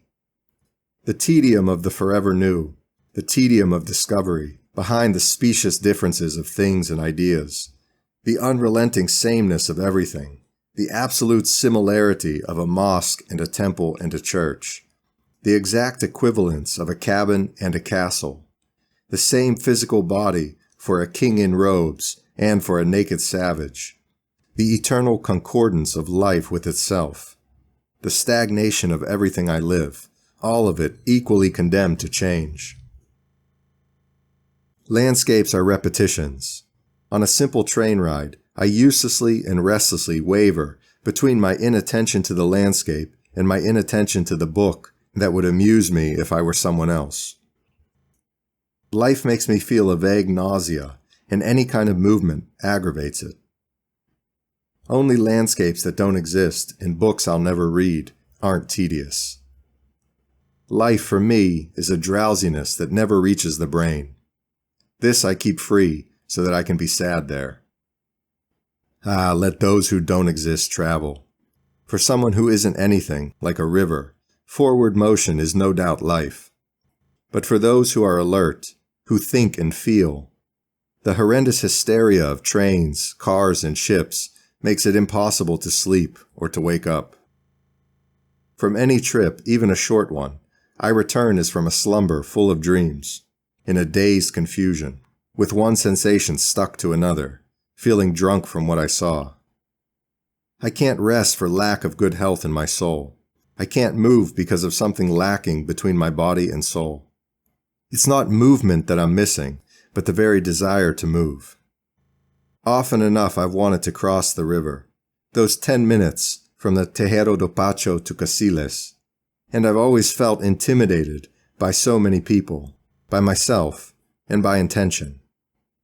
Once or twice I've made the trip, nervous the whole way, setting my foot on dry land only after I'd returned. When one feels too intensely, the Tagus is an endless Atlantic, and Casillas another continent, or even another universe. 123. Renunciation is liberation. Not wanting is power. What can China give me that my soul hasn't already given me? And if my soul can't give it to me, how will China give it to me? For it's with my soul that I'll see China, if I ever see it. I could go and seek riches in the Orient, but not the riches of the soul, because I am my soul's riches. And I am where I am, with or without the Orient. Travel is for those who cannot feel. That's why travel books are always so unsatisfying as books of experience.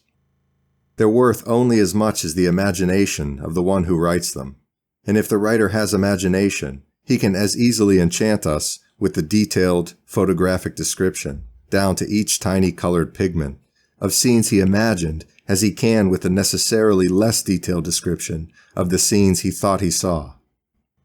All of us are nearsighted, except on the inside. Only the eyes we use for dreaming truly see. There are basically only two things in our earthly experience, the universal and the particular. To describe the universal is to describe what is common to all human souls and to all human experience, the broad sky, with day and night occurring in it and by it, the flowing of rivers, all with the same fresh and nunnish water, the vast waving mountains known as oceans, which hold the majesty of height in the secret of their depths, the fields, the seasons, houses, faces, gestures, clothes and smiles, love and wars, gods both finite and infinite, the formless night, mother of the world's origin, fate, the intellectual monster that is everything. Describing these or any other universals, my soul speaks the primitive and divine language, the Adamic tongue that everyone understands. But what splintered, babblish language would I use to describe the Santa Justa lift, the Rains Cathedral, the breeches worn by the Zouaves, or the way Portuguese is pronounced in the province of Trás-os-Montes? Those are surface differences, the ground's unevenness, which we can feel by walking, but not by our abstract feeling. What's universal in the Santa Justa lift is the mechanical technology that makes life easier. What's true in the Rains Cathedral is neither Rains nor the cathedral, but the religious splendor of buildings dedicated to understanding the human soul's depths. What's eternal in the Zouaves breeches is the colorful fiction of clothes, a human language whose social simplicity is, in a certain way, a new nakedness. What's universal in local accents is the homely tone of voice in those who live spontaneously, the diversity within groups, the multicolored parade of customs, the differences between peoples, and the immense variety of nations. Eternal tourists of ourselves, there is no landscape but what we are. We possess nothing, for we don't even possess ourselves. We have nothing because we are nothing. What hand will I reach out, and to what universe? The universe isn't mine, it's me. 124. Chapter on indifference, or something like that. Every soul worthy of itself desires to live life in the extreme. To be satisfied with what one is given is for slaves. To ask for more is for children. To conquer more is for madmen, because every conquest is... To live life in the extreme means to live it to the limit. But there are 3 ways of doing this, and it's up to the superior soul to choose one of the ways. The first way to live life in the extreme is by possessing it to an extreme degree, via a Ulyssean journey through all experiential sensations, through all forms of externalized energy. Few people, however, in all the ages of the world, have been able to shut their eyes with a fatigue that's the sum of all fatigues, having possessed everything in this way. Indeed, few can get life to yield to them completely, body and soul, making them so sure of its love that jealous thoughts become impossible. But this must surely be the desire of every superior, strong-willed soul. When this soul, however, realizes that it can never accomplish such a feat, that it lacks the strength to conquer all parts of the whole, then there are 2 other roads it can follow. One is total renunciation, formal and complete abstention, whereby it transfers to the sensible sphere whatever cannot be wholly possessed in the sphere of activity and energy. Better to supremely not act than to act spottily, inadequately, and in vain, like the superfluous, inane, vast majority of men. The other road is that of perfect equilibrium, the search for the limit in absolute proportion, whereby the longing for the extreme passes from the will and emotion to the intelligence, one's entire ambition being not to live all life or to feel all life, but to organize all life, to consummate it in intelligent harmony and coordination. The longing to understand, which in noble souls often replaces the longing to act, belongs to the sphere of sensibility. To replace energy with intelligence, to break the link between will and emotion, stripping the material life's gestures of any and all interest. This, if achieved, is worth more than life, which is so hard to possess in its entirety and so sad when possessed only in part. The Argonauts said that it wasn't necessary to live, only to sail. We, Argonauts of our pathological sensibility, say it's not necessary to live, only to feel. 125. Your ships, Lord, don't make a greater voyage than the one made by my thought, in the disaster of this book. They rounded no cape and sighted no far-flung beach, beyond what daring men had dared and what minds had dreamed, to equal the capes I rounded with my imagination and the beaches where I landed with my... Thanks to your initiative, Lord, the real world was discovered. The intellectual world will be discovered thanks to mine. Your Argonauts grappled with monsters and fears. In the voyage of my thought, I also had monsters and fears to contend with. On the path to the abstract chasm that lies in the depths of things, there are horrors that the world's men don't imagine, and fears to endure that human experience doesn't know. The cape of the common sea beyond, which all is mystery, is perhaps more human than the abstract path to the world's void. Separated from their native soil, banished from the path leading back to their homes, forever widowed from the tranquility of life being the same, your emissaries finally arrived, when you were already dead, at the oceanic end of the earth. They saw, materially, a new sky and new earth. I, far away from the past of myself, blind to the vision of the life I love, I too have finally arrived at the vacant end of things, at the imponderable edge of creation's limit, at the port in no place of the world's abstract chasm. I have entered, Lord, that port. I have wandered, Lord, over that sea. I have gazed, Lord, at the invisible chasm. I dedicate this work of supreme discovery to the memory of your Portuguese name, creator of Argonauts. 126. I have times of great stagnation. It's not, as happens to everyone, that I let days and days go by without sending a postcard in response to the urgent letter I received. It's not, as happens to no one, that I indefinitely postpone what's easy and would be useful, for what's useful and would be pleasurable. There's more subtlety in my self-contradiction. I stagnate in my very soul. My will, emotions, and thought stop functioning, and this suspension lasts for days on end. Only the vegetative life of my soul, words, gestures, habits, expresses me to others, and, through them, to myself. In these periods of shadowy subsistence, I'm unable to think, feel, or want. I can't write more than numbers and scribbles.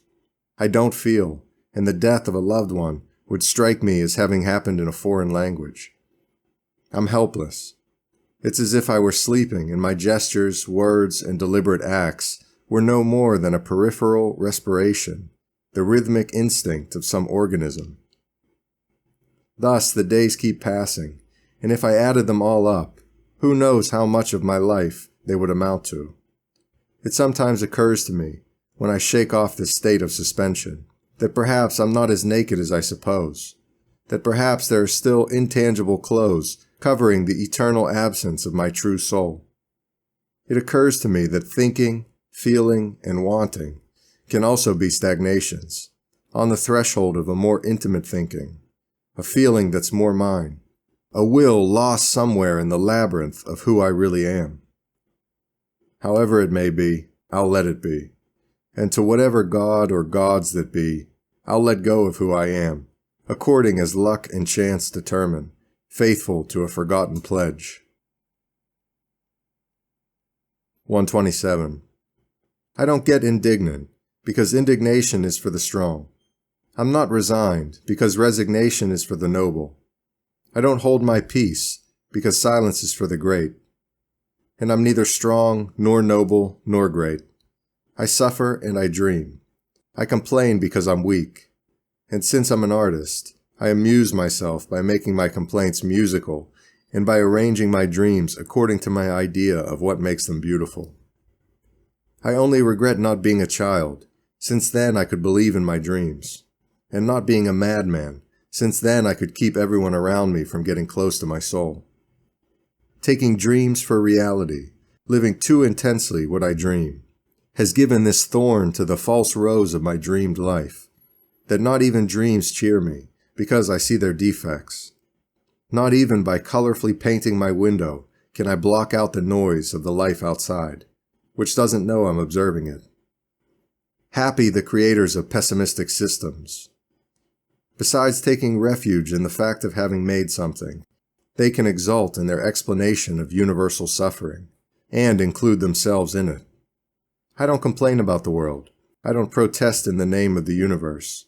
I'm not a pessimist. I suffer and complain, but I don't know if suffering is the norm, nor do I know if it's human to suffer. Why should I care to know? I suffer without knowing if I deserve to. A hunted doe. I'm not a pessimist. I'm sad. 128. I've always rejected being understood. To be understood is to prostitute oneself. I prefer to be taken seriously for what I'm not, remaining humanly unknown, with naturalness and all due respect. Nothing would bother me more than if they found me strange at the office. I like to revel in the irony that they don't find me at all strange. I like the hair shirt of being regarded by them as their equal. I like the crucifixion of being considered no different. There are martyrdoms more subtle than those recorded for the saints and hermits. There are torments of our mental awareness, as there are of the body and of desire. And in the former, as in the latter, there's a certain sensuality. 129. The office boy was tying up the day's packages in the twilight coolness of the empty office. "What a thunderclap!" the cruel bandit said to no one, in a loud voice of a "good morning." My heart started beating again. The apocalypse had passed. There was a respite. And with what relief, a flashing light, a pause, the hard clap, did this now near, then retreating thunder relieve us of what had been. God had ceased.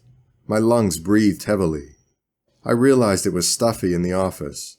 I noticed that there were other people besides the office boy. They had all been silent. I heard them crisp and tremulous. It was one of the ledger's large and heavy pages that Moriera, checking something, had abruptly turned. 130. I often wonder what I would be like if, shielded from the winds of fate by the screen of wealth, I'd never been brought by the dutiful hand of my uncle to an office in Lisbon, nor risen from it to other offices, all the way up to this paltry pinnacle as a competent assistant bookkeeper, with a job that's like a siesta and a salary that I can live on. I realize that if I'd had this imagined past, I wouldn't now be able to write these pages, which are at least something, and therefore better than all the pages I would only have dreamt of writing in better circumstances. For banality is a form of intelligence, and reality, especially if stupid or crude, is a natural complement of the soul. My job as a bookkeeper is responsible for a large part of what I'm able to feel and think, since this occurs as a denial and evasion of that selfsame job. If I had to list, in the blank space of a questionnaire, the main literary influences on my intellectual development, I would immediately jot down the name of Cesario Verde, but I would also write in the names of Senor Vasquez, my boss, of Moriera, the head bookkeeper, of Vieira, the local sales representative, and of Antonio, the office boy. And as the crucial address of them all, I would write Lisbon in big letters. The fact is that not only Cesario Verde, but also my co-workers, have served as correction coefficients for my vision of the world. I think that's the term, whose exact meaning I obviously don't know, for the treatment given by engineers to mathematics so that it can be applied to life. If it is the right term, then that's what I meant. If it isn't, then let's imagine it could be, the intention substituting for the failed metaphor. And if I think, with all the lucidity I can muster, about what my life has apparently been, I see it as a colored thing, a chocolate wrapper or a cigar band, swept from the dirty tablecloth by the brisk brush of the housemaid, who's listening overhead, and landing in the dustpan with the crumbs and the crusts of reality proper. It stands out from other things with a similar destiny by its privilege of getting to ride in the dustpan as well. And above the maids brushing, the gods continue their conversation, indifferent to the affairs of the world's servants.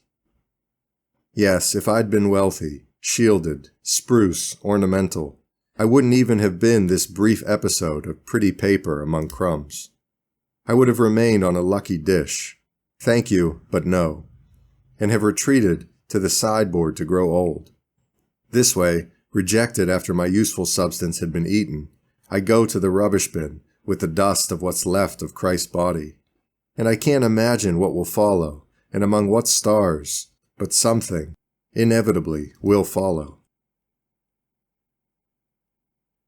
131. Since I have nothing to do and nothing to think about doing, I'm going to describe my ideal on this sheet of paper. Note: the sensibility of Mallarmé in the style of Vieira, to dream like Verlaine in the body of Horace, to be Homer in the moonlight. To feel everything in every way, to be able to think with the emotions and feel with the mind, not to desire much except with the imagination. To suffer with haughtiness, to see clearly so as to write accurately, to know oneself through diplomacy and dissimulation, to become naturalized as a different person, with all the necessary documents. In short, to use all sensations, but only on the inside, peeling them all down to God, and then wrapping everything up again and putting it back in the shop window, like the sales assistant I can see from here, with the small tins of a new brand of shoe polish.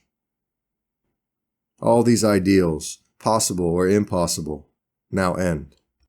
Now I face reality, which isn't even the sales assistant, whom I don't see. Only his hand, the absurd tentacle of a soul with a family and a fate, and it twists like a spider through a web while putting back tins of polish in the window. And one of the tins fell, like the fate of all of us. 132. The more I contemplate the spectacle of the world and the ever-changing state of things, the more profoundly I'm convinced of the inherent fiction of everything, of the false importance exhibited by all realities. And in this contemplation, which has occurred to all thinking souls at one time or another, the colorful parade of customs and fashions, the complex path of civilizations and progress, the grandiose commotion of empires and cultures, all of this strikes me as a myth and a fiction, dreamed among shadows and ruins. But I'm not sure whether the supreme resolution of all these dead intentions, dead even when achieved, lies in the ecstatic resignation of the Buddha, who, once he understood the emptiness of things, stood up from his ecstasy, saying, "Now I know everything," or in the jaded indifference of the Emperor Severus, "Omnia fui nihil expedit." I've been everything. Nothing's worth the trouble. 133. The world. A dunghill of instinctive forces that nevertheless shines in the sun with pale shades of light and dark gold. The way I see it, plagues, storms, and wars are products of the same blind force, sometimes operating through unconscious microbes, sometimes through unconscious waters and thunderbolts, and sometimes through unconscious men. For me, the difference between an earthquake and a massacre is like the difference between murdering with a knife and murdering with a dagger. The monster immanent in things, for the sake of his own good or his own evil, which are apparently indifferent to him, is equally served by the shifting of a rock on a hilltop, or by the stirring of envy or greed in a heart. The rock falls and kills a man. Greed or envy prompt an arm, and the arm kills a man. Such is the world, a dunghill of instinctive forces that nevertheless shines in the sun with pale shades of light and dark gold. To oppose the brutal indifference that constitutes the manifest essence of things, the mystics discovered it was best to renounce, to deny the world, to turn our backs on it, as on a swamp at whose edge we suddenly find ourselves standing. To deny, like the Buddha, its absolute reality. To deny, like Christ, its relative reality. To deny. All I asked of life is that it asked nothing of me. At the door of the cottage I never had, I sat in the sunlight that never fell there, and I enjoyed the future old age of my tired reality, glad that I hadn't arrived there yet. To still not have died is enough for life's wretches, and to still have hope. Satisfied with dreams only when I'm not dreaming. Satisfied with the world only when I'm dreaming far away from it. A swinging pendulum back and forth, forever moving to arrive nowhere. Eternally captive to the twin fatality of a center and a useless motion. 134. I seek and don't find myself. I belong to chrysanthemum hours, neatly lined up in flower pots. God made my soul to be a decorative object. I don't know what overly pompous and selective details define my temperament. If I love the ornamental, it must be because I sense something there that's identical to the substance of my soul. 135. The simplest, truly simplest things, which nothing can make semi-simple, become complex when I live them. To wish someone a good day sometimes intimidates me.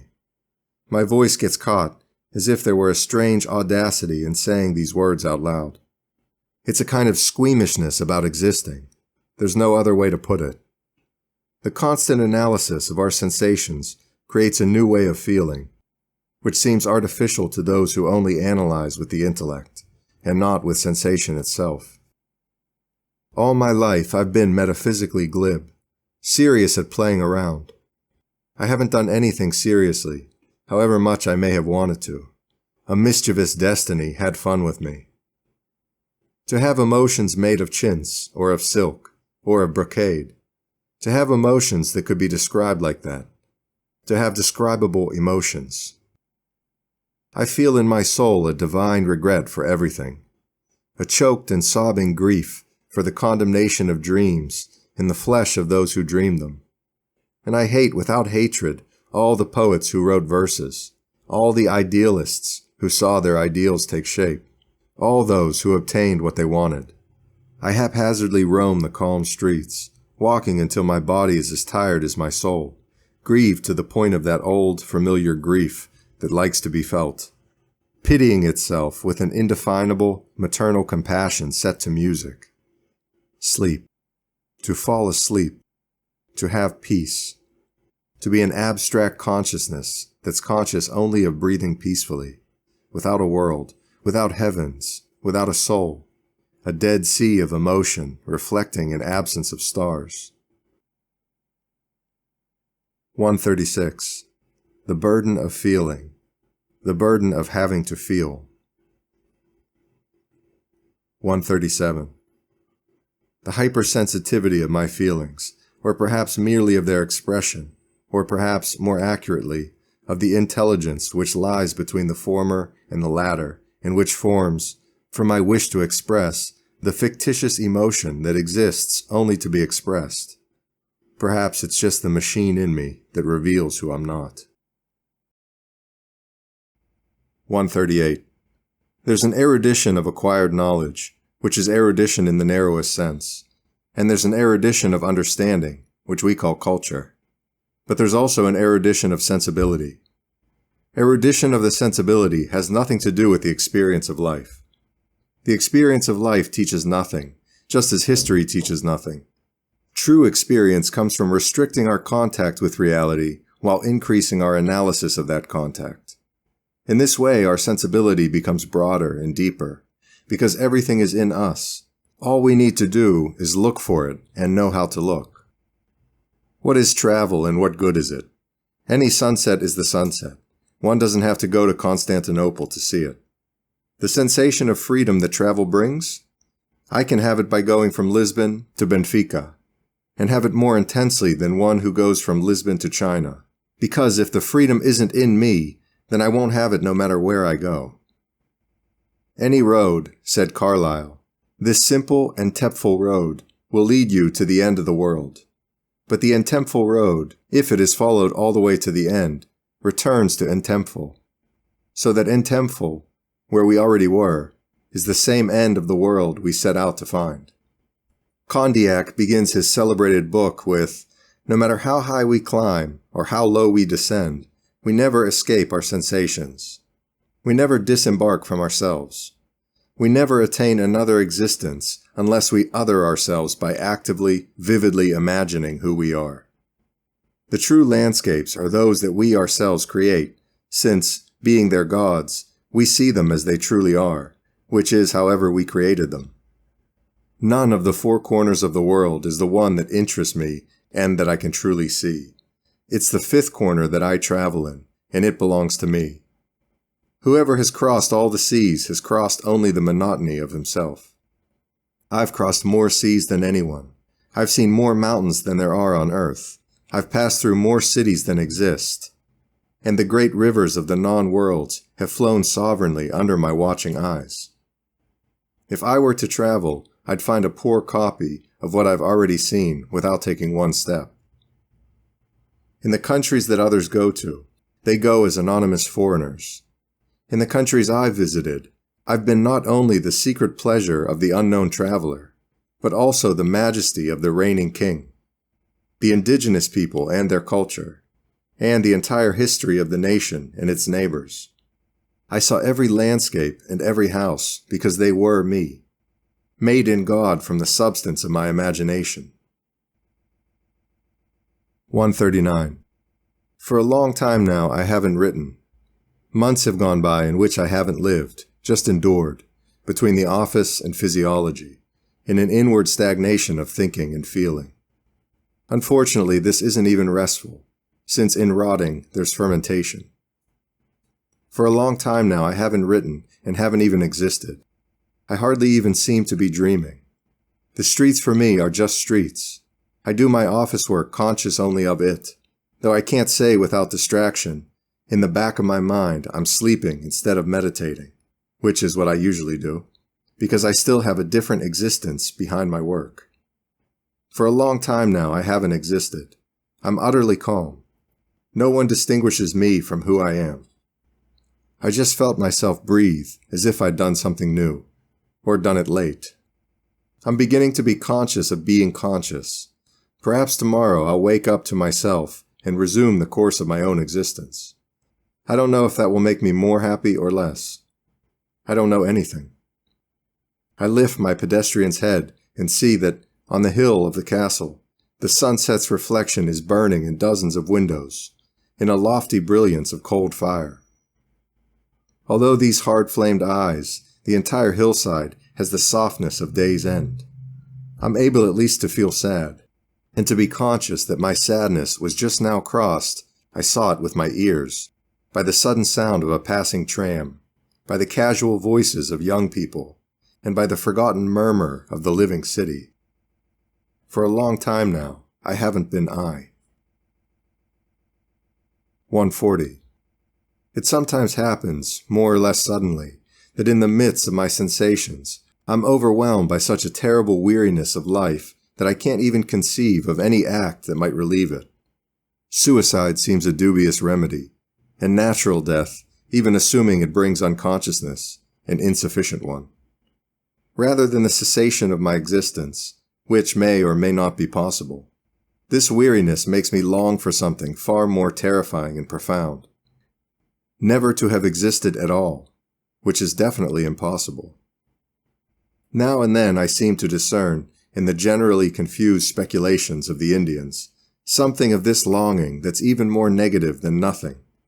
But either they lack the keenness of sensation to communicate what they think, or they lack the acuity of thought to really feel what they feel. The fact is that what I discern in them, I don't clearly see.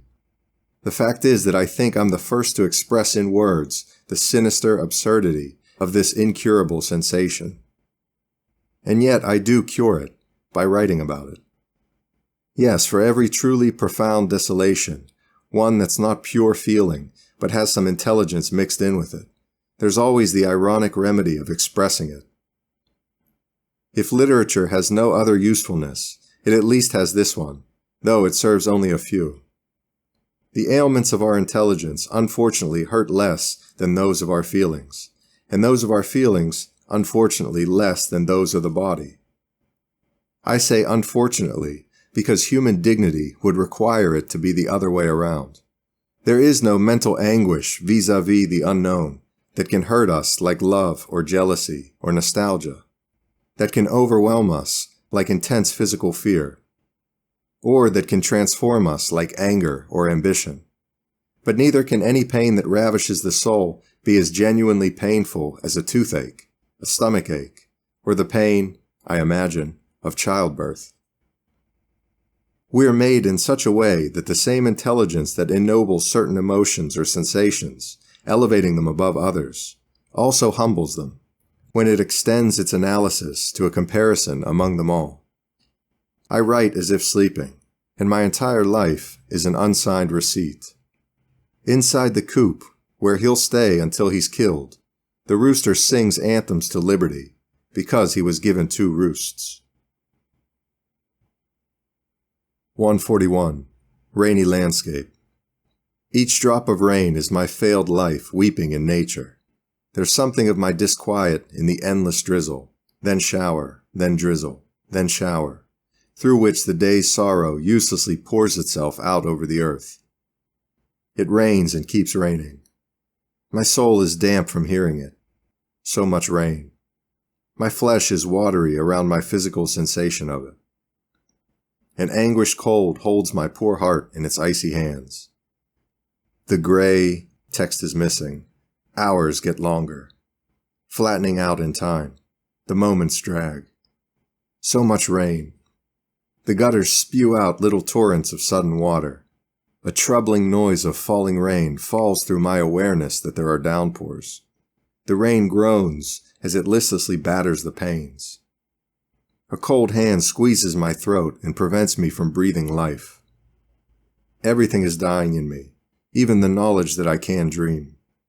I can't get physically comfortable. Every soft thing I lean against hurts my soul with sharp edges. All eyes I gaze into are terribly dark in this impoverished daylight, propitious for dying without pain. 142. The most contemptible thing about dreams is that everyone has them.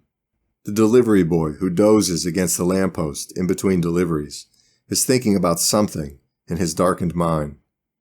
I know what he's thinking about, the very same thing into which I plummet, between one and another ledger entry, in the summer tedium of the stock-still office. 143. I pity those who dream the probable, the reasonable, and the accessible more than those who fantasize about the extraordinary and remote. Those who have grandiose dreams are either lunatics who believe in what they dream and are happy, or they're mere daydreamers, whose reveries are like the soul's music, lulling them and meaning nothing. But those who dream the possible will, very possibly, suffer real disillusion. I can't be too disappointed over not having become a Roman emperor. But I can sorely regret never once having spoken to the seamstress, who at the street corner turns right at about 9 o'clock every morning. The dream that promises us the impossible denies us access to it from the start. But the dream that promises the possible interferes with our normal life, relying on it for its fulfillment. The one kind of dream lives by itself, independently, while the other is contingent on what may or may not happen. That's why I love impossible landscapes and the vast empty stretches of plains I'll never see. The historical ages of the past are sheer wonder, because I know from the outset that I can't be part of them. I sleep when I dream of what doesn't exist. Dreaming of what might exist wakes me up. It's midday in the deserted office, and I lean out one of the balcony windows overlooking the street down below. My distraction, aware of the movement of people in my eyes, is too steeped in its meditation to see them. I sleep on my elbows propped painfully on the railing, and feel a great promise in knowing nothing. With mental detachment, I look at the arrested street, full of hurrying people, and I make out the details. The crates piled up on a cart, the sacks at the door of the other warehouse, and, in the farthest window of the grocery on the corner, the glint of those bottles of port wine that I imagine no one can afford to buy. My spirit abandons the material dimension. I investigate with my imagination. The people passing by on the street are always the same ones who passed by a while ago, always a group of floating figures, patches of motion, uncertain voices, things that pass by and never quite happen. To take note, not with my senses, but with the awareness of my senses, the possibility of other things. And suddenly, from behind me, I hear the metaphysically abrupt arrival of the office boy. I feel like I could kill him for barging in on what I wasn't thinking. I turn around and look at him with a silence full of hatred, tense with latent homicide, my mind already hearing the voice he'll use to tell me something or other. He smiles from the other side of the room and says, "Good afternoon," in a loud voice. I hate him like the universe. My eyes are sore from imagining. 144. After many days of rain, the sky brings back its hidden blue to the vast expanses on high. Between the streets, whose puddles sleep like country ponds, and the clear and chilly gladness overhead, there's a contrast that makes the dirty streets congenial, and the dreary winter sky spring-like. It's Sunday and I have nothing to do. It's such a nice day that I don't even feel like dreaming. I enjoy it with all the sincerity of my senses, to which my intelligence bows. I walk like a liberated shop assistant. I feel old just so I can have the pleasure of feeling myself being rejuvenated. In the large Sunday square, there's a solemn flurry of a different sort of day. People are coming out of Mass at the church of São Domingos, and another one is about to begin. I see those who are leaving and those who still haven't entered, because they're waiting for people who aren't there, watching who's coming out. None of these things are important.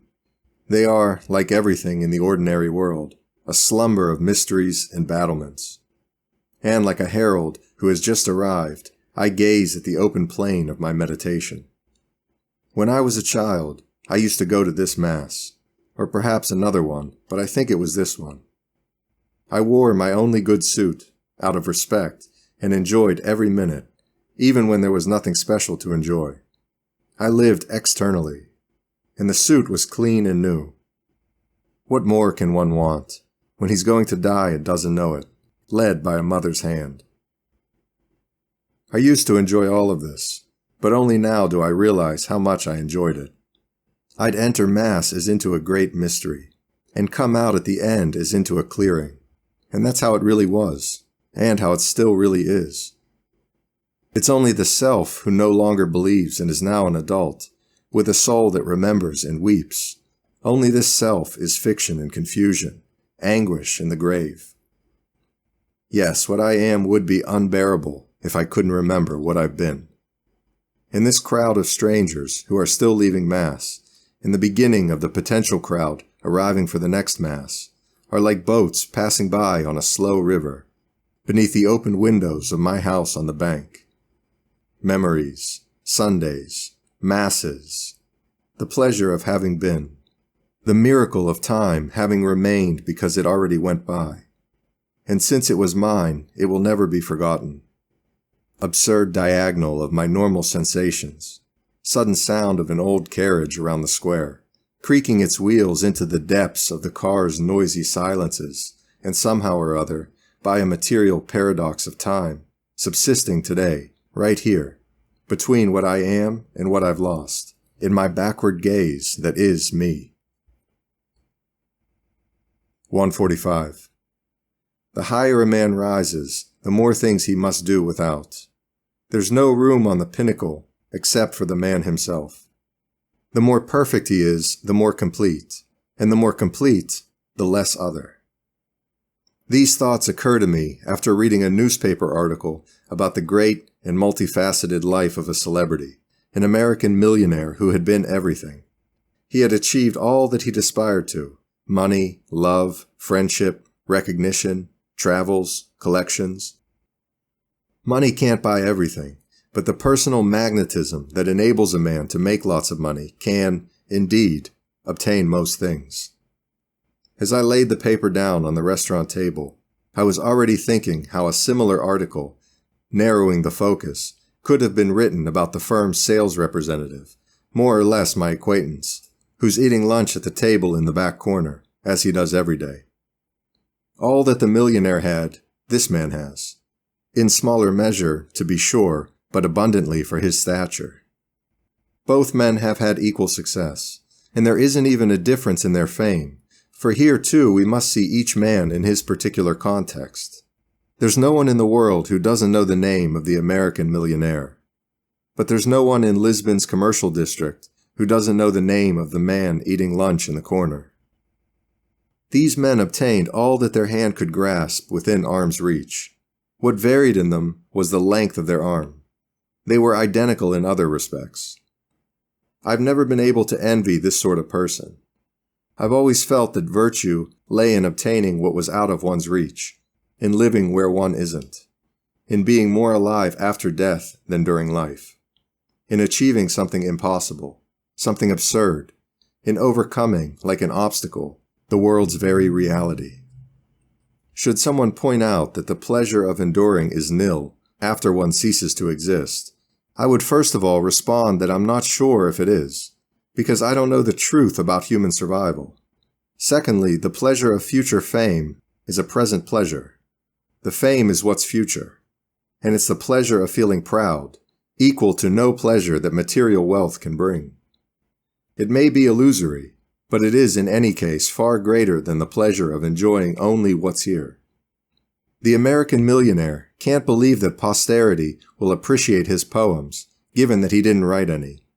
The sales representative can't imagine that the future will admire his pictures, since he never painted any. I, however, who in this transitory life am nothing, can enjoy the thought of the future reading this very page, since I do actually write it.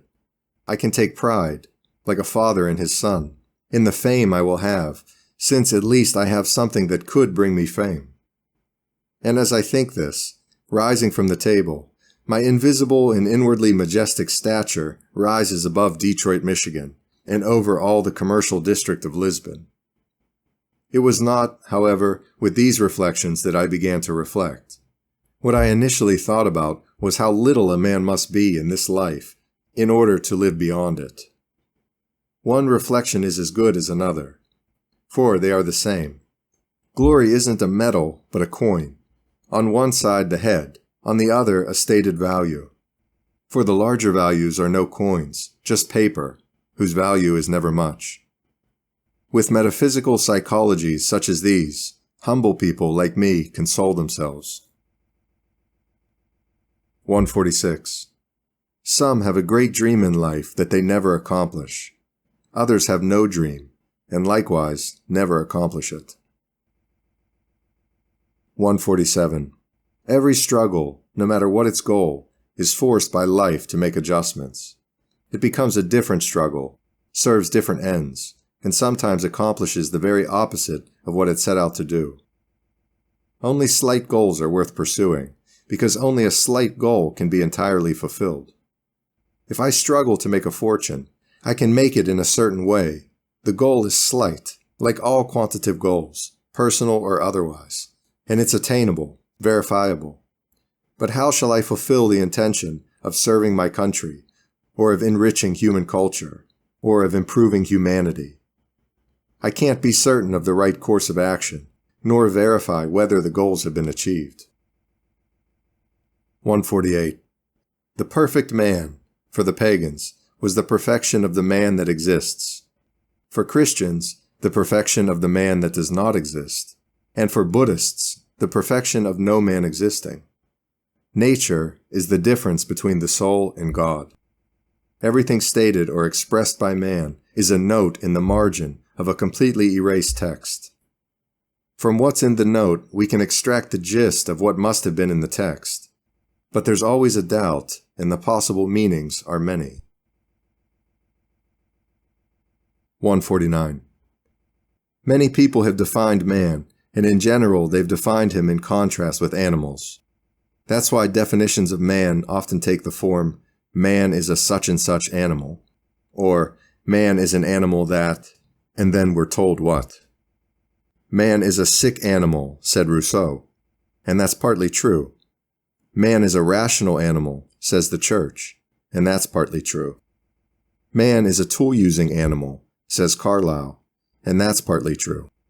But these definitions, and others like them, are always somewhat off the mark. And the reason is quite simple.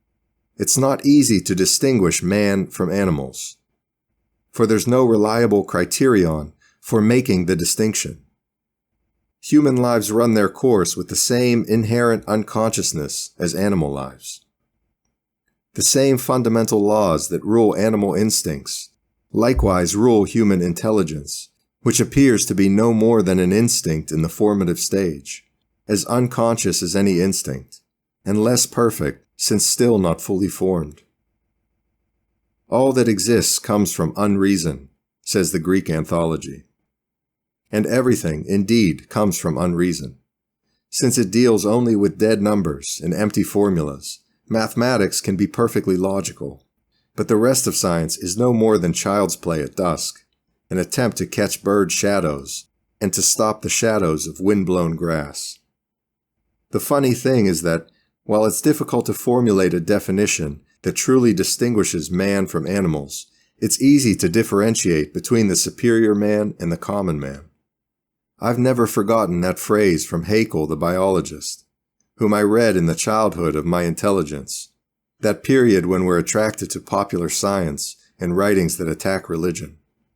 The phrase is more or less the following: the distance between the superior man, a Kant or a Goethe, I believe he says, and the common man is much greater than the distance between the common man and the ape. I've never forgotten the phrase, because it's true. Between me, whose rank is low among thinking men, and a farmer from Lores, there is undoubtedly a greater distance than between the farmer and, I won't say a monkey, but a cat or a dog. None of us, from the cat on up to me, is really in charge of the life imposed on us or of the destiny we've been given. We are all equally derived from no one knows what. We're shadows of gestures performed by someone else, embodied effects, consequences that feel. But between me and the farmer, there's a difference of quality, due to the presence in me of abstract thought and disinterested emotion, whereas between him and the cat, intellectually and psychologically, there is only a difference of degree. The superior man differs from the inferior man and his animal brothers by the simple trait of irony. Irony is the first sign that our consciousness has become conscious, and it passes through two stages. The one, represented by Socrates when he says, "All I know is that I know nothing," and the other, represented by Sanchez when he says, "I don't even know if I know nothing." In the first stage, we dogmatically doubt ourselves, and every superior man arrives there. In the second stage, we come to doubt not only ourselves, but also our own doubt, and few men have reached that point in the already so long, yet short span of time that the human race has beheld the sun and night over the earth's variegated surface. To know oneself is to err, and the oracle that said, "Know thyself," proposed a task more difficult than the labors of Hercules, and a riddle murkier than the Sphinx's. To consciously not know ourselves, that's the way. And to conscientiously not know ourselves is the active task of irony. I know nothing greater, nor more worthy of the truly great man, than the patient and expressive analysis of the ways in which we don't know ourselves. The conscious recording of the unconsciousness of our conscious states, the metaphysics of autonomous shadows, the poetry of the twilight of disillusion. But something always eludes us, some analysis or other always gets muddled, and the truth, even if false, is always beyond the next corner. And this is what tires us even more than life, when life tires us, and more than the knowledge and contemplation of life, which always tire us. I stand up from the chair where, propped distractedly against the table, I've entertained myself with the narration of these strange impressions. I stand up, propping my body on itself, and walk to the window, higher than the surrounding rooftops, and I watch the city going to sleep in a slow beginning of silence. The large and whitely white moon sadly clarifies the terraced differences in the buildings opposite. The moonlight seems to illuminate icily all the world's mystery. It seems to reveal everything, and everything is shadows with admixtures of faint light, false and unevenly absurd gaps, inconsistencies of the visible. There's no breeze, and the mystery seems to loom larger. I feel queasy in my abstract thought. I'll never write a page that sheds light on me or that sheds light on anything. A wispy cloud hovers hazily over the moon, like a coverture. I'm ignorant, like these rooftops. I've failed, like all of nature. 150. The persistence of instinctive life in the guise of human intelligence is one of my most constant and profound contemplations. The artificial disguise of consciousness only highlights for me the unconsciousness it doesn't succeed in disguising. From birth to death, man is the slave of the same external dimension that rules animals. Throughout his life, he doesn't live. He vegetatively thrives, with greater intensity and complexity than an animal. He is guided by norms without knowing that they guide him, or even that they exist, and all his ideas, feelings, and acts are unconscious.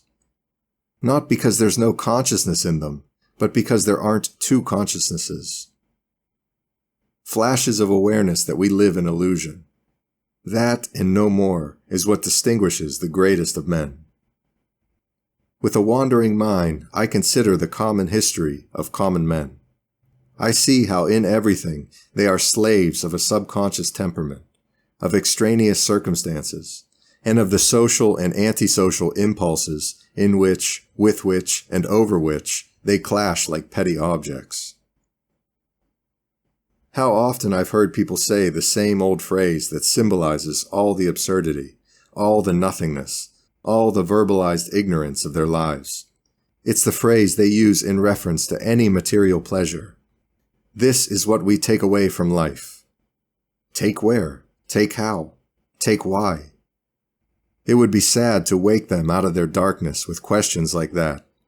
Only a materialist can utter such a phrase, because everyone who utters such a phrase is, whether he knows it or not, a materialist. What does he plan to take from life and how? Where will he take his pork chops and red wine and lady friend? To what heaven that he doesn't believe in? To what earth, where he'll take only the rottenness that was the latent essence of his whole life?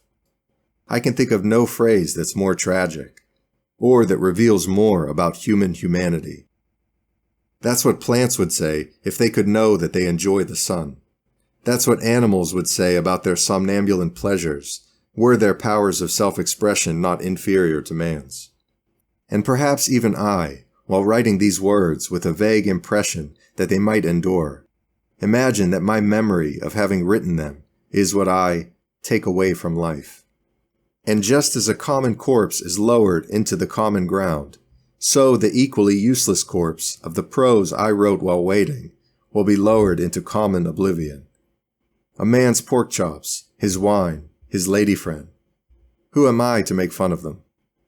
Brothers in our common ignorance, different expressions of the same blood, diverse forms of the same heredity. Which of us can deny the other? A wife can be denied, but not a mother, not father, not brother. 151. Outside in the slow moonlit night, the wind slowly shakes things that cast fluttering shadows. Perhaps it's just hanging laundry from the floor above. But the shadows don't know they're from shirts, and they impalpably flutter in hushed harmony with everything else. I left the shutters open so as to wake up early, but so far I haven't succeeded in falling asleep or even in staying wide awake. And the night's already so old that not a sound can be heard. There's moonlight beyond the shadows of my room, but it doesn't come through the window. It exists like a day of hollow silver. And the roof of the building opposite, which I can see from my bed, is liquid with a blackish whiteness. In the moon's hard light, there's a sad peace, like lofty congratulations to someone who can't hear them. and without seeing, without thinking, my eyes now closed on my non-existent slumber. I meditate on what words can truly describe moonlight. The ancients would say that it is silvery or white, but this supposed whiteness actually consists of many colors. Were I to get out of bed and look past the cold panes, I know I would see that in the high, lonely air, the moonlight is grayish-white, blued by a subdued yellow, that over the various unequally dark rooftops it bathes the submissive buildings with a black-white and floods the red-brown of the highest clay tiles with a colorless color. At the end of the street, a placid abyss where the naked cobblestones are unevenly rounded. It has no color other than a blue which perhaps comes from the gray of the stones. In the depths of the horizon, it must be almost dark blue, different from the black blue in the depths of the sky. On the windows where it strikes, the moonlight is a black yellow. From here in my bed, if I open my eyes, heavy with the sleep I cannot find, it looks like snow turned into color, with floating threads of warm nacre. And if I think with what I feel, it's a tedium turned into white shadow, darkening as if eyes were closing on this hazy whiteness. 152. I'm astounded whenever I finish something, astounded and distressed. My perfectionist instinct should inhibit me from finishing. It should inhibit me from even beginning. But I get distracted and start doing something. What I achieve is not the product of an act of my will, but of my will's surrender. I begin because I don't have the strength to think. I finish because I don't have the courage to quit. This book is my cowardice. If I often interrupt a thought with a scenic description that in some way fits into the real or imagined scheme of my impressions, it's because the scenery is a door through which I flee from my awareness of my creative impotence. In the middle of the conversations with myself that form the words of this book, I'll feel the sudden need to talk to someone else, and so I'll address the light which hovers, as now, over the rooftops that glow as if they were damp, or I'll turn to the urban hillside with its tall and gently swaying trees that seem strangely close and on the verge of silently collapsing, or to the steep houses that overlap like posters, with windows for letters, and the dying sun gilding their moist glue. Why do I write if I can't write any better? But what would become of me if I didn't write what I can, however inferior it may be to what I am? In my ambitions, I'm a plebeian, because I try to achieve, like someone afraid of a dark room. I'm afraid to be silent. I'm like those who prize the medal more than the struggle to get it, and savor glory in a fur-lined cape. For me to write is self-deprecating, and yet I can't quit doing it. Writing is like the drug I abhor and keep taking, the addiction I despise and depend on. There are necessary poisons, and some are extremely subtle, composed of ingredients from the soul, herbs collected from among the ruins of dreams, black poppies found next to the graves of our intentions, the long leaves of obscene trees whose branches sway on the echoing banks of the soul's infernal rivers. To write is to lose myself. Yes, but everyone loses himself, because everything gets lost. I, however, lose myself without any joy, not like the river flowing into the sea, for which it was secretly born, but like the puddle left on the beach by the high tide, its stranded water never returning to the ocean, but merely sinking into the sand. 153. I stand up from my chair with a monstrous effort, but I have the impression that I carry it with me and that it's heavier, for it's the chair of subjectivity. 154. Who am I to myself? Just one of my sensations.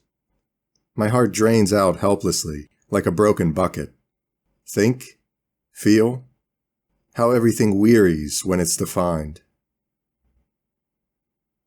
155. Just as some people work because they're bored, I sometimes write because I have nothing to say. Daydreaming, which occurs naturally to people when they're not thinking, in me takes written form, for I know how to dream in prose. And there are many sincere feelings and much genuine emotion that I extract from not feeling. There are moments when the emptiness of feeling oneself live attains the consistency of a positive thing. In the great men of action, namely the saints, who act with all their emotion and not just part of it, the sense of life's nothingness leads to the infinite. They crown themselves with night and the stars, and anoint themselves with silence and solitude. In the great men of inaction, to whose number I humbly belong, the same feeling leads to the infinitesimal. Sensations are stretched, like rubber bands, to reveal the pores of their slack, false continuity. In these moments, both types of men love sleep, as much as the common man who doesn't act and doesn't not act, being a mere reflection of the generic existence of the human species. Sleep is fusion with God, nirvana, however it be called. Sleep is the slow analysis of sensations, whether used as an atomic science of the soul or left to doze like a music of our will, a slow anagram of monotony. In my writing, I linger over the words, as before shop windows I don't really look at.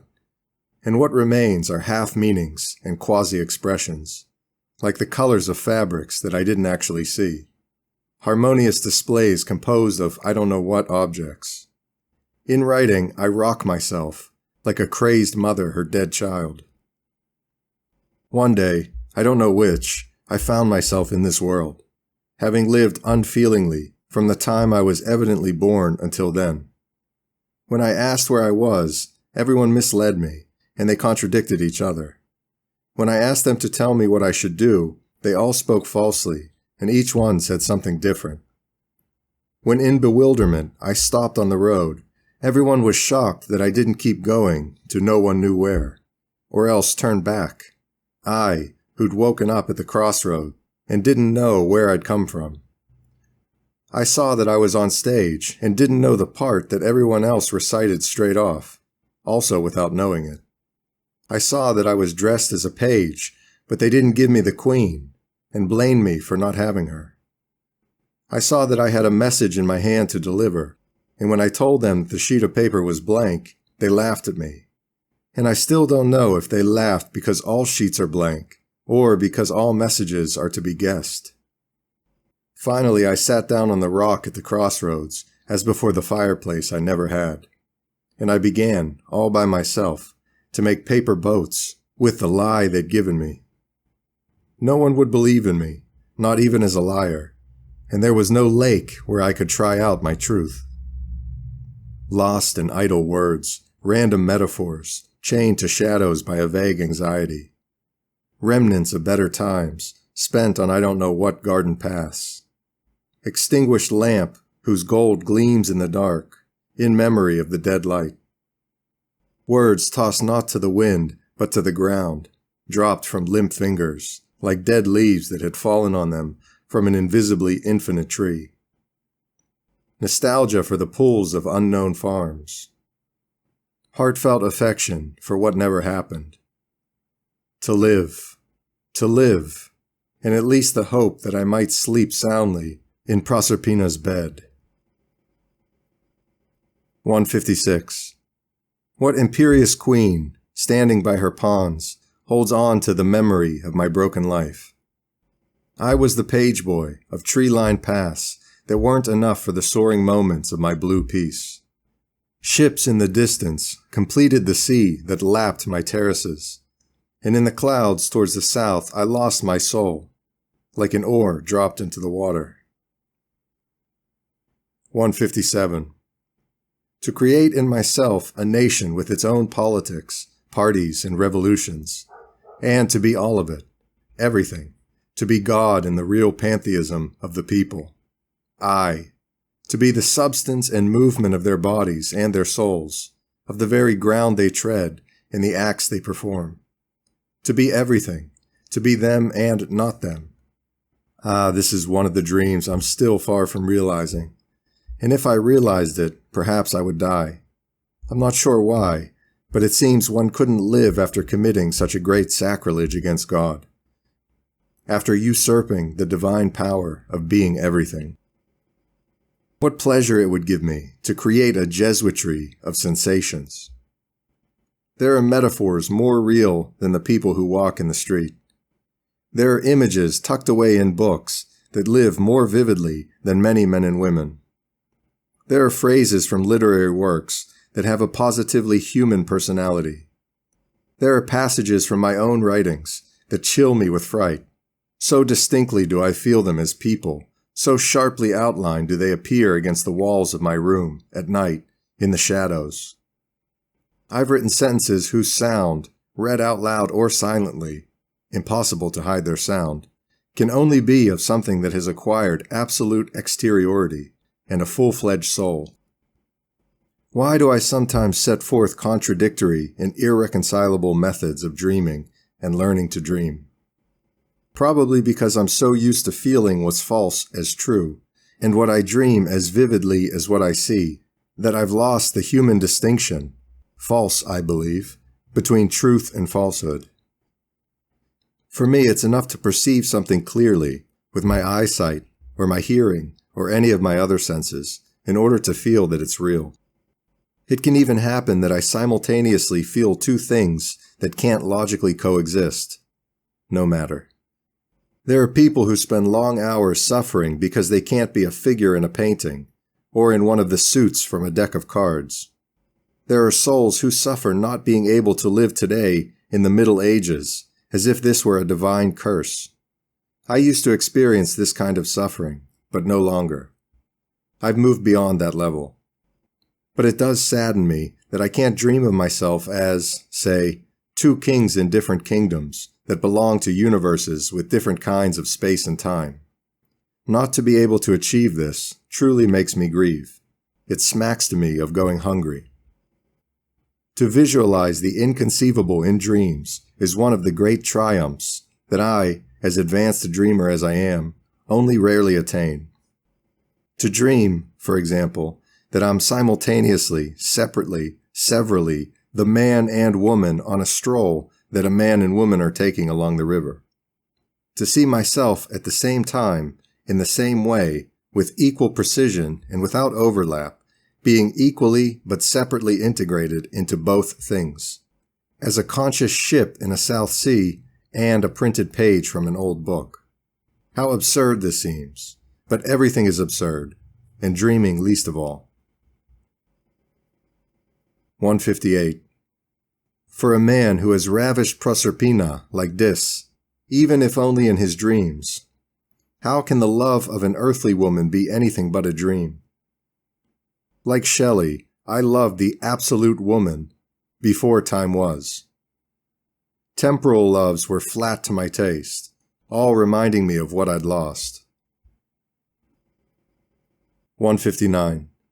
Twice in my adolescence, which I feel so remotely it seems like someone else's story that I read or was told, I enjoyed the humiliating grief of being in love. From my present vantage point, looking back to the past, which I can no longer designate as long ago or recent, I think it was good that this experience of disillusion happened to me so early. Nothing happened, except in what I felt. Outwardly speaking, legions of men have suffered the same inner torments, but through an experience that simultaneously involved my sensibility and intelligence, I realized early on that the imaginative life, however morbid it might seem, is the one that suits temperaments like mine. The fictions of my imagination, as it later developed, may weary me, but they don't hurt or humiliate. Impossible lovers can't possibly cheat on us, or smile at us falsely, or be calculating in their caresses. They never forsake us, and they don't die or disappear. Our soul's great anxieties are always cosmic cataclysms, upsetting the stars all around us and making the sun veer off course. In all souls that feel, fate, sooner or later, plays out an apocalypse of anxiety, with all heavens and worlds raining down over their disconsolation. To feel that you're superior and to be treated by fate as supremely and incurably inferior, who in such a plight can boast about being a man? Were I ever granted a flash of expressive power so great that it concentrated all art in me, I would write a eulogy to sleep. I know no greater pleasure in life than that of being able to sleep. The total snuffing out of life and the soul, the complete banishment of all beings and people, the night without memory or illusion, the absence of past and future. 160. The entire day, in all the desolation of all its scattered and dull clouds, was filled with the news of revolution. Such reports, true or false, always fill me with a peculiar discomfort, a mixture of disdain and physical nausea. It gulls my intelligence when someone imagines that things will change by shaking them up. Violence of whatever sort has always been, for me, a flagrant form of human stupidity. All revolutionaries, for that matter, are stupid, as are all reformers to a lesser extent, lesser because they're less troublesome.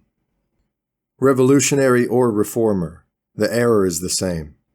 Unable to dominate and reform his own attitude towards life, which is everything, or his own being, which is almost everything, he flees, devoting himself to modifying others in the outside world.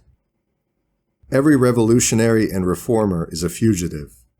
To fight for change is to be incapable of changing oneself. To reform is to be beyond repair. A sensitive and honest-minded man, if he's concerned about evil and injustice in the world, will naturally begin his campaign against them by eliminating them at their nearest source, his own person. This task will take his entire life. Everything for us is in our concept of the world. To modify our concept of the world is to modify the world for us, or simply to modify the world, since it will never be, for us, anything but what it is for us. The inner justice we summon to write a fluent and beautiful page, that true reformation of enlivening our dead sensibility, these things are the truth, our truth, the only truth. Everything else in the world is scenery, picture frames for our feelings, book bindings for our thoughts. And this is true whether it be the colorful scenery of beings and things, fields, houses, posters, clothes, or the colorless scenery of monotonous souls that periodically rise to the surface with hackneyed words and gestures, then sink back down into the fundamental stupidity of human expression. Revolution? Change? What I really want with all my heart is for the atonic clouds to stop grayly lathering the sky. What I want is to see the blue emerge, a truth that is clear and sure because it is nothing and wants nothing. 161. Nothing irks me more than the vocabulary of social responsibility. The very word duty is unpleasant to me, like an unwanted guest. But the terms civic duty, solidarity, humanitarianism, and others of the same ilk disgust me like rubbish dumped out of a window right on top of me. I'm offended by the implicit assumption that these expressions pertain to me, that I should find them worthwhile and even meaningful. I recently saw in a toy shop window some objects that reminded me exactly of what these expressions are. Make-believe dishes filled with make-believe tidbits for the miniature table of a doll. For the real, sensual, vain, and selfish man, the friend of others because he has the gift of speech, and the enemy of others because he has the gift of life, what is there to gain from playing with the dolls of hollow and meaningless words? Government is based on two things, restraint and deception. The problem with those glittering expressions is that they neither restrain nor deceive. At most, they intoxicate, which is something else again. If there's one thing I hate, it's a reformer. A reformer is a man who sees the world's superficial ills and sets out to cure them by aggravating the more basic ills. A doctor tries to bring a sick body into conformity with a normal, healthy body, but we don't know what's healthy or sick in the social sphere. I see humanity as merely one of nature's latest schools of decorative painting. I don't distinguish in any fundamental way between a man and a tree, and I naturally prefer whichever is more decorative, whichever interests my thinking eyes. If the tree is more interesting to me than the man, I'm sorrier to see the tree felled than to see the man die. There are departing sunsets that grieve me more than the deaths of children. I keep my own feelings out of everything in order to be able to feel. I almost reproach myself for writing these sketchy reflections in this moment when a light breeze, rising from the afternoon's depths, begins to take on color. In fact, it's not the breeze that takes on color, but the air through which it hesitantly glides. I feel, however, as if the breeze were being colored. So that's what I say, for I have to say what I feel, given that I'm I. 162. All of life's unpleasant experiences, when we make fools out of ourselves, act thoughtlessly, or lapse into our observance of some virtue, should be regarded as mere external accidents which can't affect the substance of our soul. We should see them as toothaches or calluses of life, as things that bother us but remain outside us, even though they're ours, or that only our organic existence need consider and our vital functions worry about. When we achieve this attitude, which in essence is that of the mystics, we're protected not only from the world, but also from ourselves.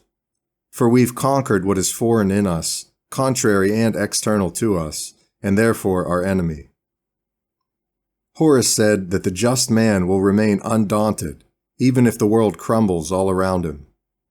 Although the image is absurd, the point is valid.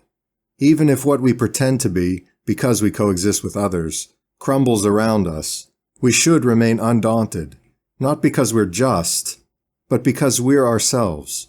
And to be ourselves means having nothing to do with external things that crumble, even if they crumble right on top of what for them we are. For superior men, life should be a dream that spurns confrontations. 163. Direct experience is an evasion, or hiding place, for those without any imagination. Reading about the risks incurred by a man who hunts tigers, I feel the risks worth feeling, save the actual physical risk, which wasn't really worth feeling, for it vanished without a trace. Men of action are the involuntary slaves of the men of reason. The worth of things depends on their interpretation. Certain men make things which other men invest with meaning, bringing them to life. To narrate is to create, while to live is merely to be lived. 164. Inaction makes up for everything. Not acting gives us everything. To imagine is everything, as long as it doesn't tend towards action. No one can be king of the world except in dreams. And every one of us who really knows himself wants to be king of the world. To imagine without being is the throne. To desire without wanting is the crown. We have what we renounce, for we conserve it eternally intact in our dreams, by the light of the sun that isn't, or of the moon that cannot be. 165. Whether I like it or not, everything that isn't my soul is no more for me than scenery and decoration. Through rational thought, I can recognize that a man is a living being just like me. But for my true, involuntary self, he has always had less importance than a tree, if the tree is more beautiful. That's why I've always seen human events, the great collective tragedies of history, or of what we make of history, as colorful friezes, with no soul in the figures that appear there. I've never thought twice about anything tragic that has happened in China. It's just scenery in the distance, even if painted with blood and disease. With ironic sadness, I remember a workers' demonstration, carried out with I don't know how much sincerity, for I find it hard to admit sincerity in collective endeavors, given that the individual, all by himself, is the only entity capable of feeling. It was a teeming and rowdy group of animated idiots who passed by my outsider's indifference, shouting various things. I instantly felt disgust. They weren't even sufficiently dirty. Those who truly suffer don't form a group or go around as a mob. Those who suffer, suffer alone. What a pathetic group. What a lack of humanity and true pain. They were real and therefore unbelievable. No one could ever use them for the scene of a novel or a descriptive backdrop. They went by like rubbish in a river, in the river of life, and to see them go by made me sick to my stomach and profoundly sleepy. 166. If I carefully consider the life men lead, I find nothing to distinguish it from the life of animals. Both man and animal are hurried unconsciously through things and the world. Both have their leisure moments. Both complete the same organic cycle, day after day. Both think nothing beyond what they think, nor live beyond what they live. A cat wallows in the sun and goes to sleep. Man wallows in life and all of its complexities and goes to sleep. Neither one escapes the fatal law of being what he is. Neither one tries to shake off the weight of being. The greatest among men love glory, but not the glory of a personal immortality, just an abstract immortality, in which they don't necessarily participate. These considerations, which occur to me frequently, prompt an admiration in me for a kind of person that by nature I abhor. I mean the mystics and ascetics, the recluses of all Tibets, the simian stylites of all columns. These men, albeit by absurd means, do indeed try to escape the animal law.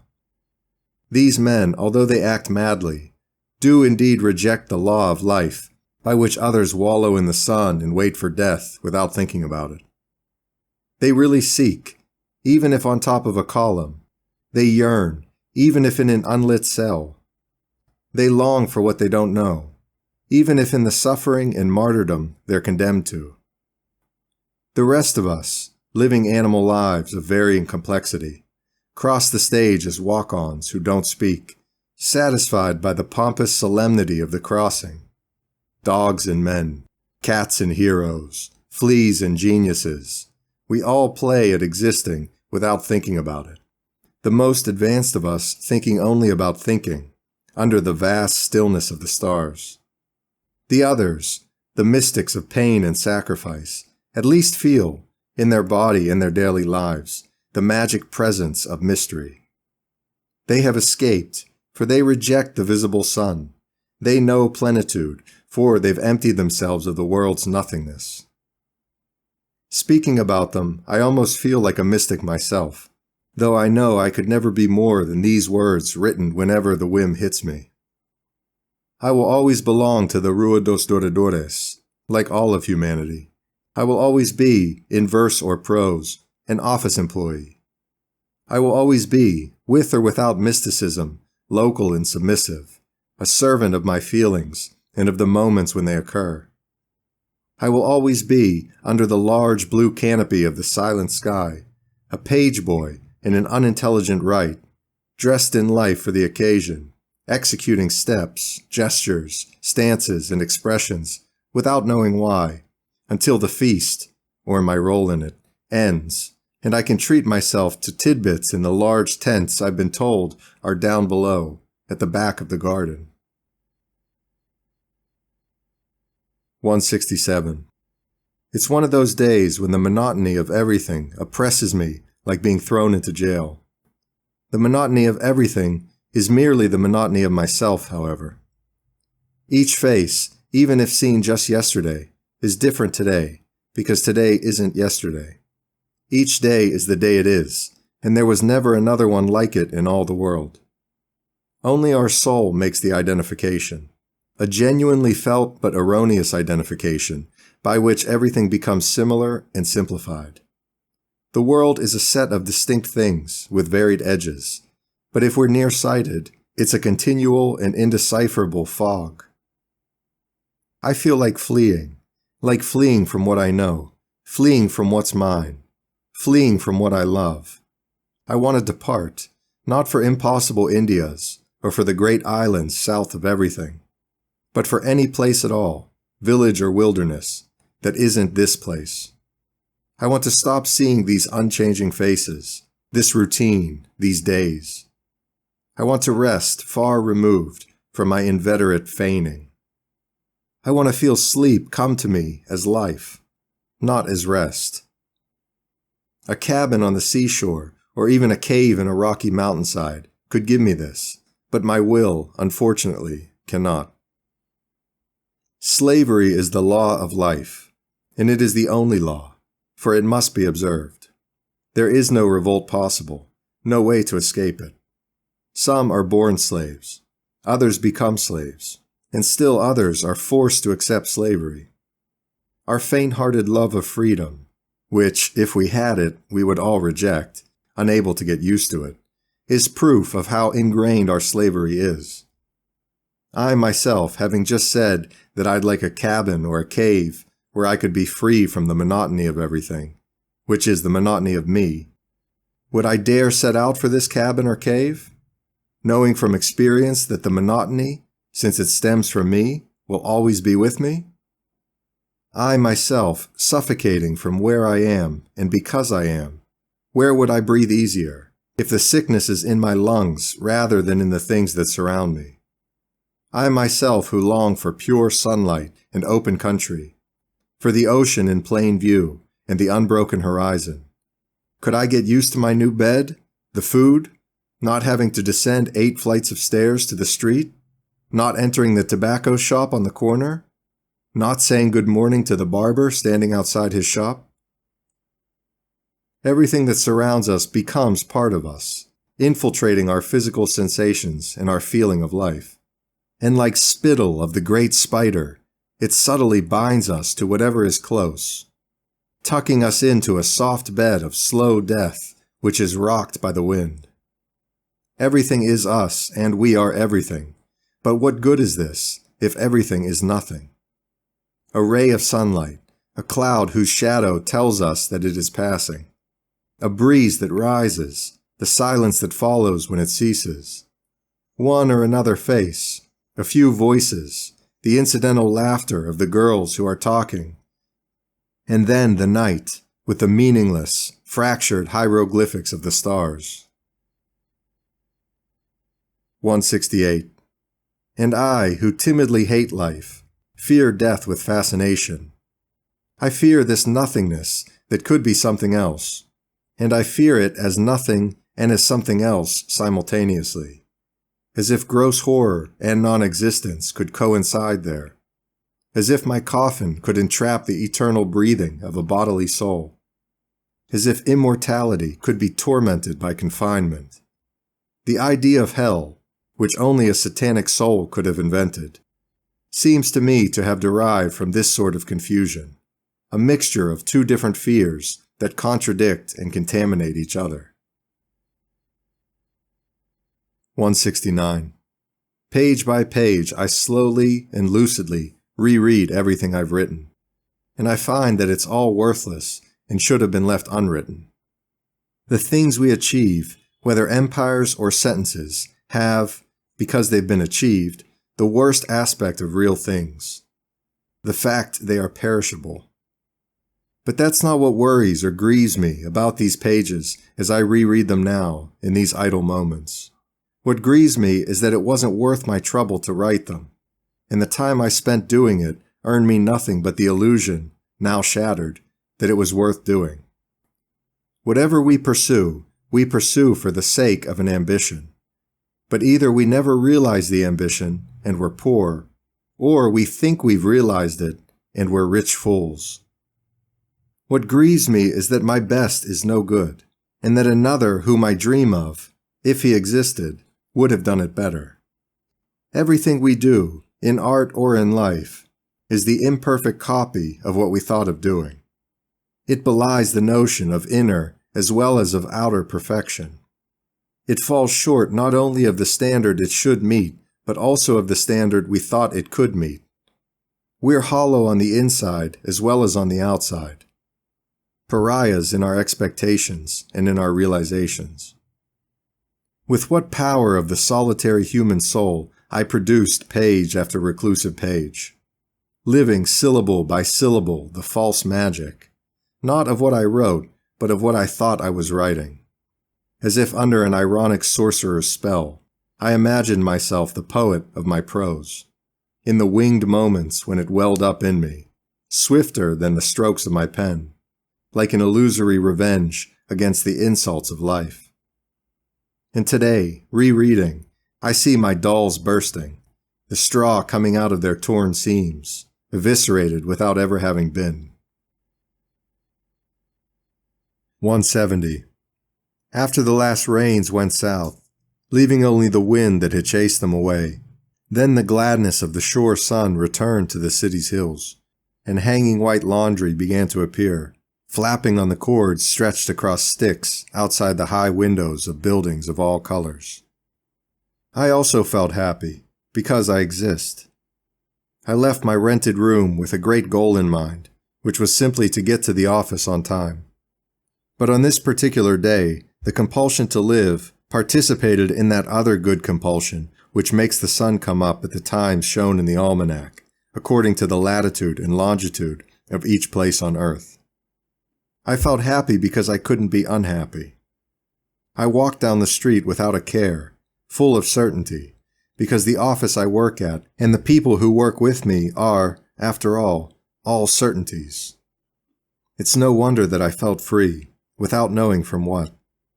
In the baskets along the pavement of the Rua de Prata, the bananas for sale were tremendously yellow in the sunlight.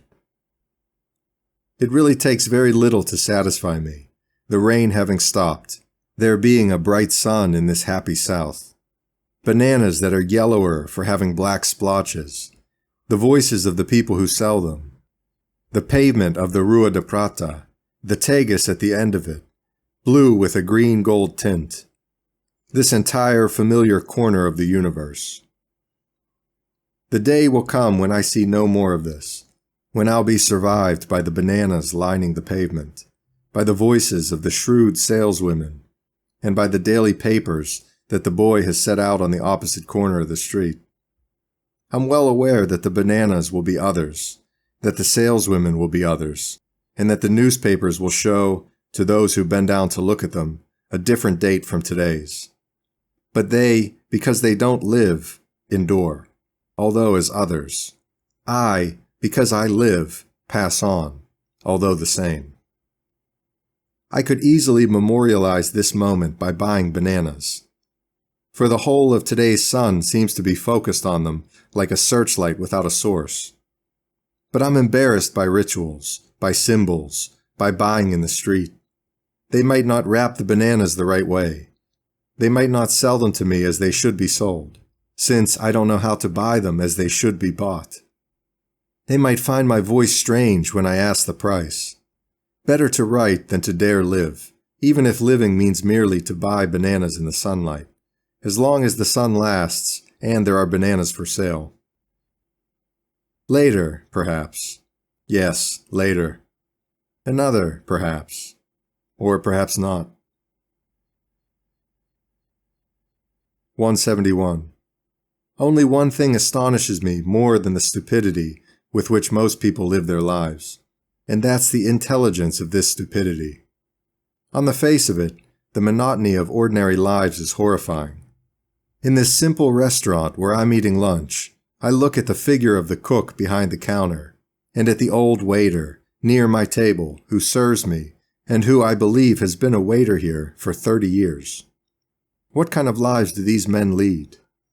For 40 years, that figure of a man has spent most of every day in a kitchen.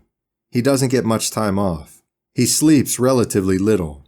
He occasionally goes to his hometown, returning without hesitation or regret.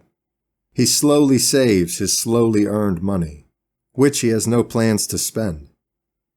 He would get ill if he had to retire for good from his kitchen to the piece of land he bought in Galicia.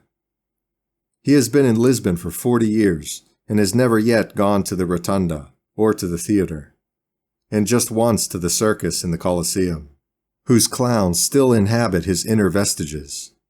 He married, I don't know how or why, and has 4 sons and a daughter, and his smile as he leans over the counter in my direction expresses a tremendous, solemn, satisfied happiness, And he's not pretending, nor would he have reason to pretend.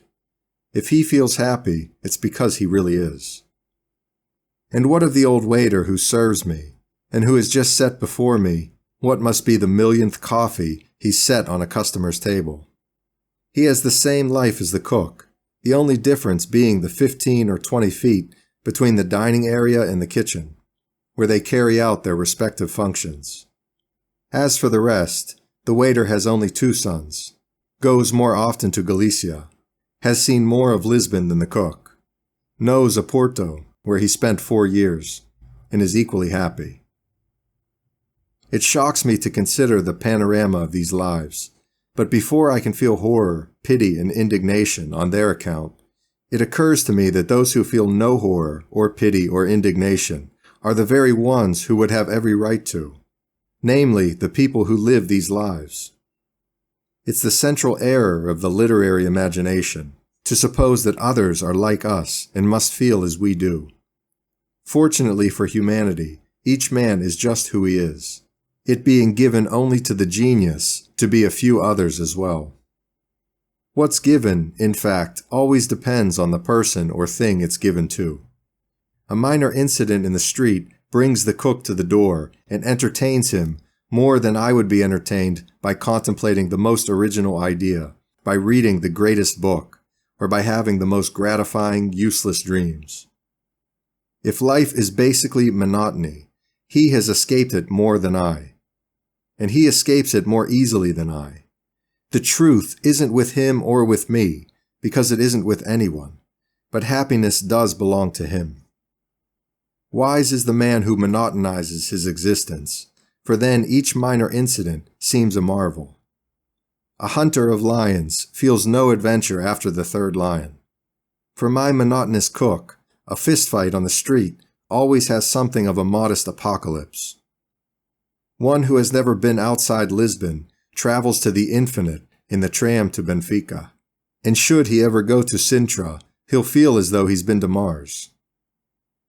The man who has journeyed all over the world can't find any novelty in 5,000 miles, for he finds only new things, yet another novelty, the old routine of the forever new, while his abstract concept of novelty got lost at sea after the second new thing he saw.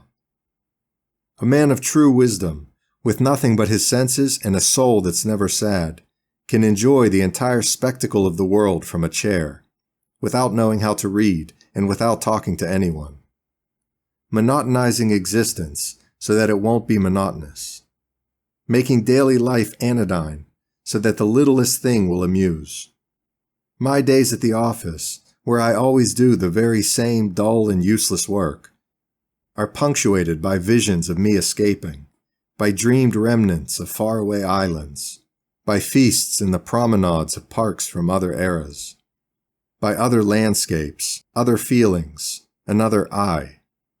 But I realize, between 2 ledger entries, that if I had all this, none of it would be mine. Better, after all, to have Vasquez my boss than the kings of my dreams. Better, after all, the office on Rua dos Douradores than the grand promenades of impossible parks. Having Vasquez as my boss, I can enjoy dreaming of kings. Having the office on Rua dos Douradores, I can enjoy the inner vision of non-existent landscapes. But if I had the kings of my dreams, what would I have left to dream? If I had impossible landscapes, what other impossibilities would remain for me to imagine? Give me monotony, the dull repetition of the same old days, today an exact copy of yesterday, while my observant soul enjoys the fly that flits past my eyes and distracts me, the laughter that drifts up from I'm not sure which street, the liberation I feel when it's time to close the office, and the infinite repose of a day off. I can imagine that I'm everything, because I'm nothing. If I were something, I wouldn't be able to imagine. An assistant bookkeeper can dream he is the Roman emperor, but the King of England cannot, for in his dreams, the King of England is precluded from being any king other than the one he is. His reality won't let him feel. 172. The slope leads to the mill, but effort leads to nothing. It was an early autumn afternoon when the sky has a cold, dead warmth, and clouds smother the light with blankets of moisture. Destiny gave me only two things: accounting ledgers and a talent for dreaming. 173. Dreaming is the worst of drugs because it's the most natural of all. It works its way into our habits like no other drug can. We take it unawares, like a poison slipped in a drink. It doesn't hurt, it doesn't make you pale, and won't knock you out, but the soul that takes it can't be cured, for it can never let go of its poison, which is its very own self. Like a pageant in the mist.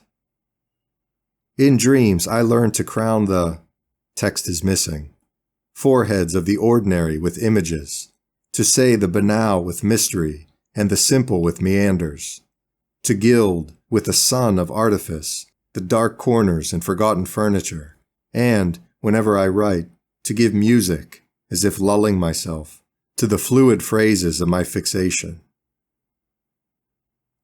174. After a bad night's sleep, nobody likes us. The sleep which deserted us took with it something that made us human. We feel a latent irritation that even seems to imbue the inorganic air around us. It's we, after all, who deserted ourselves. It's between us and us that the silent battle of diplomacy is fought. Today I've dragged my feet with heavy fatigue through the streets. My soul has been reduced to a tied-up ball of thread, and what I am and have been, which is me, forgot its name. I don't know if I'll have it tomorrow. All I know is that I didn't sleep, and the confusion I feel at certain moments imposes long silences on my internal speech. Ah, the huge parks enjoyed by others, the gardens familiar to so many, the tree-lined paths where people who will never know me walk. I stagnate between sleepless nights, as one who never dared to be superficial, and my meditation is startled awake like a dream when it ends. I'm a widowed house, cloistered in itself, haunted by shy and furtive ghosts. I'm always in the next room, or they are, and trees loudly rustle all around me. I wander and find. I find because I wander. Ah, it's you, my childhood days, dressed up in pinafores. And during all of this, I walk slowly down the street, a wandering sleepyhead, a stray leaf. Some slow wind has swept me off the ground, and I drift, like the end of twilight, among the details of the landscape. My eyelids weigh heavy on my dragging feet. Because I'm walking, I feel like sleeping. My mouth is shut as if to seal my lips. I walk the way a ship sinks. No, I didn't sleep, but I'm more myself when I haven't slept, and still can't sleep. I'm truly I in the incidental and symbolic eternity of this half-souled state in which I delude myself. One or two people look at me as if they knew me and found me strange. I'm vaguely aware of looking back at them, with eyes I can feel under the eyelids that rub against their surface, but I'd rather not know about the world's existence. I'm sleepy, very sleepy, totally sleepy. 175. The generation I belong to was born into a world where those with a brain as well as a heart couldn't find any support. The destructive work of previous generations left us a world that offered no security in the religious sphere, no guidance in the moral sphere, and no tranquility in the political sphere. We were born into the midst of metaphysical anguish, moral anxiety, and political disquiet. Inebriated with objective formulas, with the mere methods of reason and science, the generations that preceded us did away with the foundations of the Christian faith, for their biblical criticism, progressing from textual to mythological criticism, reduced the Gospels and the earlier scriptures of the Jews to a doubtful heap of myths, legends, and mere literature, while their scientific criticism gradually revealed the mistakes and ingenuous notions of the Gospel's primitive science. At the same time, the spirit of free inquiry brought all metaphysical problems out into the open, and with them all the religious problems that had to do with metaphysics. Drunk with a hazy notion they called positivism, these generations criticized all morality and scrutinized all rules of life, and all that remained from the clash of doctrines was the certainty of none of them, and the grief over there being no certainty. A society so undisciplined in its cultural foundations could obviously not help but be a victim, politically, of its own chaos, and so we woke up to a world eager for social innovations, a world that gleefully pursued a freedom it didn't grasp and a progress it had never defined. But while the sloppy criticism of our fathers bequeathed us the impossibility of being Christians, it didn't bequeath us an acceptance of the impossibility. While it bequeathed us a disbelief in established moral codes, it didn't bequeath us an indifference to morality and the rules for peaceful human coexistence. While it left the thorny problem of politics in doubt, it didn't leave our minds unconcerned about how to solve it. Our fathers blithely wreaked destruction, for they lived in a time that was still informed by the solidity of the past. The very thing we've destroyed was what gave strength to society and enabled them to destroy without noticing that the building was cracking. We inherited the destruction and its aftermath. Today, the world belongs to the stupid, the insensitive, the agitated. Today, the right to live and triumph is awarded on virtually the same basis as admission into an insane asylum: an inability to think, amorality, and nervous excitability. 176. The Inn of Reason. On the road halfway between faith and criticism stands the Inn of Reason. Reason is faith in what can be understood without faith, but it's still a faith, since to understand presupposes that there's something understandable. 177. Metaphysical theories that can give us the momentary illusion that we've explained the unexplainable. Moral theories that can fool us for an hour into thinking we finally know which of all the closed doors leads to virtue. Political theories that convince us for a day that we've solved some problem, when there are no solvable problems except in mathematics. May our attitude towards life be summed up in this consciously futile activity, in this preoccupation that gives no pleasure, but at least keeps us from feeling the presence of pain. There's no better sign that a civilization has reached its height than the awareness, in its members, of the futility of all effort, given that we're ruled by implacable laws, which nothing can repeal or obstruct. We may be slaves shackled to the whim of gods who are stronger than us, but they're not any better, being subject, like us, to the iron hand of an abstract fate, which is superior to justice and kindness, indifferent to good and evil. 178. We are death. What we call life is the slumber of our real life, the death of what we really are. The dead are born, they don't die. The worlds are switched around in our eyes. We're dead when we think we're living. We start living when we die. The relation that exists between sleep and life is the same that exists between what we call life and what we call death. We're sleeping, and this life is a dream, not in a metaphorical or poetic sense, but in a very real sense. Everything in our activities that we hold to be superior participates in death and is death. What are ideals but an admission that life is worthless? What is art but the negation of life? A statue is a dead body, chiseled to capture death in incorruptible matter.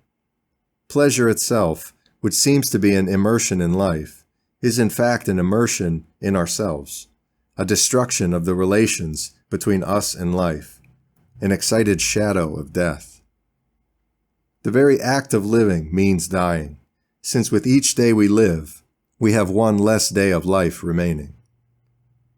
We inhabit dreams. We are shadows roaming through impossible forests, in which the trees are houses, customs, ideas, ideals and philosophies. Never finding God and never even knowing if God exists.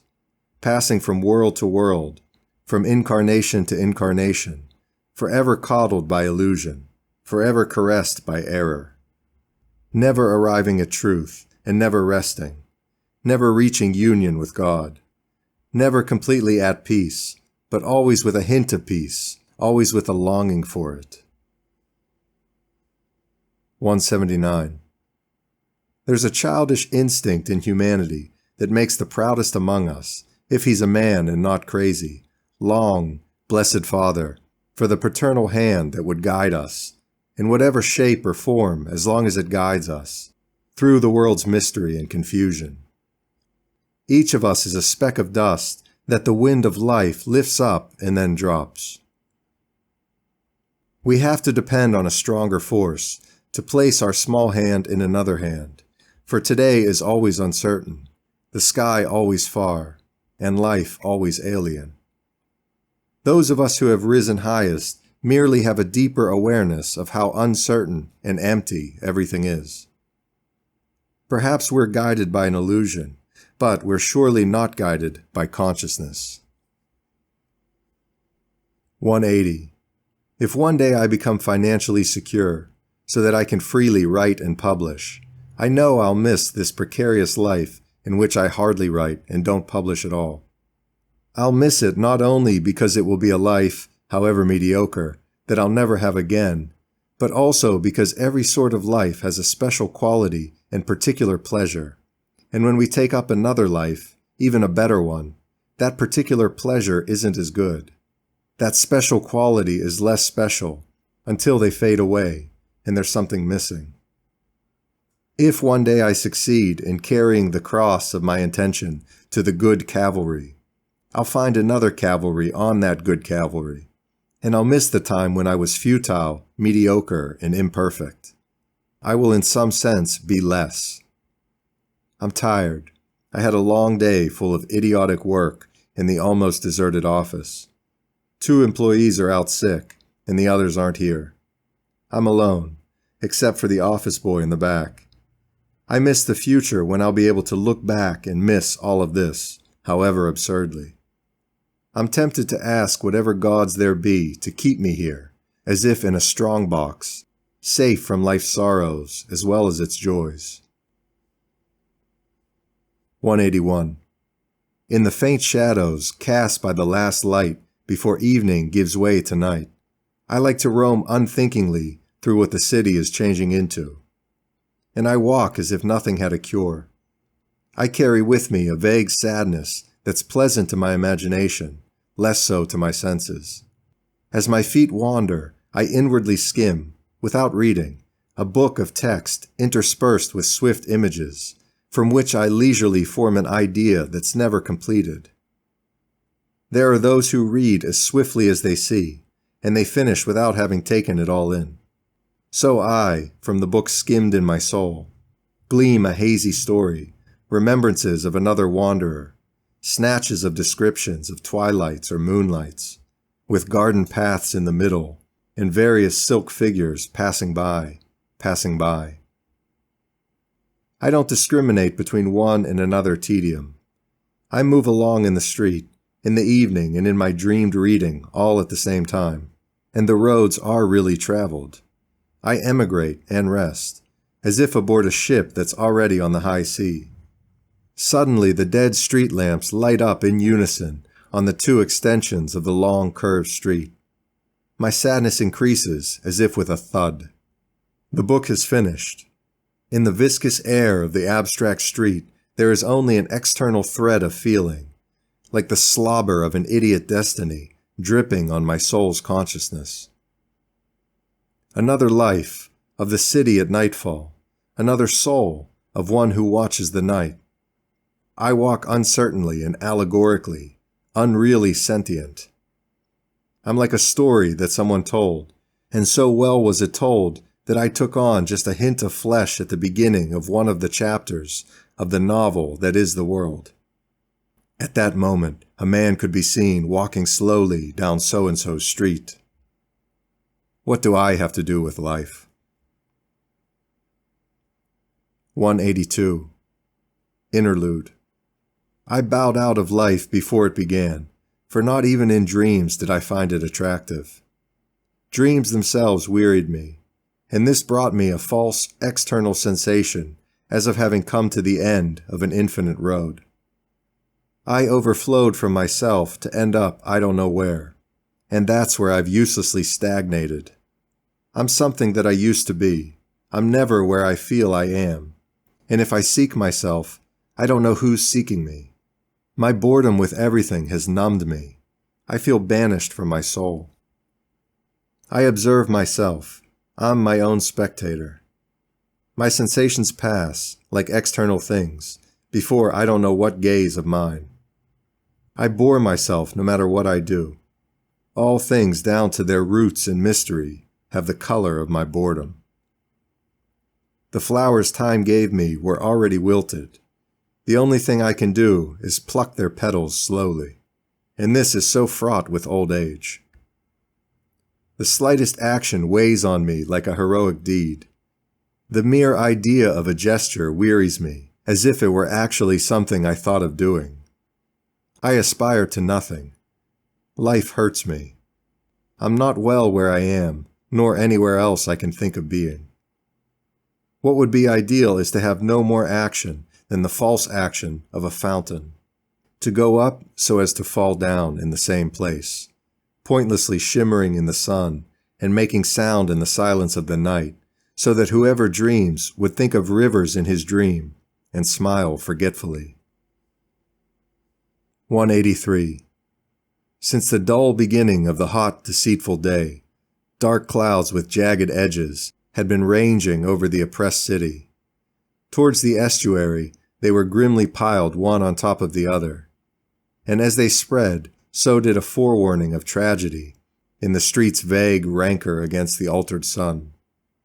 At midday, when we left for lunch, a dire expectation hung in the pallid atmosphere. Shreds of tattered clouds were growing blacker in the foreground. Towards the castle, the sky was clear, but with something ominous in its blue. The sun was out, but it wasn't enticing. When we returned to the office at 1:30, the sky seemed clearer, but only over one of the older parts of town, toward the estuary, where there was indeed more visibility. On the city's northern side, the clouds slowly coalesced into just one cloud, black and implacable, creeping forward with blunted gray-white claws at the end of its black arms. Soon it would reach the sun, and the usual city noises seemed to hush, as if waiting. Towards the east, the sky was somewhat clear, or seemed so, but the heat had become even more unpleasant. We sweated in the shadows of the large office.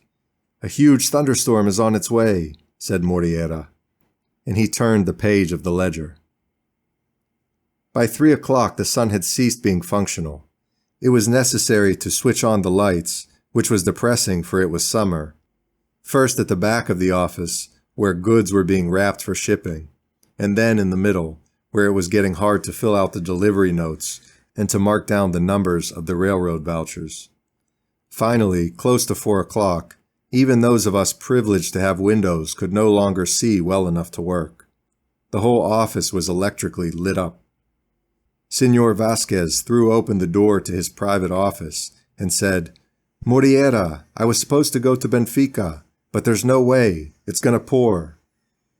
"And it's coming from that direction," answered Moriera, who lived near the Avenida.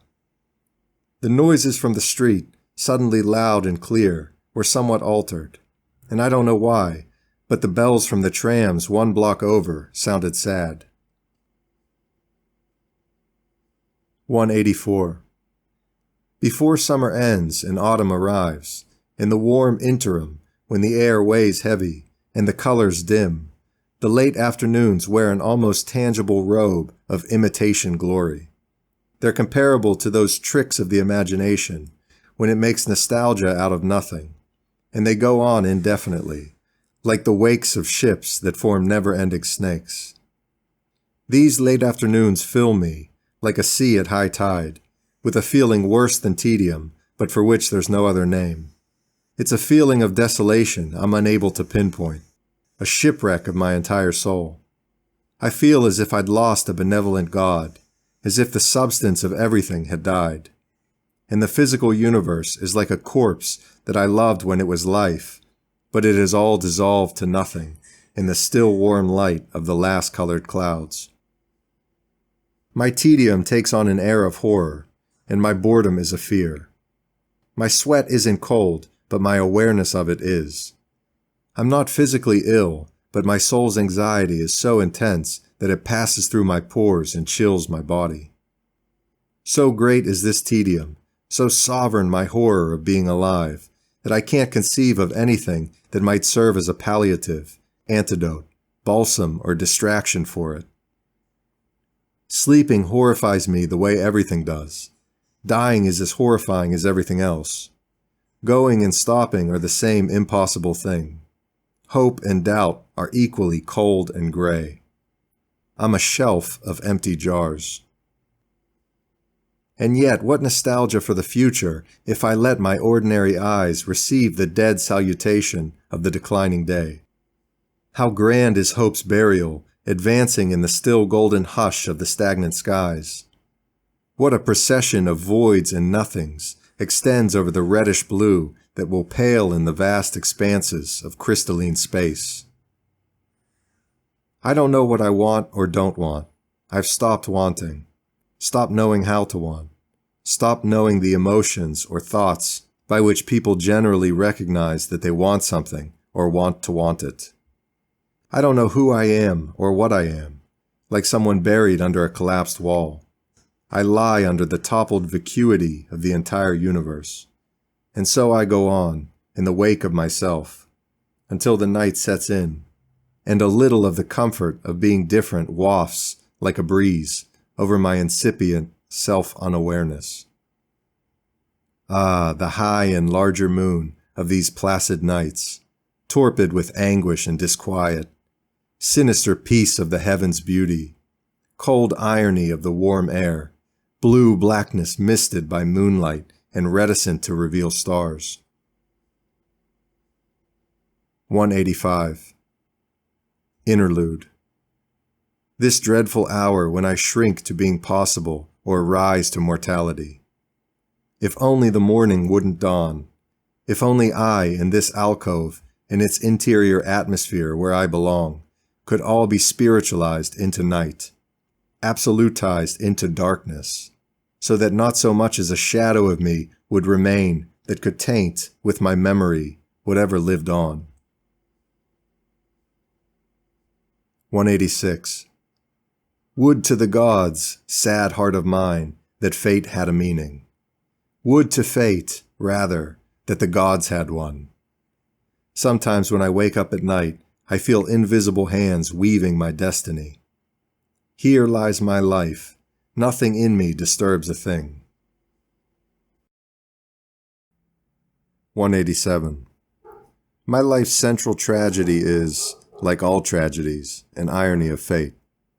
I reject real life for being a condemnation. I reject dreaming for being an easy way out. But my life couldn't be more banal and contemptible, and my dream life couldn't be more constant and intense. I'm like a slave who gets drunk during siesta. 2 degradations in one body. Yes, I distinctly see, with the clarity of reason, when it flashes in the blackness of life and isolates the objects around us that make it up, all that is shoddy, worn out, neglected, and spurious in this street called Duradores, which is my entire life. This office that's sordid down to the marrow of its employees. This monthly rented room where nothing transpires but a dead man's life. This corner grocery whose owner I know in the way people know each other. These young men at the door of the old tavern. This toilsome uselessness of the unchanging days. These same characters repeating their same old lines, like a drama consisting only of secrecy, and with the scenery turned inside out. But I also realize that to flee this would mean to overcome it or to repudiate it, and I'll never overcome it. Because I don't go beyond it in reality. and I'll never repudiate it, because no matter what I dream, I always remain where I am. And my dreaming, the disgrace of escaping into myself, the cowardice of reducing my life to that refuse of the soul, which others experience only in their sleep, in the posture of death as they snore, in that stillness when they look like highly developed vegetables. I can't make one noble gesture that's not confined to my own soul, nor have one useless desire that's not truly, utterly useless. Caesar aptly defined what ambition is all about when he said, "Better to be the first in the village than the second in Rome." I'm nothing in the village and nothing in any Rome.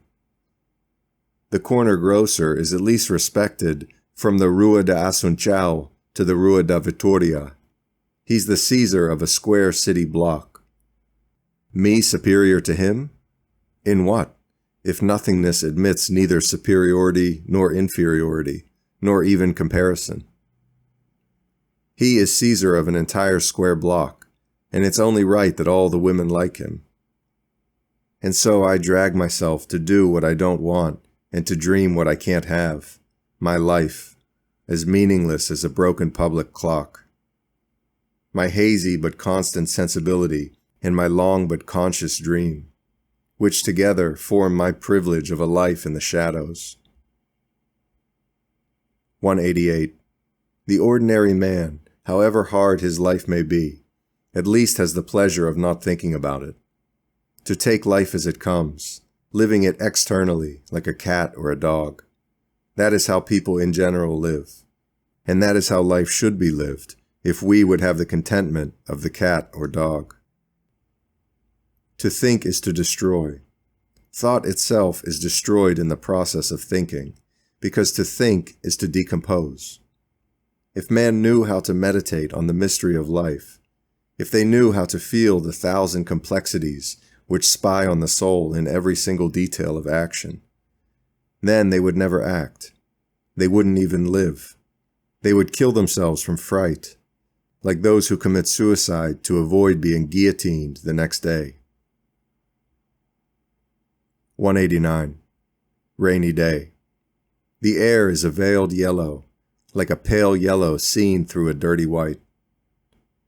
There's scarcely any yellow in the gray air, but the paleness of the gray has a yellow in its sadness. 190. Any change in one's usual routine is always received by the spirit as a chilly novelty, a slightly uncomfortable pleasure. Anyone who leaves the office at 5 o'clock when he's in the habit of leaving at 6 is bound to experience a mental holiday, and a feeling like regret for not knowing what to do with himself. Yesterday I left the office at 4, as I had to take care of some business far away, and by 5 o'clock I was through with it.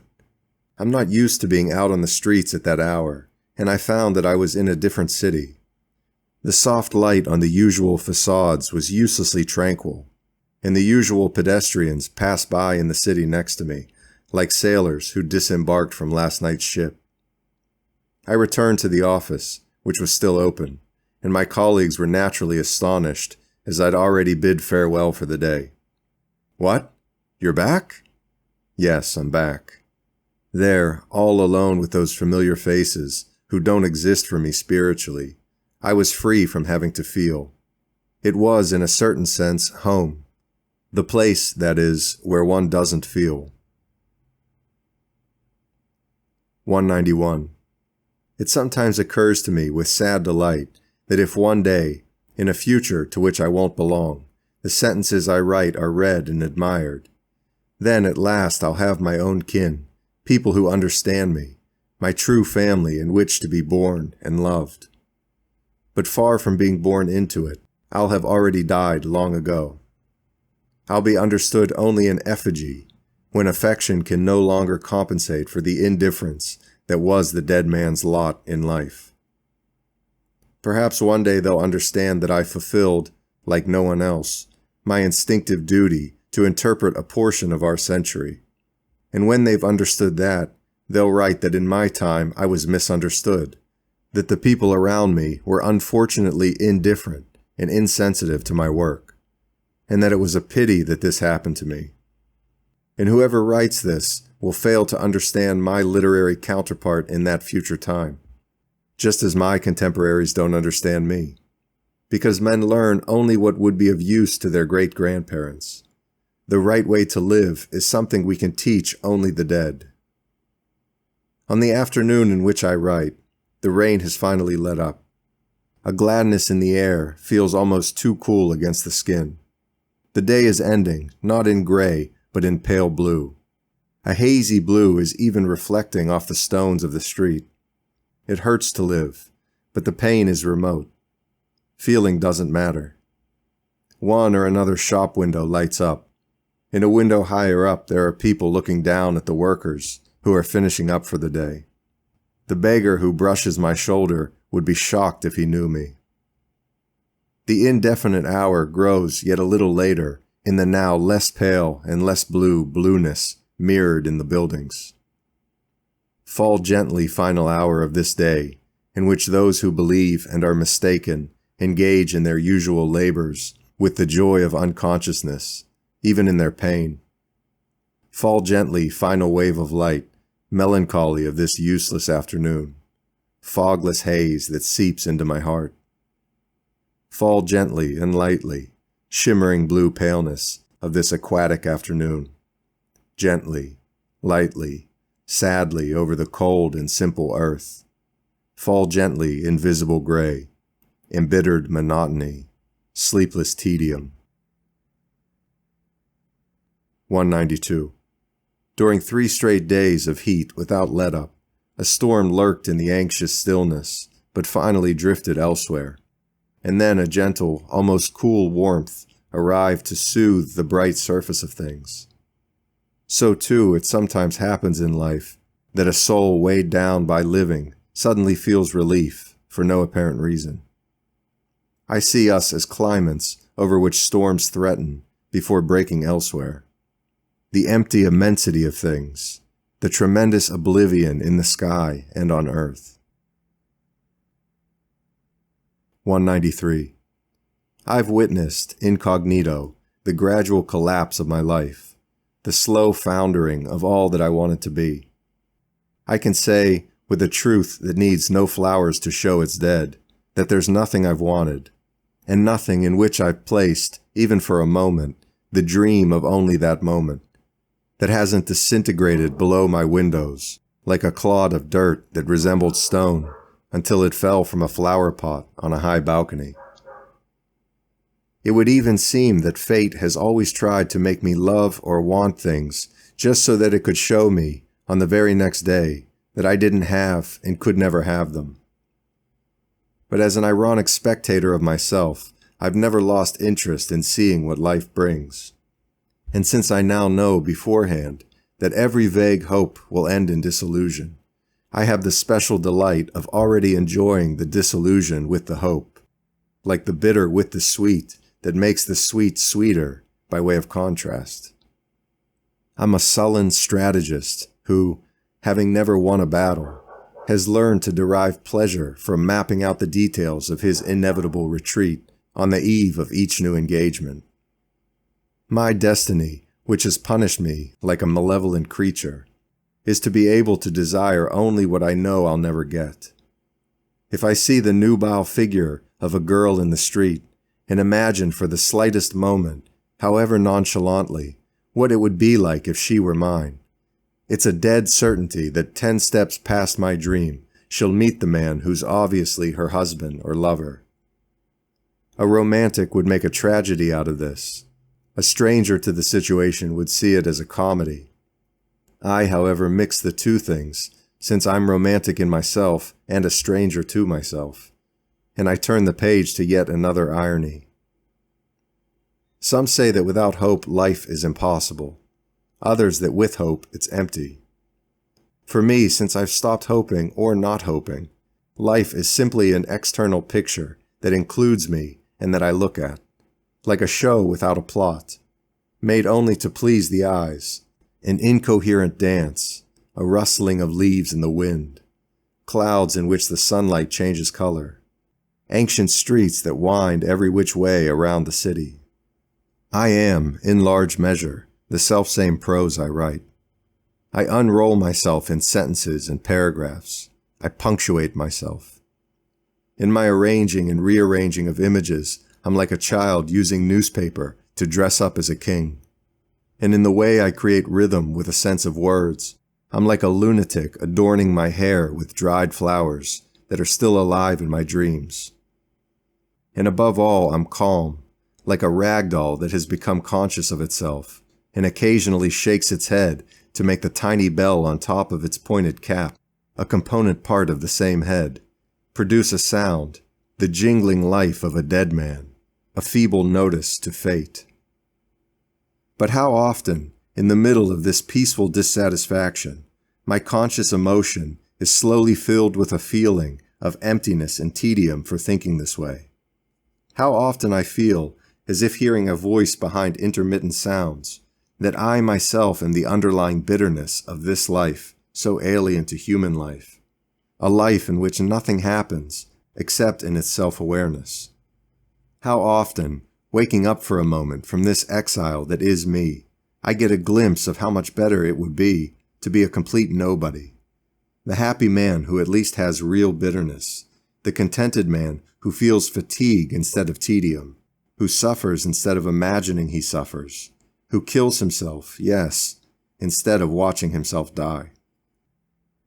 I've made myself into the character of a book, a life one reads. Whatever I feel is felt, against my will, so that I can write that I felt it. Whatever I think is promptly put into words, mixed with images that undo it, cast into rhythms that are something else altogether. From so much self-revising, I've destroyed myself. From so much self-thinking, I'm now my thoughts and not I. I plumbed myself and dropped the plumb. I spend my life wondering if I'm deep or not, with no remaining plumb except my gaze that shows me, blackly vivid in the mirror at the bottom of the well, my own face that observes me observing it. I'm like a playing card belonging to an old and unrecognizable suit, the sole survivor of a lost deck. I have no meaning. I don't know my worth. There's nothing I can compare myself with to discover what I am, and to make such a discovery would be of no use to anyone. And so, describing myself in image after image, not without truth, but with lies mixed in, I end up more in the images than in me, stating myself until I no longer exist, writing with my soul for ink, useful for nothing except writing. But the reaction ceases, and again I resign myself. I go back to whom I am, even if it's nothing. And a hint of tears that weren't cried makes my stiff eyes burn. A hint of anguish that wasn't felt gets caught in my dry throat. But I don't even know what I would have cried over, if I'd cried, nor why it is that I didn't cry over it. The fiction follows me, like my shadow, and what I want is to sleep. 194. A terrible weariness fills the soul of my heart. I feel sad because of whom I never was, and I don't know with what kind of nostalgia I miss him. I fell, with every sunset, against my hopes and certainties. 195. There are people who truly suffer because they weren't able, in real life, to live with Mr. Pickwick or to shake Mr. Wardle's hand. I'm one of those people. I've wept genuine tears over that novel, for not having lived in that time and with those people, real people. The disasters of novels are always beautiful, because the blood in them isn't real blood, and those who die in them don't rot, nor is rottenness rotten in novels. When Mr. Pickwick is ridiculous, he's not ridiculous, for it all happens in a novel. Perhaps the novel is a more perfect life and reality, which God creates through us. Perhaps we live only to create it. It seems that civilizations exist only to produce art and literature. Words are what speak for them and remain. How do we know that these extra-human figures aren't truly real? It tortures my mind to think this might be the case. 196. The feelings that hurt most, the emotions that sting most, are those that are absurd. The longing for impossible things, precisely because they are impossible. Nostalgia for what never was. The desire for what could have been. Regret over not being someone else. Dissatisfaction with the world's existence. All these half-tones of the soul's consciousness create in us a painful landscape, an eternal sunset of what we are. The sensation we come to have of ourselves is of a deserted field at dusk, sad with reeds, next to a river without boats, its glistening waters blackening between wide banks. I don't know if these feelings are a slow madness born of disconsolation, or if they're reminiscences of some other world in which we've lived, jumbled crisscrossing remembrances, like things seen in dreams, absurd in the form they come to us, but not in their origin, if we knew what it was. I don't know if we weren't in fact other beings, whose greater completeness we can sense today incompletely, forming at best a sketchy notion of their lost solidity in the two dimensions of our present lives, mere shadows of what they were. I know these thoughts of the emotion ache bitterly in the soul. Our inability to conceive of anything they could correspond to, the impossibility of finding a substitute for what they embrace in our imagination. All of this weighs like a harsh sentence handed down, no one knows where, or by whom, or why. But what remains from feeling all this is an inevitable disaffection with life and all its gestures, a foretasted weariness of all desires in all their manifestations, a generic distaste for all feelings. In these times of acute grief, it is impossible, even in dreams, to be a lover, to be a hero, to be happy. All of this is empty, even in our idea of what it is.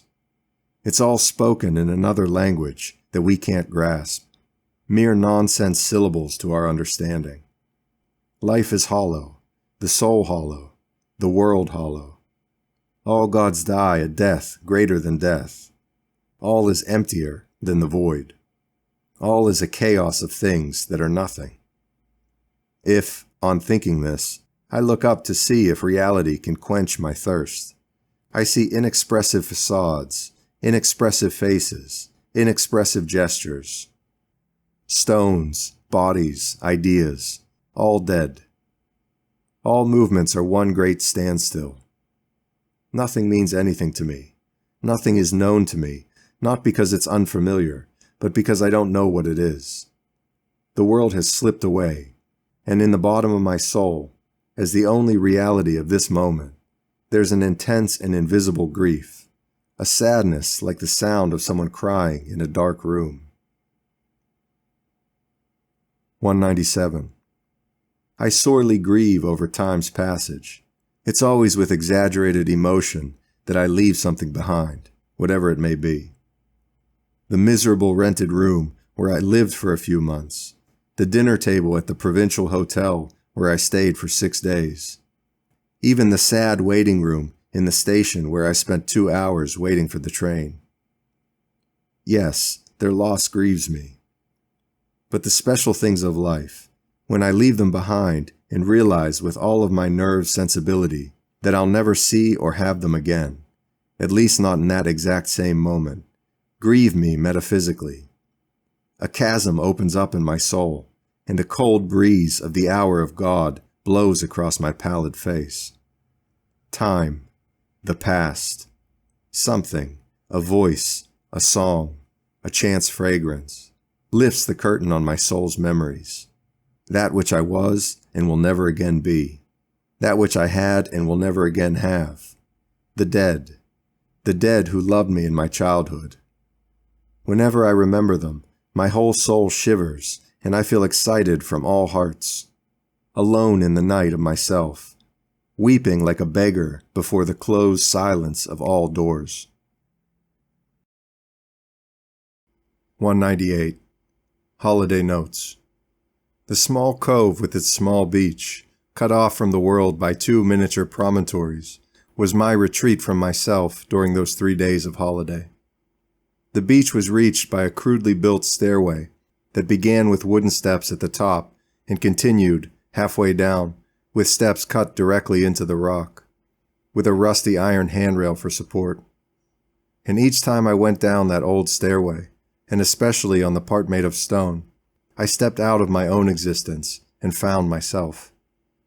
Occultists say, or at least some of them do, that the soul has supreme moments when it recalls, with the emotions or with some part of memory, a moment or an aspect or a shadow from a previous incarnation. And since the soul returns to a time that is closer than the present to the beginning and origin of things, it experiences a sensation of childhood and of liberation. In descending that now little used stairway and slowly stepping out onto the forever deserted beach, it was as if I were using some magical technique to find myself nearer the monad that I perhaps am. Certain aspects and characteristics of my daily existence, represented in my normal self by desires, aversions, worries, vanished from me like fugitives from the law, fading into the shadows beyond recognition, and I attained a state of inward distance in which it was hard to remember yesterday or to believe that the self who lives in me day after day really belongs to me.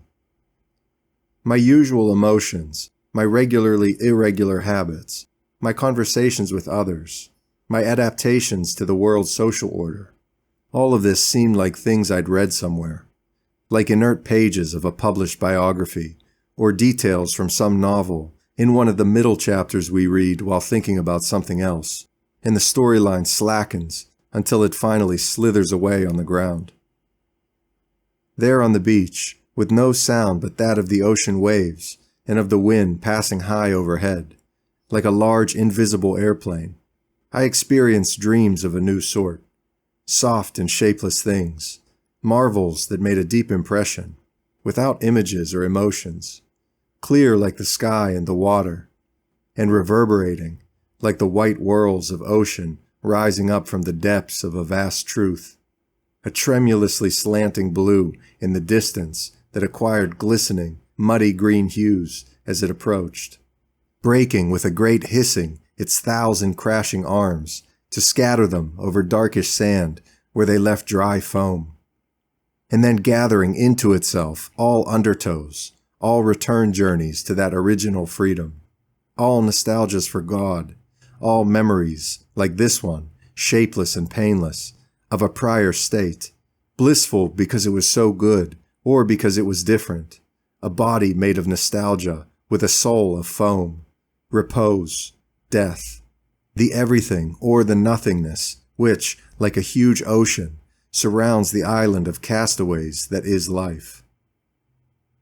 And I slept without sleeping, already straying from what I'd seen through my feelings, a twilight of myself, a ripple of water among trees, the peace of wide rivers, the coolness of sad evenings, the slow panting of the white breast of the childhood sleep of contemplation. 199. The sweetness of having neither family nor companions, that pleasant taste as of exile, in which the pride of the expatriate subdues with a strange sensuality our vague anxiety about being far from home.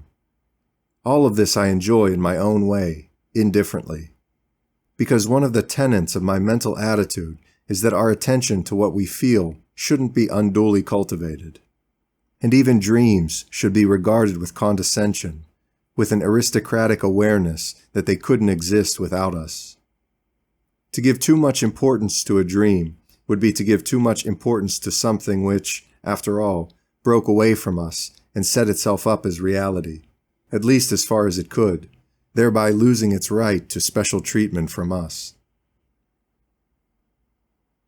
200. Commonness is a hearthstone. Banality is a mother's lap. After a long incursion into lofty poetry, up to the heights of sublime yearning, to the cliffs of the transcendent and the occult, it tastes better than good.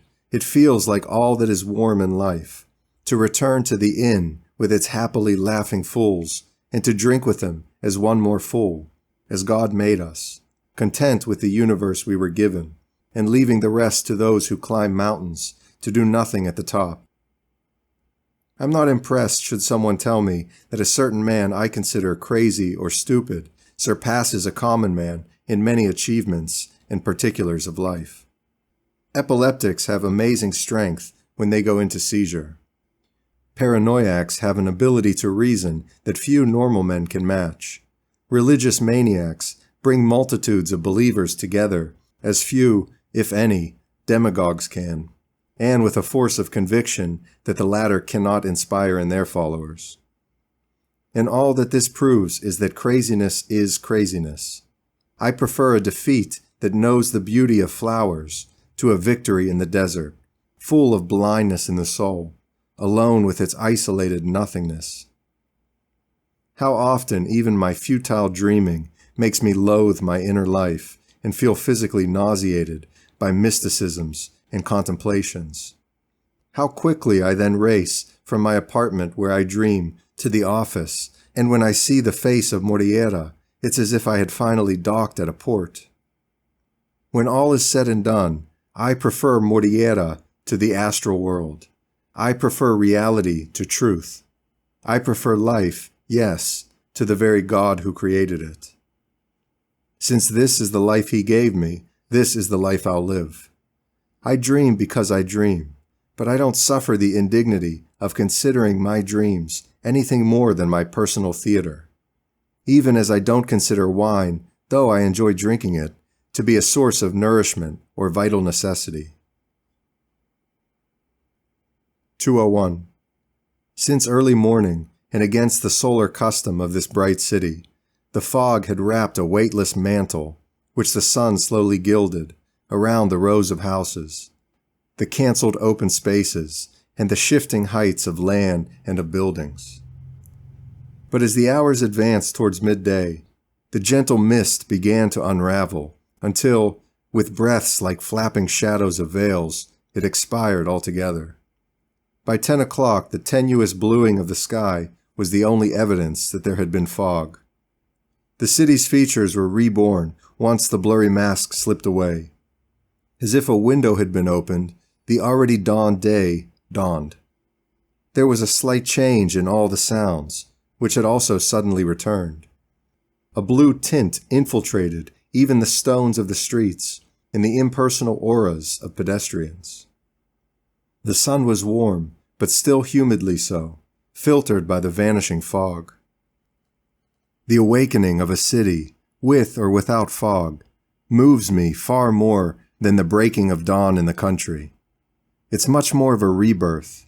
There's much more to look forward to, when the sun, instead of just gilding the grasses, the shrub silhouettes, and the trees' countless green hands, with its murky, then moist, and finally luminous gold light, multiplies its possible effects on windows in myriad reflections, walls painting them different colors, and rooftops shading each one uniquely, to make a glorious morning absolutely distinct from so many other distinctive realities.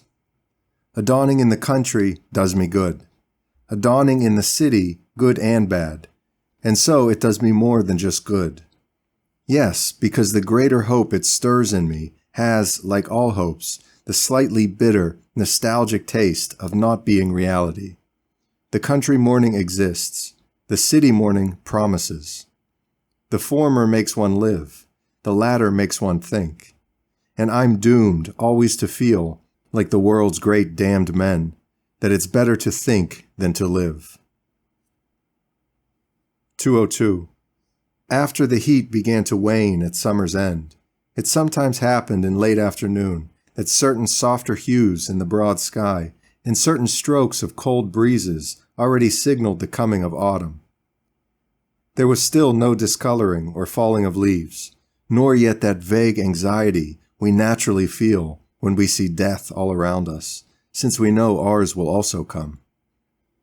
But there was a sort of flagging of all effort, a vague slumber fallen over the last signs of action. Ah, with so much sad indifference in these afternoons, The autumn begins in us before it begins in things. Each new autumn is closer to the last autumn we'll have. And the same is true of spring or summer. But autumn, by its nature, reminds us that all things will end, which is something we're apt to forget when we look around us in spring or summer. It's still not autumn. There's still no yellow or fallen leaves in the air. Still none of that damp sadness that marks the weather when it's on its way to becoming winter. But there is a hint of expected sadness, a sorrow dressed for the journey, in our hazy awareness of colors being smattered, of the wind's different sound, of that ancient stillness which spreads in the falling night across the ineluctable presence of the universe. Yes, we will all pass. We will pass everything. Nothing will remain of the man who wore feelings and gloves, who talked about death in local politics. Just as one and the same light illumines the faces of saints and the gaiters of pedestrians, so too the same lack of light will cause darkness to engulf the nothing that remains of some having been saints and others having used gaiters. In the vast whirlwind, where the whole world listlessly turns like so many dry leaves, kingdoms count no more than the dresses of seamstresses, and the pigtails of blonde girls go round in the same mortal whirl as the scepters that stood for empires. All is nothing, and in the entrance hall to the invisible, whose open door reveals merely a closed door beyond, all things dance, servants of the wind which churns them without hands. All things, big and small, which for us and in us form the perceptible system of the universe. All is shadow mixed with dust, and there's no voice but in the sounds made by what the wind lifts up or sweeps forward, nor silence except for what the wind abandons. Some of us, light leaves, and therefore less earthbound, ascend high in the hall's whirl, and fall farther away from the circle of the heavy. Others, almost invisible, but still equally dust, different only if seen up close, form their own layer in the whirlwind. Still others, tree trunks in miniature, are dragged around and come to a halt here and there. One day, when everything is finally and fully revealed, that other door will open, and all that we were, rubbish of the stars and souls, will be swept outside the house, so that what exists can start over. My heart hurts me like a foreign body. My brain sleeps all that I feel. Yes, it's the beginning of autumn, which brings to the air and to my soul that unsmiling light, whose lifeless yellow tinges the irregular, rounded edges of the sunset's several clouds. Yes, it's the beginning of autumn, in the clear awareness, in the limpid hour, of the anonymous inadequacy of everything. Autumn, yes, autumn, the one that's here, or that's yet to come. And the foretasted weariness of all acts, the foretasted disillusion of all dreams. What can I hope for, and where would it come from? Already, in what I think of myself, I'm there among the leaves and dust of the entrance hall, in the meaningless orbit of nothing at all, making sounds of life on the clean flagstones, gilded by the last rays of a setting sun I don't know where. All that I've thought, all that I've dreamed, all that I have or haven't done, all will go in autumn, like used matches strewn over the floor and pointing various ways, or papers crumpled into fake balls, or the great empires, all religions, the philosophies that the drowsy children of the abyss invented for sport, all that constituted my soul, from my lofty ambitions to my humble rented room, from the gods I had to the boss, Senor Vasquez, that I also had. All will go in autumn, all in autumn, in the tender indifference of autumn, all in autumn, yes, all in autumn. 203. We don't even know if what ends with daylight terminates with us as useless grief, or if we are just an illusion among shadows, and reality just this vast silence without wild ducks that falls over the lakes where straight and stiff reeds swoon. We know nothing. Gone is the memory of the stories we heard as children. Now so much seaweed. Still to come is the tenderness of future skies, a breeze in which impression slowly opens into stars. The votive lamp flickers uncertainly in the abandoned temple. The pawns of deserted villas stagnate in the sun. The name once carved into the tree now means nothing, and the privileges of the unknown have been blown over the roads like torn-up paper, stopping only when some object blocked their way. Others will lean out the same window as the rest. Those who have forgotten the evil shadow will keep sleeping, longing for the sun they never had. And I, venturing without acting, will end without regret amid soggy reeds, covered with mud from the nearby river and from my sluggish weariness, under vast autumn evenings in some impossible distance. And through it all, behind my daydream, I feel my soul like a whistle of stark anxiety, a pure and shrill howl, useless in the world's darkness. 204. Clouds. Today I'm conscious of the sky, but there are days when I just feel it and don't look at it, when I just live in the city and not in the world of nature that includes it. Clouds. Today they are the main reality, worrying me as if an overcast sky were one of the imminent dangers of my destiny. Clouds.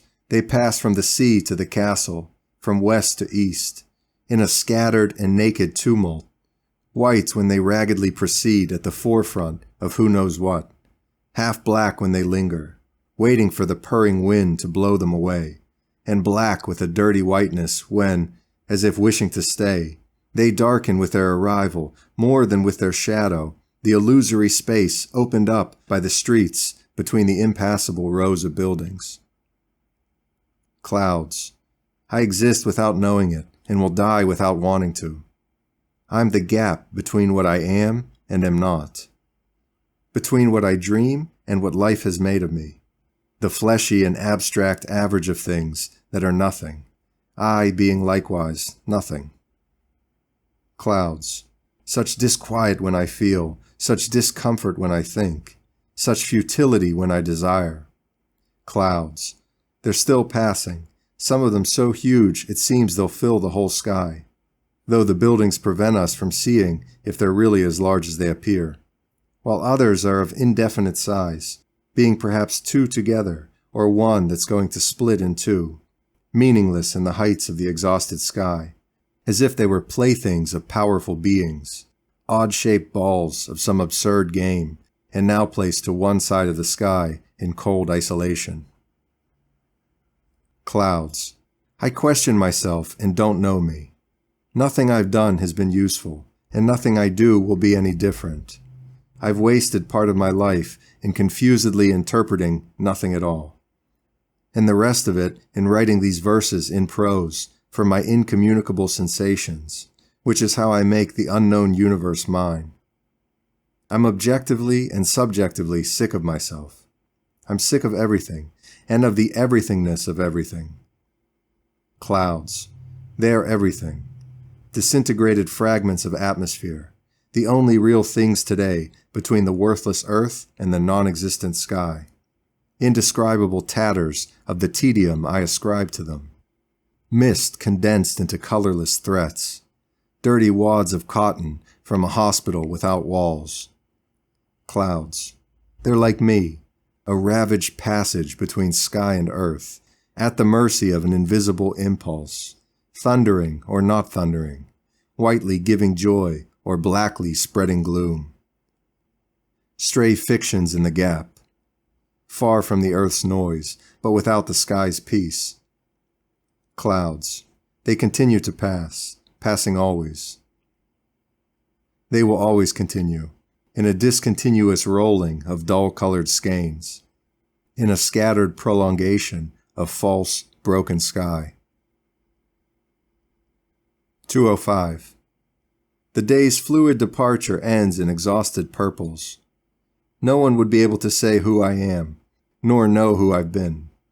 I came down from the unknown mountain to the unknown valley, and in the languid evening my steps were tracks left in the wood's clearings. Everyone I loved had forgotten me in the shade. No one knew when the last boat was. The post office had no information about the letter that nobody would ever write. But it was all false. They told none of the stories that nobody told them, and no one knows anything for sure about the one who departed long ago, placing his hope in the false voyage, son of the fog and indecision to come. I have a name among those who tarry, and that name is Shadow, like everything.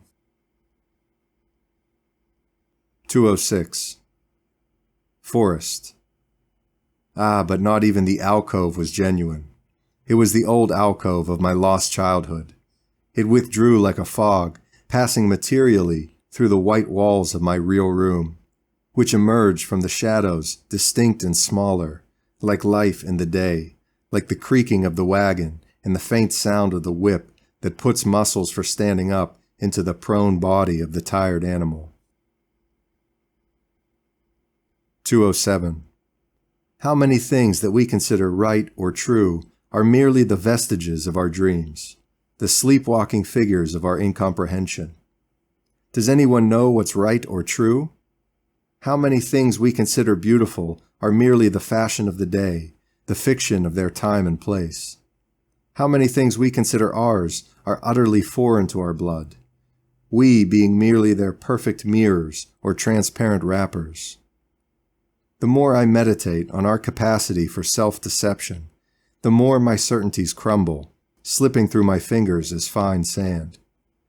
And when this meditation becomes a feeling that clouds my mind, then the whole world appears to me as a mist made of shadows, a twilight of edges and corners, a fiction of the interlude, a dawn that never becomes morning.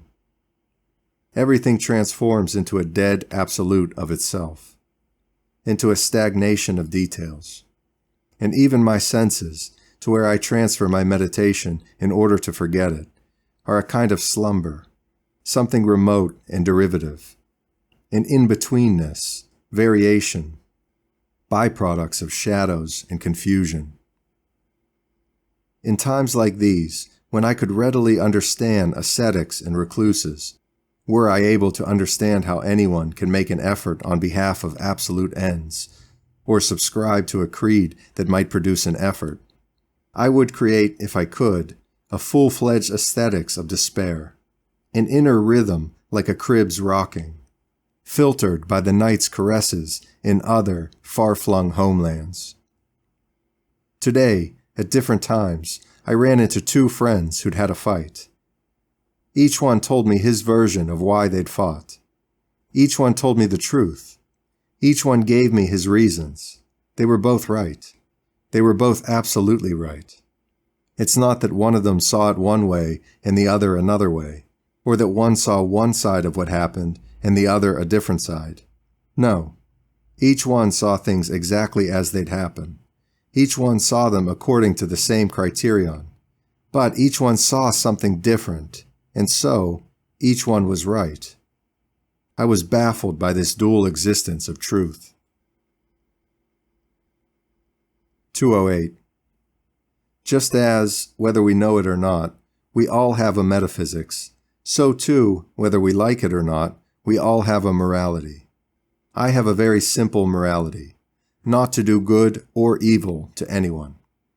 Not to do evil because it seems only fair that others enjoy the same right I demand for myself, not to be disturbed, and also because I think that the world doesn't need more than the natural evils it already has. All of us in this world are living on board a ship that is sailing from one unknown port to another, and we should treat each other with a traveler's cordiality. Not to do good because I don't even know what good is, nor even if I do it when I think I do. How do I know what evils I generate if I give a beggar money? How do I know what evils I produce if I teach or instruct? Not knowing, I refrain. And besides, I think that to help or clarify is, in a certain way, to commit the evil of interfering in the lives of others. Kindness depends on a whim of our mood, and we have no right to make others the victims of our whims, however humane or kind-hearted they may be. Good deeds are impositions, That's why I categorically abhor them. If, for moral reasons, I don't do good to others, neither do I expect others to do good to me. When I get sick, what I hate most is if someone should feel obliged to take care of me, something I'd loathe doing for another. I've never visited a sick friend, and whenever I've been sick and had visitors, I've always felt their presence as a bother, an insult, an unwarranted violation of my willful privacy. I don't like people to give me things, because it seems like they're obligating me to give something in return. To them or to others, it's all the same. I'm highly sociable in a highly negative way. I'm inoffensiveness incarnate. But I'm no more than this, and I don't want to be more than this. I can't be more than this. For everything that exists, I feel a visual affection, an intellectual fondness, nothing in the heart. I have faith in nothing, hope in nothing, charity for nothing.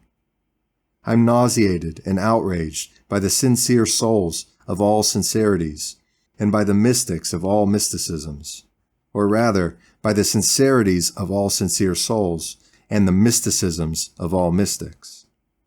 This nausea is almost physical when the mysticisms are active, when they try to convince other people, meddle with their wills, discover the truth, or reform the world.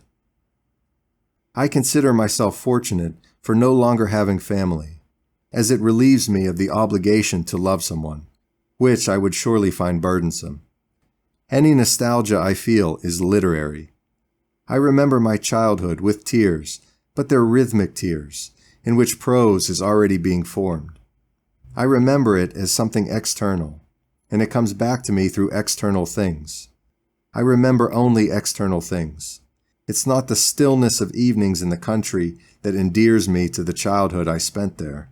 It's the way the table was set for tea. It's the way the furniture was arranged in the room. It's the faces and physical gestures of the people. I feel nostalgia for scenes. Thus, someone else's childhood can move me as much as my own. Both are purely visual phenomena from a past I'm unable to fathom, and my perception of them is literary. They move me, yes, but because I see them, not because I remember them. I've never loved anyone. The most that I've loved are my sensations, states of conscious seeing, impressions gathered by intently hearing, and aromas through which the modesty of the outer world speaks to me of things from the past, so easily remembered by their smells, giving me a reality and an emotion that go beyond the simple fact of bread being baked inside the bakery. As on that remote afternoon when I was coming back from the funeral of my uncle, who so loved me, and I felt a kind of sweet relief about I'm not sure what. This is my morality, or metaphysics, or me, passerby of everything, even of my own soul. I belong to nothing. I desire nothing. I am nothing. Just an abstract center of impersonal sensations. A fallen, sentient mirror reflecting the world's diversity. I don't know if I'm happy this way, nor do I care. 209. To join in or collaborate or act with others is a metaphysically morbid impulse. The soul conferred on the individual shouldn't be lent out to its relations with others. The divine fact of existing shouldn't be surrendered to the satanic fact of coexisting.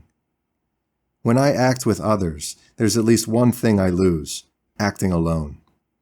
When I participate, although it seems that I'm expanding, I'm limiting myself. To associate is to die. Only my consciousness of myself is real for me. Other people are hazy phenomena in this consciousness, and it would be morbid to attribute very much reality to them. Children, who want at all costs to have their way, are closest to God, for they want to exist. As adults, our life is reduced to giving alms to others and receiving them in return. We squander our personalities in orgies of coexistence. Every spoken word double-crosses us. The only tolerable form of communication is the written word. Since it isn't a stone in a bridge between souls, but a ray of light between stars. To explain is to disbelieve. Every philosophy is a diplomacy dressed up as eternity. Like diplomacy, it has no real substance, existing not in its own right, but completely and utterly on behalf of some objective. The only noble destiny for a writer who publishes is to be denied a celebrity he deserves. But the truly noble destiny belongs to the writer who doesn't publish. Not one who doesn't write, for then he wouldn't be a writer. I mean the writer in whose nature it is to write, but whose spiritual temperament prevents him from showing what he writes. To write is to objectify dreams, to create an outer world as a material reward, bracketed question mark, of our nature as creators. To publish is to give this outer world to others. But what for? If the outer world common to us and to them is the real outer world, the one made of visible and tangible matter, what do others have to do with the universe that's in me? 210. Aesthetics of discouragement. To publish, the socialization of oneself, a vile necessity, but still not a real act, since it's the publisher who makes money, the printer who produces. It at least has the merit of being incoherent. When a man reaches the age of lucidity, one of his main concerns is to actively and thoughtfully shape himself into the image and likeness of his ideal. Since inertia is the ideal that best embodies the logic of our soul's aristocratic attitude vis-a-vis the, text is missing, bustle and clamor of the modern world, our ideal should be the inert, the inactive. Futile? Perhaps, but this will only trouble those who feel attracted to futility. 211. Enthusiasm is a vulgarity. To give expression to enthusiasm is, above all else, to violate the rights of our insincerity. We never know when we're sincere. Perhaps we never are. And even if we're sincere about something today, tomorrow we may be sincere about its complete opposite. I myself have never had convictions. I've always had impressions. I could never hate a land in which I'd seen a scandalous sunset. We externalize impressions, not so much because we have them, but to convince ourselves that we do. 212. To have opinions is to sell out to yourself. To have no opinion is to exist. To have every opinion is to be a poet. 213. Everything slips away from me. My whole life, my memories, my imagination and all it contains, my personality, it all slips away. I constantly feel that I was someone different, that a different I felt, that a different I thought. I'm watching a play with a different, unfamiliar setting, and what I'm watching is me. In the commonplace clutter of my literary drawers, I sometimes find things I wrote 10 or 15 years ago, or longer, and many of them seem to be written by a stranger. I can't recognize the voice as my own. But who wrote them, if not me? I felt those things, but in what seems to be another life, one from which I've now awoken, as from someone else's sleep. I often come across pages I wrote in my youth, when I was 17 or 20, and some of them reveal an expressive power I can't remember having back then. There are certain phrases and sentences written in the wake of my adolescence that seem like the product of the person I am now, with all that I've learned in the intervening years. I see I'm the same as what I was, and since in general I feel that I've greatly progressed from what I was, I wonder where the progress is, if back then I was the same as now. There's a mystery here that discredits and disturbs me. Just the other day, I was bowled over by a short piece I wrote a long time ago. I'm quite certain that the special care I take with language goes back only a few years. But in one of my drawers I found this much older piece of writing in which the same care was clearly evident. I must not have known myself at all back then. How did I develop into what I already was? How have I come to know the I that I never knew back then? and everything becomes a confusing labyrinth where I stray, in myself, away from myself. I let my mind wander, and I'm sure that what I'm writing I've already written. I remember. And I ask the one in me who presumes to exist if in the Platonism of sensations there might not be another, less vertical anamnesis, another pre-existing life that we vaguely remember but that belongs only to this life. My God, who am I watching? How many am I? Who is I? What is this gap between me and myself? 2:14. Again, I found pages of mine, this time in French, written some 15 years ago. I've never been in France and was never in close contact with French people, so it's not as if I had a familiarity with the language that waned over the years. Today I read as much French as I ever did. I'm older and more practiced in thought. I should have progressed. Yet these pages from my distant past denote a confidence in the use of French that I no longer possess. They have a fluid style that today I couldn't possibly achieve in that language. There are entire passages, complete sentences, grammatical forms and idioms that demonstrate a fluency I've lost without remembering that I ever had it. How can this be explained? Who did I replace inside myself? It's easy enough to form a theory of the fluidity of things and souls, to understand ourselves as an inner flow of life, to imagine that we're a large quantity, that we traverse ourselves, that we have been many. But in this case, there's something besides the flow of personality between its own banks. There's an absolute other, an extraneous self that was me. That with age I should lose my imagination, my emotion, a certain kind of intelligence, a way of feeling.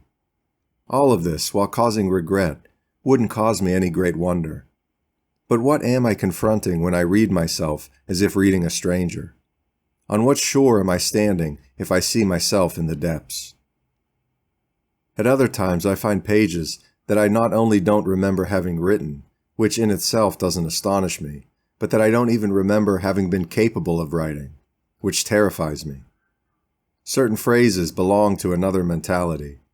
It's as if I'd found an old picture that I know is of me, with a different height and with features I don't recognize, but undoubtedly me, terrifyingly I. 2:15. I have the most conflicting opinions, the most divergent beliefs, for it's never I who thinks, speaks, or acts. It's always one of my dreams, which I momentarily embody, that thinks, speaks, and acts for me. I open my mouth, but it's I, another, who speaks. The only thing I feel to be really mine is a huge incapacity, a vast emptiness, an incompetence for everything that is life. I don't know the gestures for any real act. I never learned how to exist. I obtain everything I want as long as it's inside me. I'd like the reading of this book to leave you with the impression that you've traversed a sensual nightmare. What used to be moral is aesthetic for us. What was social is now individual. Why should I look at twilights if I have within me thousands of diverse twilights, including some that aren't twilights? And if, besides seeing them from inside me, I myself am them, on the inside and the outside? 2:16. The sunset spreads over the scattered clouds that dot the entire sky. Soft hues of every color fill the lofty, spatial diversities, absently floating amid the sorrows on high. On the crests of the half-colored, half-shaded rooftops, the last slow rays of the departing sun take on colors that are not their own, nor of the things they light up. An immense calm hangs over the noisy city, which is also growing calmer. Everything breathes beyond color and sound in a deep and hushed sigh. On the painted buildings that the sun doesn't see, the colors are beginning to gray. There's a coolness in these colors' diversity. A mild anxiety dozes in the pseudo-valleys formed by the streets. It dozes and grows calm. And little by little, in the lowest of the high clouds, the hues begin to be shadowy. Only in that tiny cloud, a white eagle hovering above everything, does the far-off sun still cast its smiling gold. Everything I sought in life, I abandoned for the sake of the search. I'm like one who absent-mindedly looks for he doesn't know what, having forgotten it in his dreaming as the search got underway. The thing being searched for becomes less real than the real motions of the hands that search.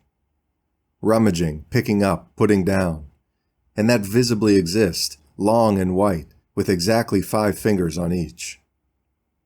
All that I've had is like this high and diversely identical sky. Tatters of nothing, tinged by a distant light.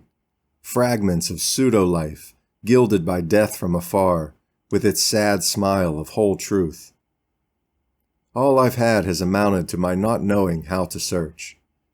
Like a feudal lord of swamps at twilight, solitary prince of a city of empty tombs. All that I am or was, or that I think I am or was, suddenly loses, in these thoughts and in that high cloud suddenly spent light, the secret, the truth, perhaps fortune, that was in some obscure thing that has life for a bed. All of this, like a sun that's missing, is all I have left. Over the diversely high rooftops, the light lets its hands slip away until, in the unity of those same rooftops, the inner shadow of everything emerges. Like a hazy, flickering drop, in the distance the first small star glows. 2:17. All stirrings of our sensibility, even the most pleasant ones, are bound to disturb the inscrutable inner life of that same sensibility. Tiny concerns as well as large worries distract us from ourselves, hindering the peace of mind we all aspire to, whether we know it or not. We almost always live outside ourselves, and life itself is a continual dispersion. But it's towards ourselves that we tend, as towards a center around which, like planets, we trace absurd and distant ellipses. 2:18.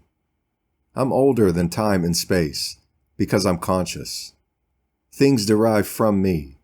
The whole of nature is the offspring of my sensations. I seek and don't find. I want and can't have. Without me, the sun rises and expires. Without me, the rain falls and the wind howls. It's not because of me that there are seasons, the 12 months, time's passage. Lord of the world in me, which, like earthly lands, I can't take with me. 2:19. That locus of sensations, known as my soul, sometimes walks with me, consciously, through the city's nocturnal streets, in the wearisome hours when I feel like a dream among dreams of a different sort, by the text is missing gaslight, in the midst of the transitory sound of traffic. As my body penetrates the lanes and side streets, my soul loses itself in intricate labyrinths of sensations.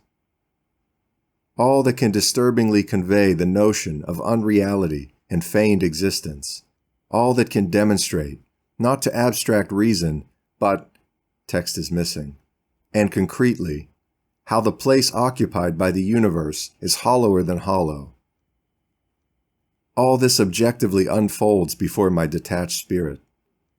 I don't know why, but I'm troubled by this objective network of wide and narrow streets, this succession of street lamps, trees, lighted and dark windows, open and closed gates, heterogeneously nocturnal shapes which my nearsightedness makes even hazier, until they become subjectively monstrous, unintelligible and unreal. Verbal snatches of envy, lust, and triviality collide with my sense of hearing. Whispered murmurs, text is missing, ripple towards my consciousness. Little by little, I lose my clear awareness of the fact that I concurrently exist with all this, that I really move, seeing little but hearing, among shadows that represent beings and places where there actually are beings. It becomes gradually, darkly, indistinctly unintelligible to me how all of this can exist in the face of eternal time in infinite space. Through a passive association of ideas, I start thinking about the men whose consciousness of that space and time was so analytically and intuitively acute that it lost touch with the world. It seems ludicrous that on nights no doubt like this one, in cities surely not very different from the one in which I contemplate, there were men such as Plato, Scotus Erigena, Kant, and Hegel, who virtually forgot about all this, who became different from these, text is missing, people. And they were from the same human race. With what horrible clarity even I, as I walk here and think these thoughts, feel distant, alien, confused, and I end my solitary peregrination. A vast silence, impassive to slight sounds, assaults and overwhelms me. In both body and spirit, I feel sorely weary of things, all things, of simply being here, of, text is missing, finding myself in this present state. I almost catch myself wanting to scream because of a feeling that I'm sinking in an ocean of, text is missing, whose immensity has nothing to do with the infinity of space or the eternity of time, nor with anything that can be measured and named. In these moments of supremely silent terror, I don't know what I materially am, what I normally do, what I usually want, feel, and think. I feel cut off from myself, outside of my reach. The moral impulse to struggle, the intellectual effort to systematize and understand, the restless artistic yearning to produce something that I no longer fathom, but that I remember having fathomed and that I call beauty. All of this vanishes from my sense of reality. All of this strikes me as not even worthy of being considered useless, empty, and remote. I feel like a mere void, the illusion of a soul, the locus of a being, a conscious darkness where a strange insect vainly seeks at least the warm memory of a light. 220. Dolorous Interlude. What good is dreaming? What did I make of myself? Nothing. To be spiritualized in night. Inner statue with contours, outer dream without a dream essence. 221. I've always been an ironic dreamer, unfaithful to my inner promises, like a complete outsider, a casual observer of whom I thought I was. I've always enjoyed watching my daydreams go down in defeat. I was never convinced of what I believed in. I filled my hands with sand, called it gold, and opened them up to let it slide through. Words were my only truth. When the right words were said, all was done. The rest was the sand that had always been. If it weren't for my continuous dreaming, my perpetual state of alienation, I could very well call myself a realist, someone, that is, for whom the outer world is an independent nation.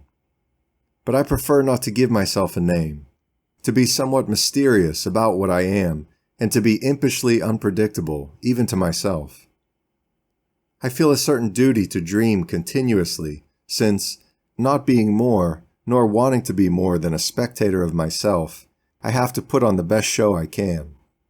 And so I fashion myself out of gold and silks, in imaginary rooms, on a false stage with ancient scenery, a dream created to invisible music, and the play of soft lights. I cherish, like the memory of a special kiss, my childhood remembrance of a theater with a bluish, moonlit setting that depicted the terrace of an impossible palace, surrounded by a huge park, likewise painted. I spent my soul living all of this as though it were real. The music that softly played on the occasion of my mental experience of life gave the stage setting a feverish reality. The setting was definitely bluish and moonlight, but I don't remember who appeared on stage. The play I place today in that remembered scenery comes from the verses of Verlaine and Pessoa. But this isn't the play, which I've forgotten, that was performed on the actual stage and had nothing to do with that reality of blue music. It's my own fluid play, a grandiose moonlit masquerade, a silver and nocturnal blue interlude. Then came life. That night they took me to the Gold Lion for dinner. I can still taste the steaks on the palate of my nostalgia. Steaks, I know because I imagine, such as nowadays no one makes, or I, at any rate, don't eat. And it all gets mixed up. The childhood I live from afar, the tasty food at the restaurant, the moonlit setting. Verlaine future and I present, in a blurry diagonal, in a false gap between what I was and what I am. 222. As when a storm is brewing, and the noises from the street talk in a loud and detached voice. The street winced in the stark white light, and the dark dullness trembled all around the world with a boom of echoing crashes. The harsh sadness of the heavy rain accentuated the air's ugly black hue. Cold and warm and hot at the same time, the air was everywhere equivocal. Then a wedge of metallic light entered the large office, ripping into the peace of each human body, and a huge rock of sound struck with a chill shock on all sides, shattering into a hard silence. The sound of rain diminishes, becoming a soft voice. The noise from the street diminishes out of fear. A new light spreads its swift yellow over the silent darkness, but breathing was again possible before the fist of rumbling sound abruptly echoed from afar, like an angry farewell. The storm was beginning to draw away. With a drawing, moribund murmur, with no light in the increasing light, the rumble of the storm subsided in the distant expanses. It circled over Almada. A dreadful light suddenly cracked and splintered. It froze inside every brain and chamber. Everything froze. Hearts stopped for a moment. They're all very sensitive people. The silence terrifies, as if death had struck. The sound of increasing rain, as if everything were weeping, is a relief. The air is like lead. 223. A sword of faint lightning darkly whirled in the large room. The rumble that followed, breaking in on a widespread gulp, trailed off into the distance. The sound of rain wept loudly, like mourners in between their chit-chatting. Here inside, each tiny sound stood out clearly, nervously. 224. That episode of the imagination which we call reality. It's been raining for 2 straight days, and the rain that falls from the cold gray sky has a color that afflicts my soul. For 2 straight days. I'm sad from feeling, and I reflected at the window, to the sound of the dripping water and pouring rain. My heart is overwhelmed, and my memories have turned into anxieties. Though I don't feel tired, and have no reason to feel tired, I'd love to go to sleep right now. Back when I was a child and happy, the voice of a colorful green parrot lived in a house off the courtyard next door. On rainy days, his talking never became mournful, and he would cry out, sure of his shelter, a constant sentiment that hovered in the sadness, like a phonograph before its time. Did I think about this parrot because I'm sad and my distant childhood brings it to mind? No. I actually thought about it because a parent is right now frantically squawking in the courtyard opposite where I live today. Everything is topsy-turvy. When it seems like I'm remembering, I'm thinking of something else. If I look, I don't recognize, and when distracted, I see clearly. I turn my back to the gray window, with its panes that are cold to the touch, and by some magic of the penumbra, I suddenly see the interior of our old house, next to which there was a courtyard with a squawking parrot, and my eyes fall asleep from the irrevocable fact of having, in effect, lived. 225. Yes, it's the sunset. Slowly and distractedly, I reach the end of the Rua de Alfandega, and see, beyond the Tierra de Pacho, a clear view of the sunless western sky. It's a blue sky, tinged green, and tending towards light gray, and on the left, over the hills of the opposite bank, there's a cowering mass of brownish to lifeless pink fog. An immense peace that I don't have is coldly present in the abstract fall air. Not having it, I experience the feeble pleasure of imagining it exists. But in reality, there is no peace, nor lack of peace, just sky. A sky with every fading color. Light blue, blue-green, pale gray between green and blue, fuzzy hues of distant clouds that aren't clouds, yellowishly darkened by an expiring red. And all of this is a vision that vanishes as soon as it occurs, a winged interlude between nothing and nothing that takes place on high, in shades of sky and grief, diffuse and indefinite. I feel and forget. A nostalgia, the same one that everyone feels for everything, invades me as if it were an opium in the cold air. I have an inner pseudo-ecstasy that comes from seeing. Towards the ocean, where the sun's ceasing becomes increasingly final, the light dies out in a livid white, which is blued by greenish cold. In the air there's a torpor of what is never achieved. The panorama of the sky loudly hushes. In this moment, when I'm bursting with feeling, I wish I had the gift of ruthless self-expression, the arbitrary whim of a style as my destiny. But no, this remote, lofty sky that's disintegrating is everything right now, and the emotion I feel, which is many confused emotions bunched together, is merely this useless sky's reflection in a lake in me, a lake secluded among steep, rugged rocks, perfectly still, a kind of dead man's gaze in which the heights distractedly observe themselves. So many times, so many, like now, it has oppressed me to feel myself feel. To feel anguish just because it's a feeling, restlessness because I'm here, nostalgia for something I've never known. The sunset of all emotions, myself yellowing, subdued to gray sadness in my external self-awareness. Ah, who will save me from existing? It's neither death nor life that I want. It's that other thing, shining in the depths of longing, like a possible diamond in a pit one can't descend. It's all the weight and sorrow of this real and impossible universe, of this sky like the flag of an unknown army, of these colors that are paling in the fictitious air, where the imaginary crescent of the moon, cut out of the distance and insensibility, now emerges in a still, electric whiteness. It all amounts to the absence of a true God, an absence that is the empty cadaver of the lofty heavens and the closed soul. Infinite prison, since your infinity, there's no escaping you. 226.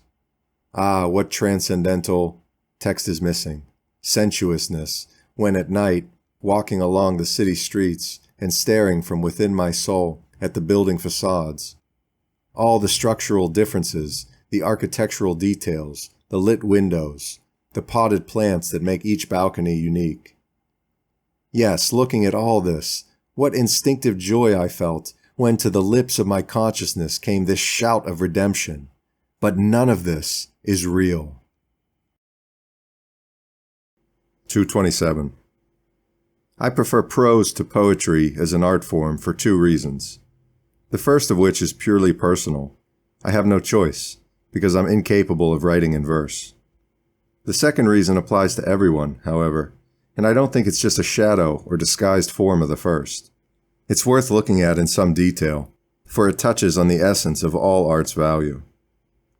I consider poetry to be an intermediate stage between music and prose.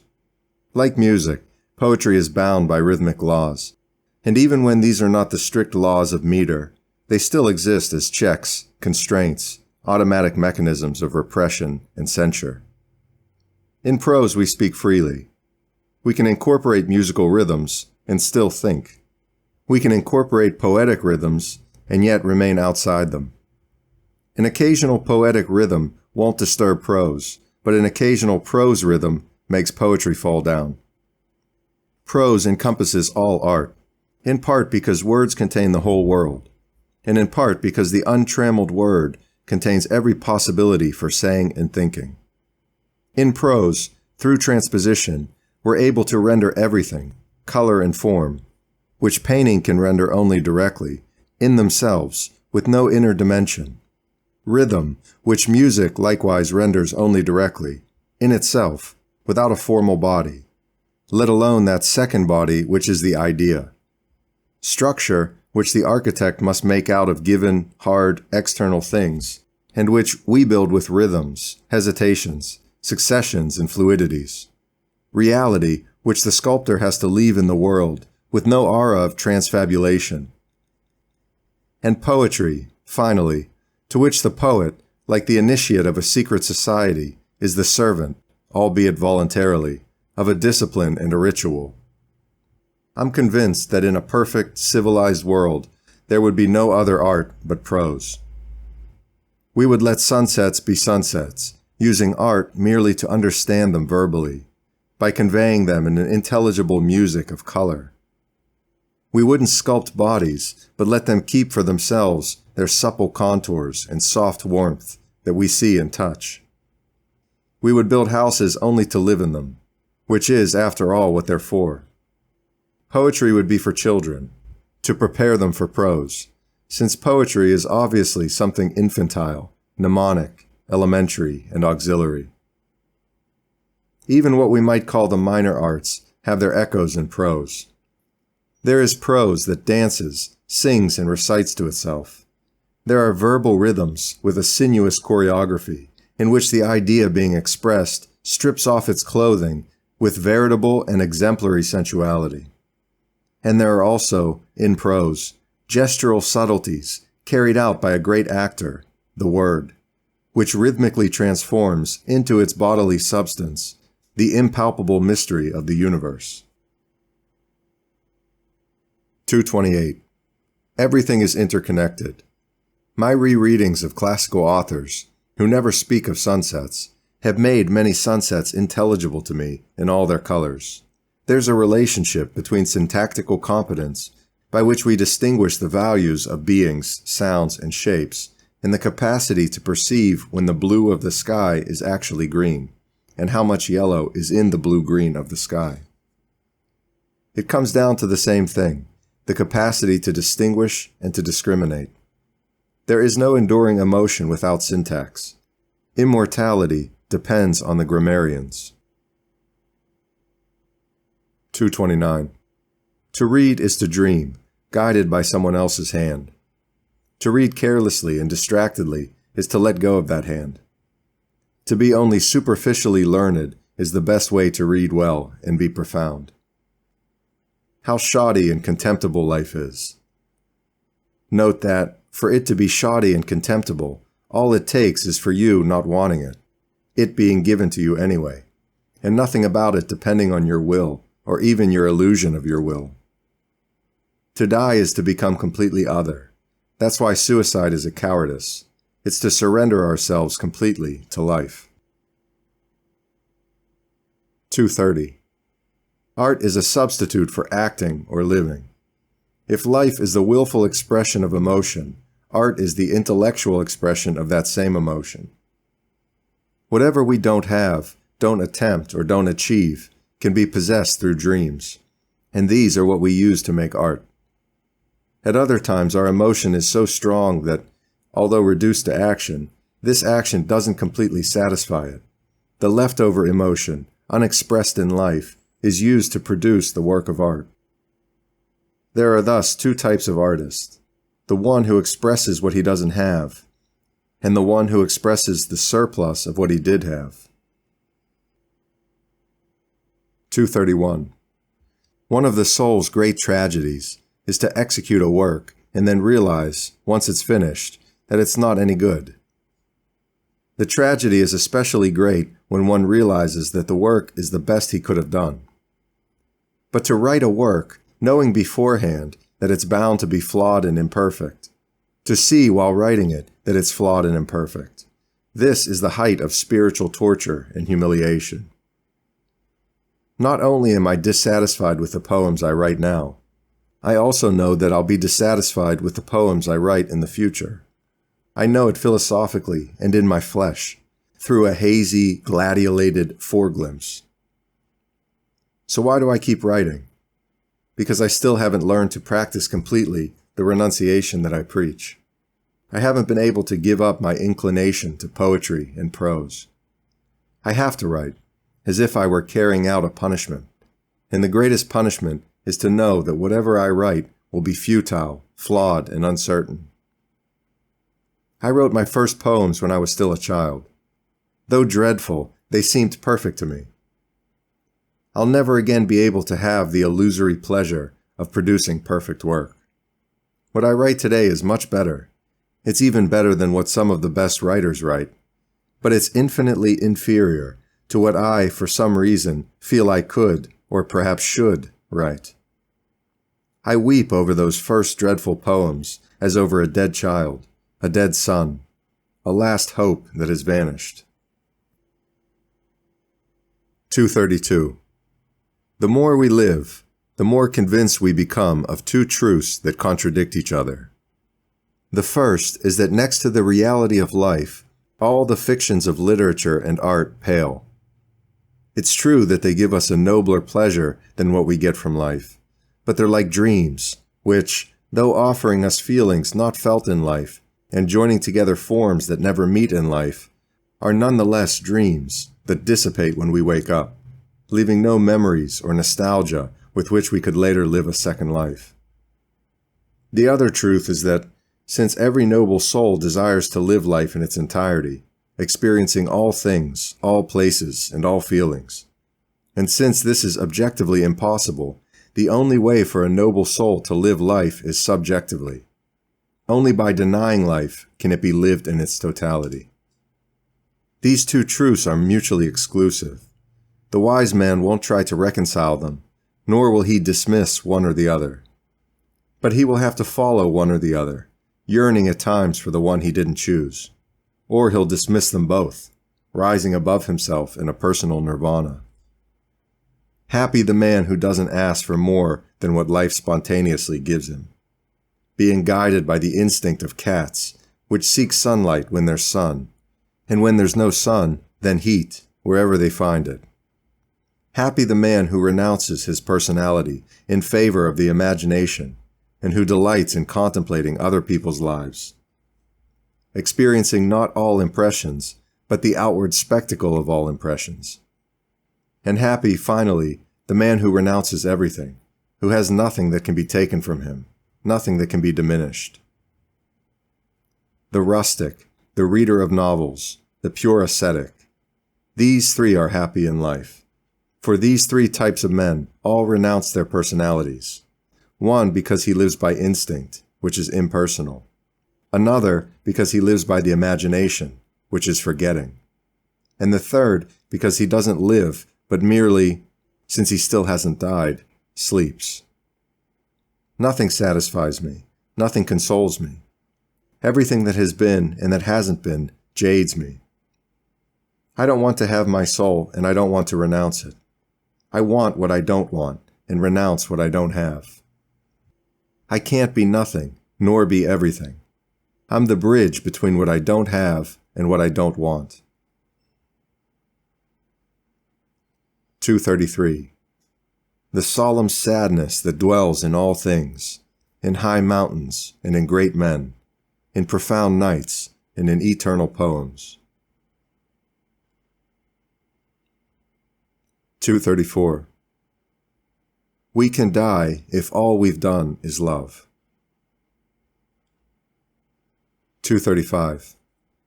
Only once was I truly loved.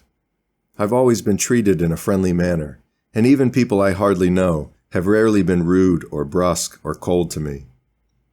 In certain people, that friendly manner, with my encouragement, might have been converted into love or affection, but I've never had the patience or mental concentration to even want to make the effort. At first I thought, so little do we know ourselves, that shyness was to blame for my soul's apparent apathy in this matter. But I came to realize that it actually had to do with the tedium I felt vis-à-vis emotions, not to be confused with the tedium of life. I didn't have the patience to commit myself to an ongoing feeling, especially when it would require an ongoing effort. What for? thought the part of me that doesn't think. I have enough intellectual subtlety and psychological insight to know how. The how of the how is what has always escaped me. My weakness of will has always begun as a weakness of will to have any will. This was the case in my emotions as well as in my intellect, and in my very will, and in all my dealings with life. But on that occasion, when circumstances mischievously led me to suppose that I loved, and to verify that the other person truly loved me, my first reaction was of bewildered confusion, as if I'd won a grand prize in an unconvertible currency. And then, because no human can avoid being human, I felt a certain vanity. This emotion, however, which would seem to be the most natural one, quickly vanished. It was followed by an uncomfortable feeling that's hard to define, but that was composed of tedium, of humiliation, and of weariness. Of tedium, as if fate had obliged me to occupy my free evenings with some strange and unfamiliar labor. Of tedium, as if a new duty, that of a hideous reciprocity, had been ironically foisted on me as a privilege for which I was expected to thank fate profusely. Of tedium, as if the irregular monotony of life weren't enough, so that on top of that I needed the obligatory monotony of a definite feeling. And of humiliation, yes, humiliation. It took me a while to understand the presence of this feeling that seemed not at all justified by its cause. I should have loved being loved. It should have piqued my vanity that someone had heaped attention on me as a lovable human being. But apart from my brief feeling of actual vanity, and even that may have consisted of surprise more than of vanity itself, what I experienced was humiliation. I felt that I'd been given someone else's prize, a prize that was worth something only to the person who rightfully deserved it. But most of all, I felt weariness, a weariness beyond all tedium. I finally understood a phrase of Chateaubriand, whose meaning, because of my lack of personal experience, had always eluded me. Chateaubriand writes of René, his personification, "It wearied him to be loved." On les fatiguait en l'aimant. I realized with astonishment that this experience was identical to my own, and so I couldn't deny its validity. The weariness of being loved, of being truly loved, the weariness of being the object of other people's burdensome emotions, of seeing yourself, when what you wanted was to remain forever free, transformed into a delivery boy whose duty is to reciprocate, to have the decency not to flee, lest anyone think you're cavalier towards emotions and would reject the loftiest sentiment that a human soul can offer. The weariness of your existence becoming absolutely dependent on a relationship with someone else's feeling. The weariness of having to feel something, of having to love at least a little in return, even if it's not a true reciprocity. As it came, so it went. And today, nothing of that shadowy experience remains in my intellect or in my emotions.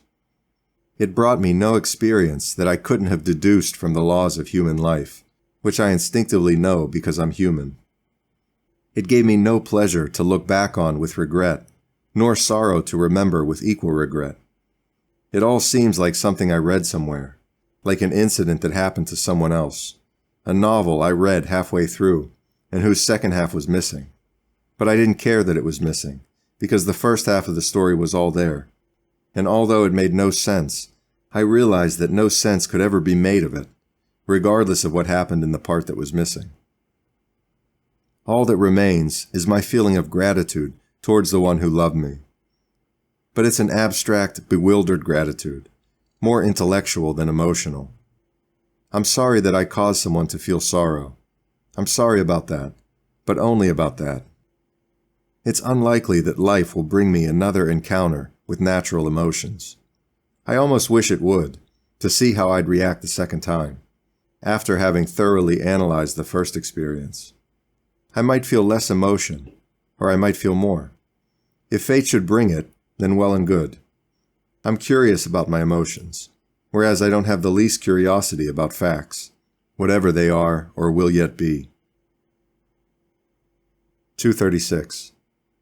to submit to nothing, whether to a man or a love or an idea, and to have the aloof independence of not believing in the truth, or even, if it existed, in the usefulness of knowing it. This seems to me the right attitude for the intellectual inner life of those who can't live without thinking. To belong is synonymous with banality. Creeds, ideas, a woman, a profession, all are prisons and shackles. To be is to be free. Even ambition, if we take pride in it, is a hindrance. We wouldn't be proud of it if we realized it's a string by which we're pulled. No ties even to ourselves. Free from ourselves as well as from others. Contemplatives without ecstasy, thinkers without conclusions, and liberated from God, we will live the few moments of bliss allowed us in this prison yard by the distraction of our executioners. Tomorrow we will face the guillotine, or if not tomorrow, then the next day. Let us stroll about in the sun before the end comes, deliberately forgetting all projects and pursuits. Without wrinkles our forehead will glow in the sun, and the breeze will be cool for those who quit hoping. I throw my pen against the slanted desktop and watch it roll down without bothering to catch it. I feel all of this without warning. And my happiness consists in this gesture of rage that I don't feel. 237. Notes for a rule of life. To need to dominate others is to need others. The commander is dependent. Enlarge your personality without including anything from the outside, asking nothing from others, and imposing nothing on others, but being others when you need them. Reduce your necessities to a minimum, so as not to depend on anyone for anything. It's true that such a life is impossible in the absolute, but it's not impossible relatively. Let's consider a man who owns and runs an office. He should be able to do without his employees. He should be able to type, to balance the books, to sweep the office. He should depend on others because it saves him time, not because he's incompetent. Let him tell the office boy to put a letter in the post because he doesn't want to lose time going to the post office, not because he doesn't know where it is. Let him tell a clerk to take care of some certain matter because he doesn't want to waste time on it, not because he doesn't know how to take care of it.